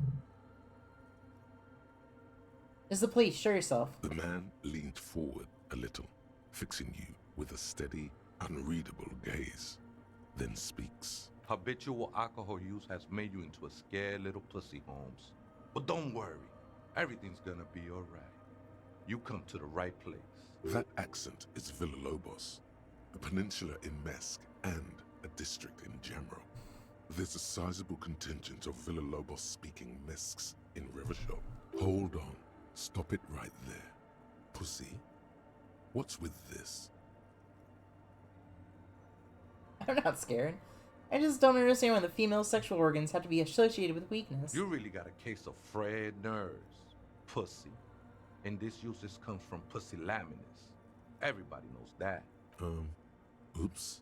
Chill out, man. Here you could receive the mother's love. Damn it, rhetoric. And when you're ready, she will take your hand and lift you out of that despair at the bottom of that bottle. This man is obviously a habitual narcotics user. Do we really need to question him? I'm put off by this religious stuff, he thinks. And maybe the ceiling climbing, too. It's all very hard to square with the lieutenant's own view of reality. Hey, and what was that about the bottle again? You haven't even drank that much lately. Lay off it already. Shish. I'm a policeman. I need to talk about police things. I don't know anything about alcohol use. Oh, yeah, sure. You don't know anything about alcohol use. You got it all under control, Wade. I could smell the control all the way over here. No. You don't know me. You don't know what it's like. There's a shadow pursuing me. I was like you once. Just dragging my feet to the next bottle. Shit was dark, Holmes. You know, actually, since we're here, you may want to pay attention to what the ceiling climber is saying. Fuck you, Kim. Look at these crazies. What is this shit?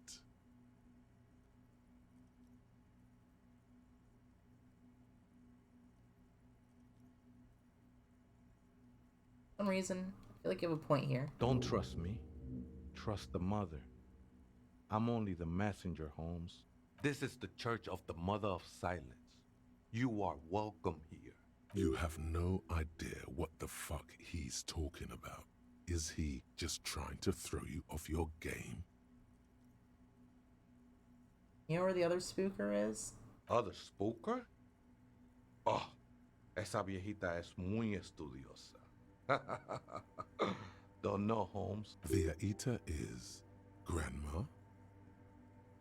Wait, so there is another person living in the church? And it's a vieta? No. I just call her viejita because of her clothes. She's actually quite young. Or maybe not that young. Age is just one of the many masks we wear. You don't know where she is? That's what I said, Holmes. And you not know that when you both Don't live really here. follow her comings and goings.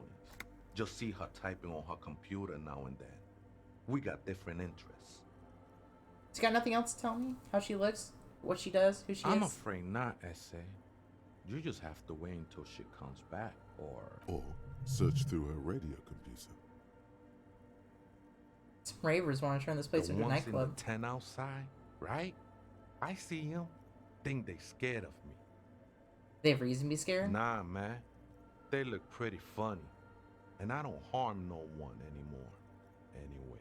So what do you think about the nightclub that is? Why not? They wouldn't bother me none. I'm usually way up there, imbibing. Ain't no music on earth that can reach where I go. Might even be nice to have some company. He said that in spite of himself. He's more attached to the human than he'd like to think. Must be the crab Never man. known myself to be a crab. But if that's the name you got for me, I won't stop you from using it. You're not a crab, then why are I you? always thought of myself more like a flame, flickering along the rafters and beams. It may be that I gotta work on my technique. That's not the only technique he's working on. Look at those carved sculptures. And is that a satchel of tools over there?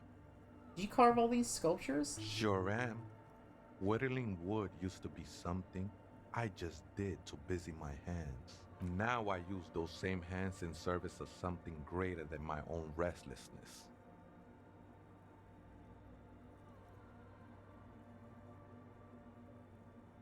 Got some nice curves going there. It's all just for the mother, man. No need to overthink it. Where were you before you became a crabman and a I wolf was in a carver? gangway, but my memories of that time are fading. Most of them are already gone. Lost my memory too, and it haunts me. No, man. You gotta let that shit go. Then the mother's light touch will fill you with rapture. Do you remember your name, sir? The lieutenant is not particularly interested in this information.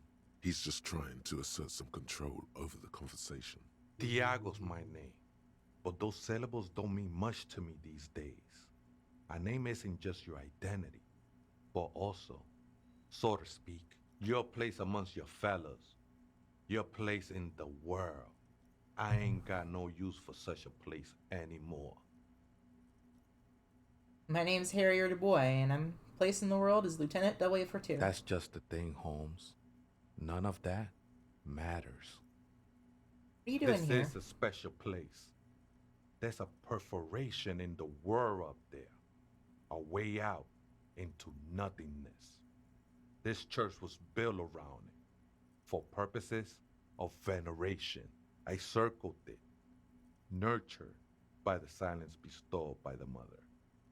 One of these days, I'll be pure enough to go drink from it directly. What's this mother of silence you keep talking about? Oh, that's no simple question, Essa. She is one who can be painted or sculpted. She is a cavity in the dark beyond sense.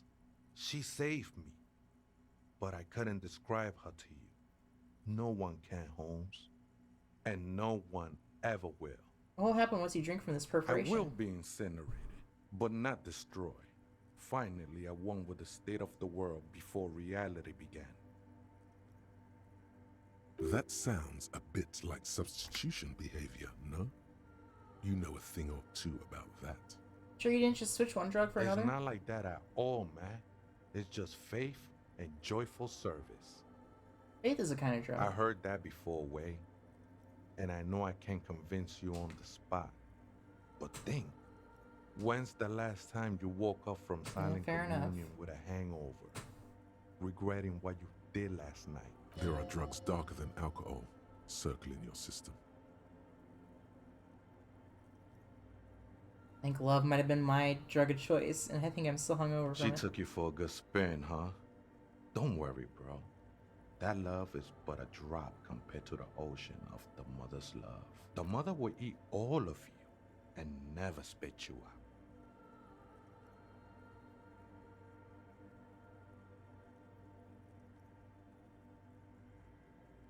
I guess you have a point. I know it will take time. Don't sweat it. I know it will take time. Don't sweat it. Did they just like leave the record? Did he do a double take of it and then they just accidentally left the other recording in? That's funny. That happens. I'm a seraph, Holmes. I sing the mother's glory.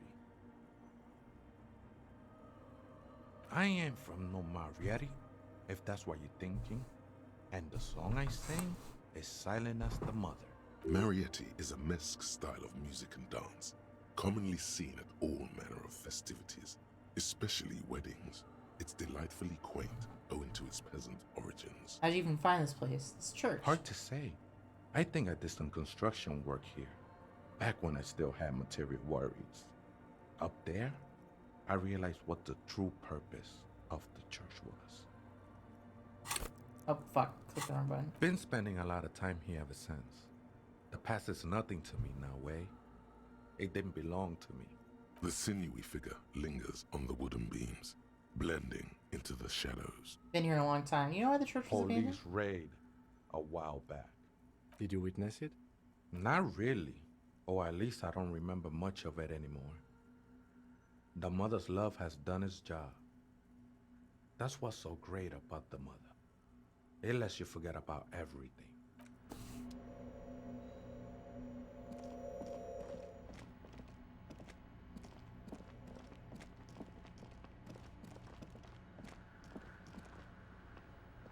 In white, silver, and apricot faience, the young mother of humanism stands above you. A crack runs across her body. She is impossibly tall, oval-faced and sad.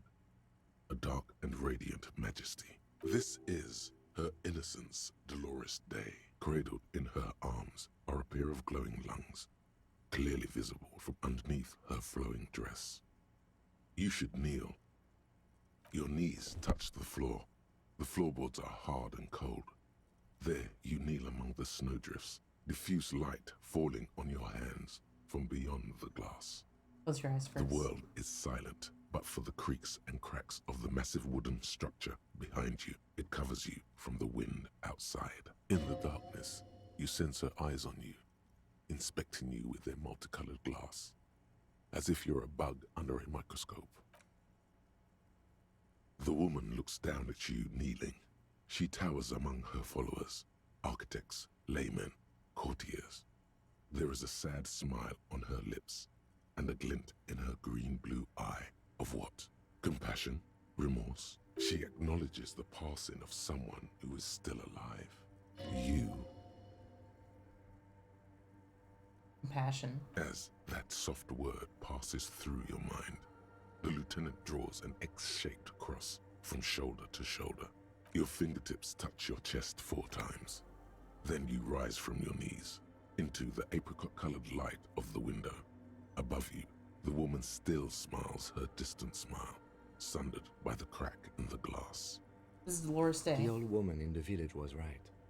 This must be the DeLorean Church of Humanity in Martinez, or the small Pinewood Church in some records. You know this It's place? a minor landmark, not easy to find. Most maps misplace it. It was built not long after Revachol's founding, 300 or so years ago, by first-generation settlers. On the coast of an uninhabited archipelago where only animals had roamed before, in the wild reeds. There used to be 7 stave churches on the coast. Les Sept Sœurs, they call them, the 7 sisters. Only one remains. The rest were burnt in the revolution or used for building materials. We should be respectful here, although the building appears to be deserted. I do not believe we'll find anything connected to the lynching here. Something else, perhaps? Respectful? Is the lieutenant a follower of DeLoreanism? There it is again. A small pang of guilt. It's time to ask him what happened here. You know why I was I abandoned? have a theory, yes. There was a police raid a while back. I heard the place was shot to pieces. The old woman in the village was being tactful with us when she didn't mention it. She has more respect for the RCM than many around here. Who conducted this raid? Well, your station was involved, I hear. Although I can't be sure. How come the lieutenant isn't sure? Is this confidential information? You're not sure? 3 precincts were involved in the raid, and people say Precinct 41 was one of them. I don't remember being I here. am pretty sure it was a clandestine operation. I don't know anything more about it, why it was conducted, or who participated. I try not to pry into extra-district matters. If I was here, I should find out what I was doing. Good luck. You will not get information on a confidential operation from your station secretary just by calling. If you really don't remember, it might be better to keep this one forgotten. It happened a while ago. It's unimportant to our business in Martinez now. How do I know this is the mother of humanism? It's a mystery. A 72%. mystery sprinkled with self-pity and regret. For some reason, unknown to your mind, looking at her delicate eyes makes you feel like you're ready. Oh, I had glasses that make me do... All you know is, this is the young mother of humanity, and that you should go. Do something else. Escape her sad, worry-worn look. Yes, we all are. Her name, body, and rule are synonymous with humanism. The laws we enforce are DeLorean in origin. I think you're spiritual. It's not spiritual, it's constitutional.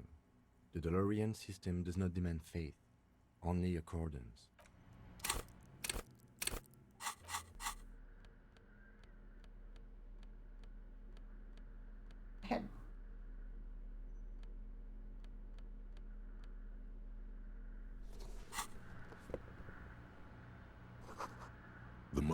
of humanism stands above you. A jigsaw of broken shards falls into place in front of you. A ghostly reconstruction of the stained glass window.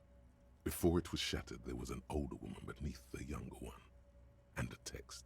A light motif below them both. Who shattered this mosaic? What shattered this mosaic? Unknown. Something during the raid the lieutenant mentioned. Or just hooligans looking for something to break. Who's this older woman? The escutcheon on her throne says, Irene the Navigator. She is depicted as an older woman wearing thick-rimmed eyeglasses, holding a golden rights apfel in one hand and a scepter in the other. This is the queen her innocence day advised. Above, she herself is whole. Small figures of wise men, common men, worshippers walk up the stairs to stand at her feet. Secret servicemen, 30 years, stand in a row guarding her. It must have taken years to produce this work in all its dizzying detail. Motto, what does it say? Below both women, in luminous black letters, Après la vie, mort. Après la mort, la vie de nouveau. And then, along the left side, Après le monde, la gré. Après le gré, le monde de nouveau. After life, death. After death, life again. After the world, the pale. After the pale, the world again. This is the great leitmotif of humanism, a summary of the effect of the discovery of this Isola, the Insulindian, on human thinking. A tremendous sea change akin to finding life after death. Lieutenant, this used to say after life, death, after... Death, life again.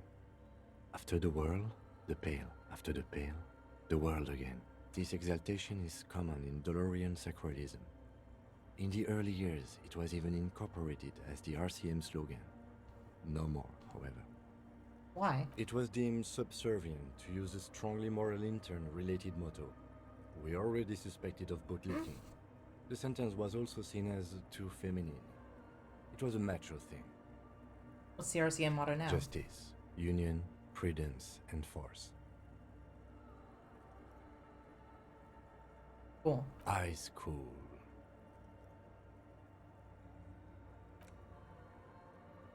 The mother of humanism towers above you, a wax painting on a cracked pane of glass. Nothing has changed in...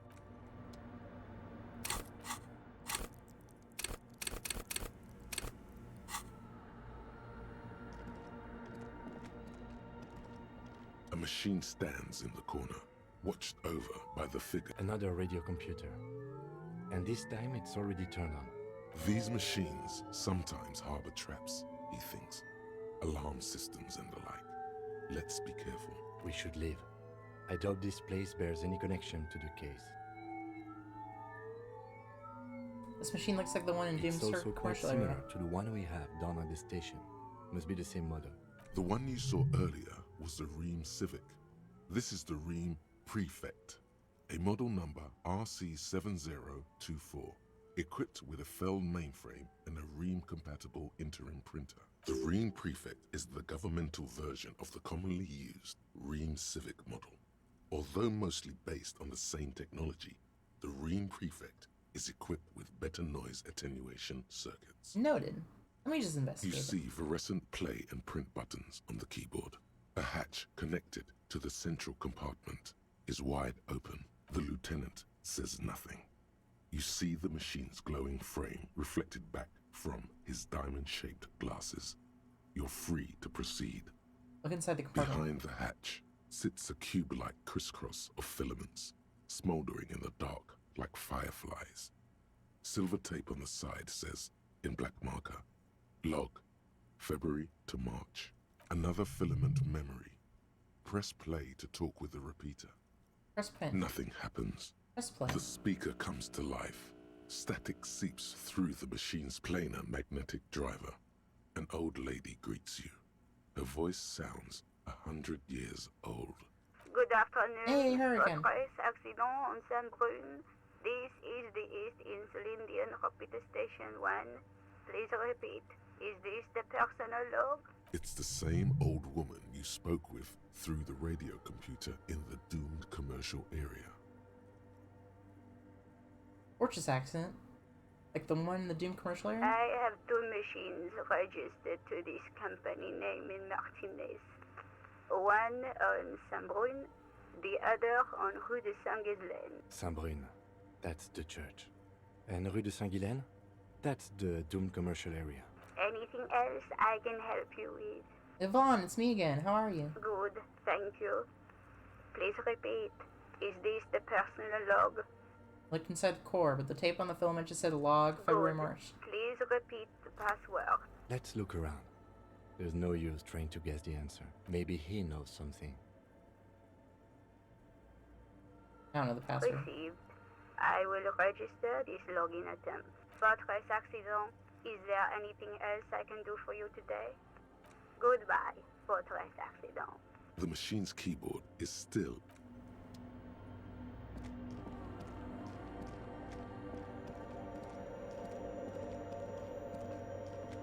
There's a noise again. Oh, hey, Wade. There's coffee in the back. Oh, wait. I meant the mother's love. You by any chance heard the Vieta say the password to a radio Too computer? many times, Essay. You need it for something. Tell me what the password. Don't sweat it, Vato. The password is afterlife death. What you think of that? Makes me almost pity La Nilita Pequeña when I hear it. I think we're done here, Essay. That was an interesting conversation. However, I'm still not sure how it's relevant to our investigation.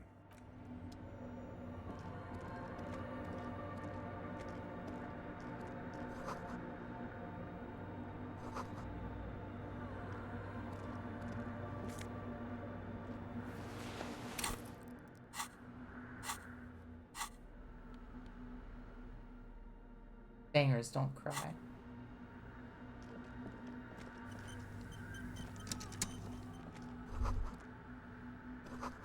With the same glass window.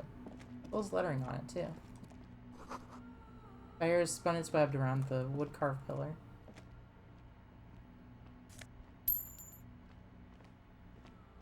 Oops.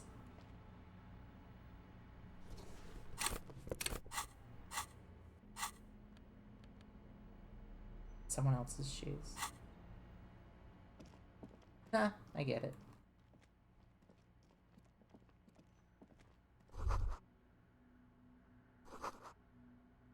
So it's recording something?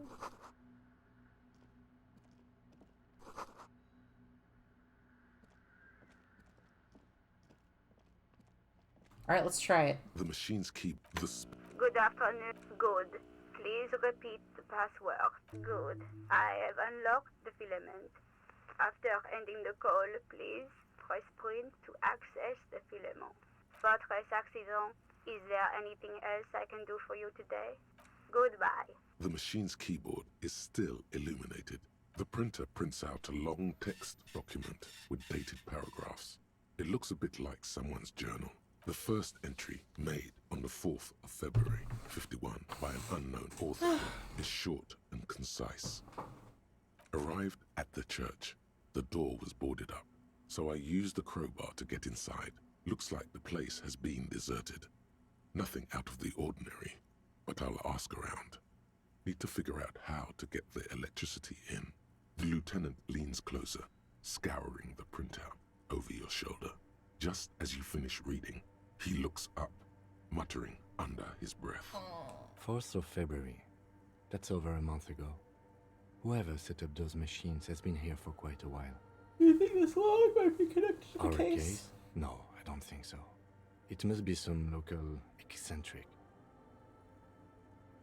In the second 6th of February, 51.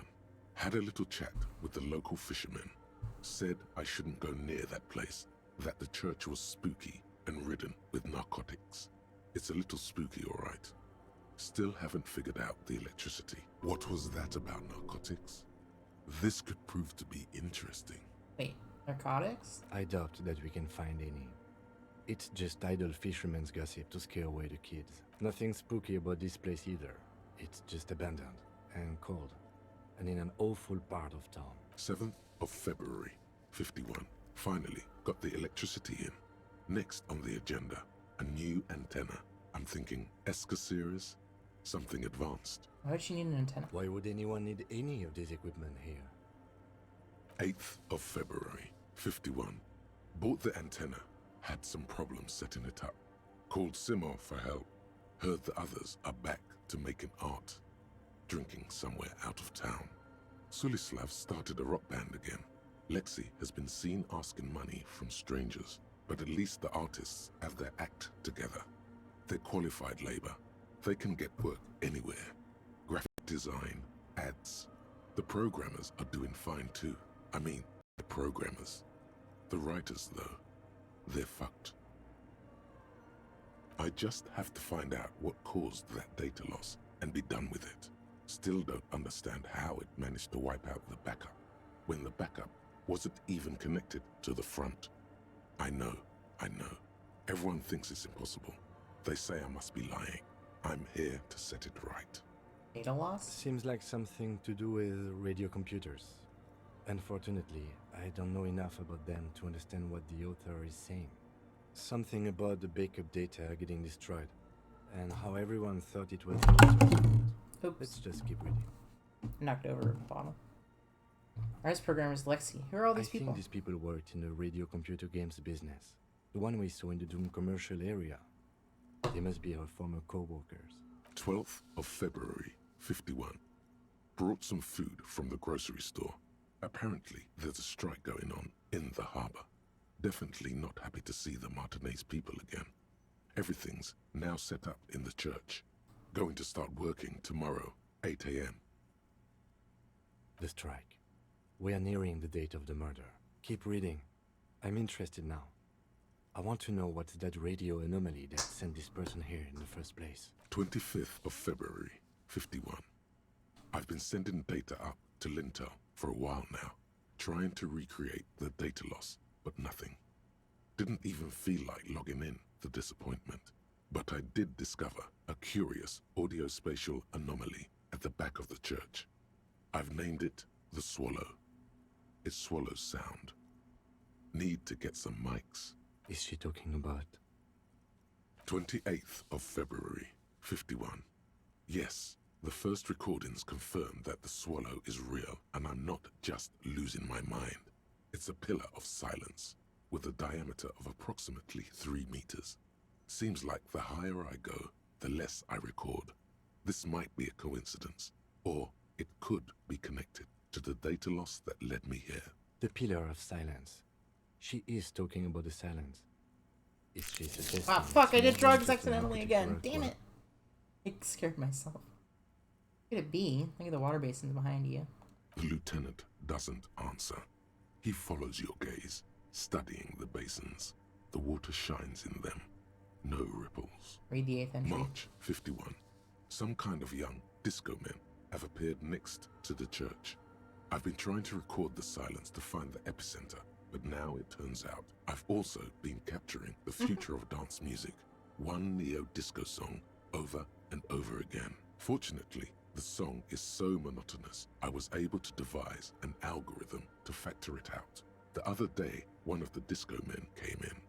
Before I could even say hello, she got scared and left. Good. I don't want anyone distracting me from my work. My dog is scratching on my door. I should check that out. Let me go say hi to my puppy.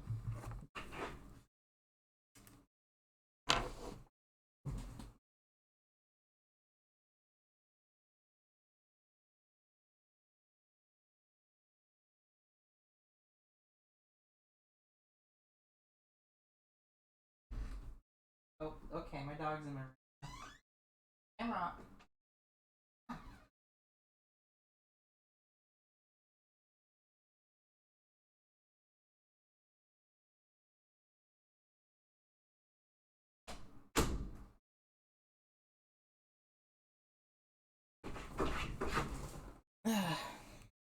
Puppy, yeah. It's probably storming outside. He gets scared by lightning.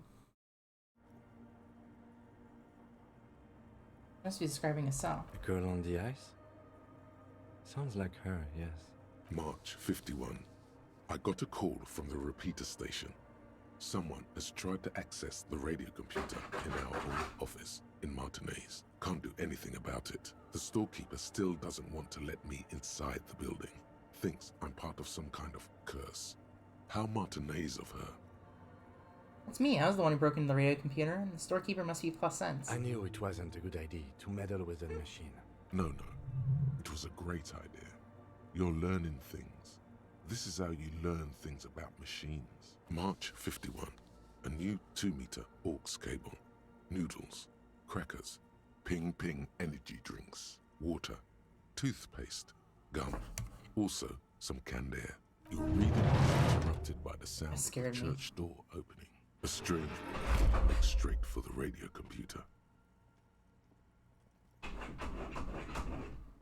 You hear my dog scratching the door?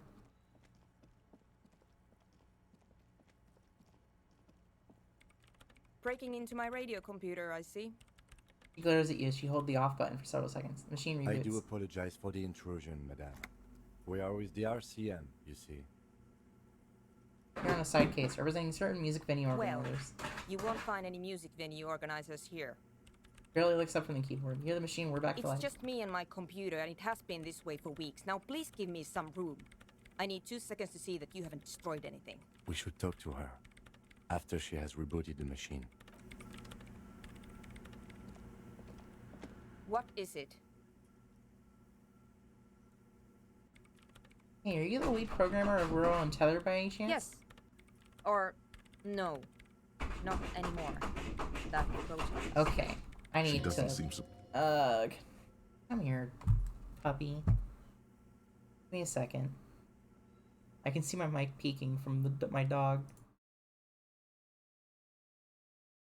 Scratching on my door. Puppy, there's stuff on the floor. I don't want you to eat it.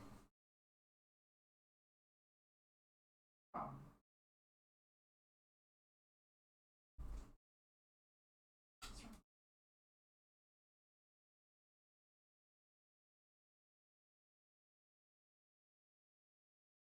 Oh, fuck. Hold on.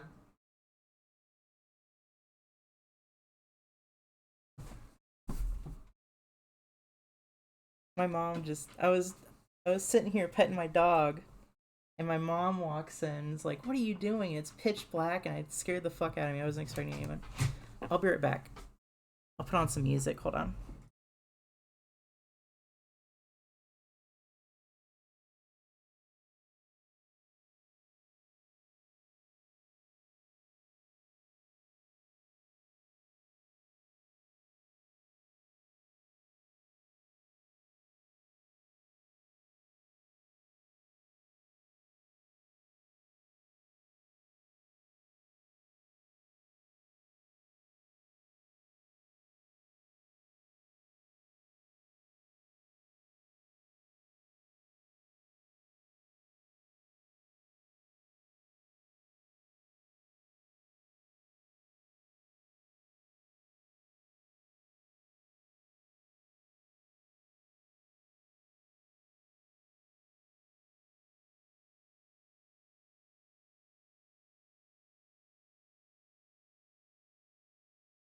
Alright, this is a good enough place to stop anyway. I have to help my mom with something.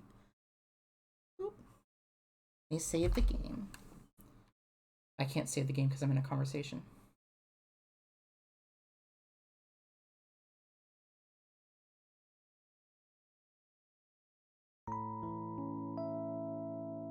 Thanks everyone for watching.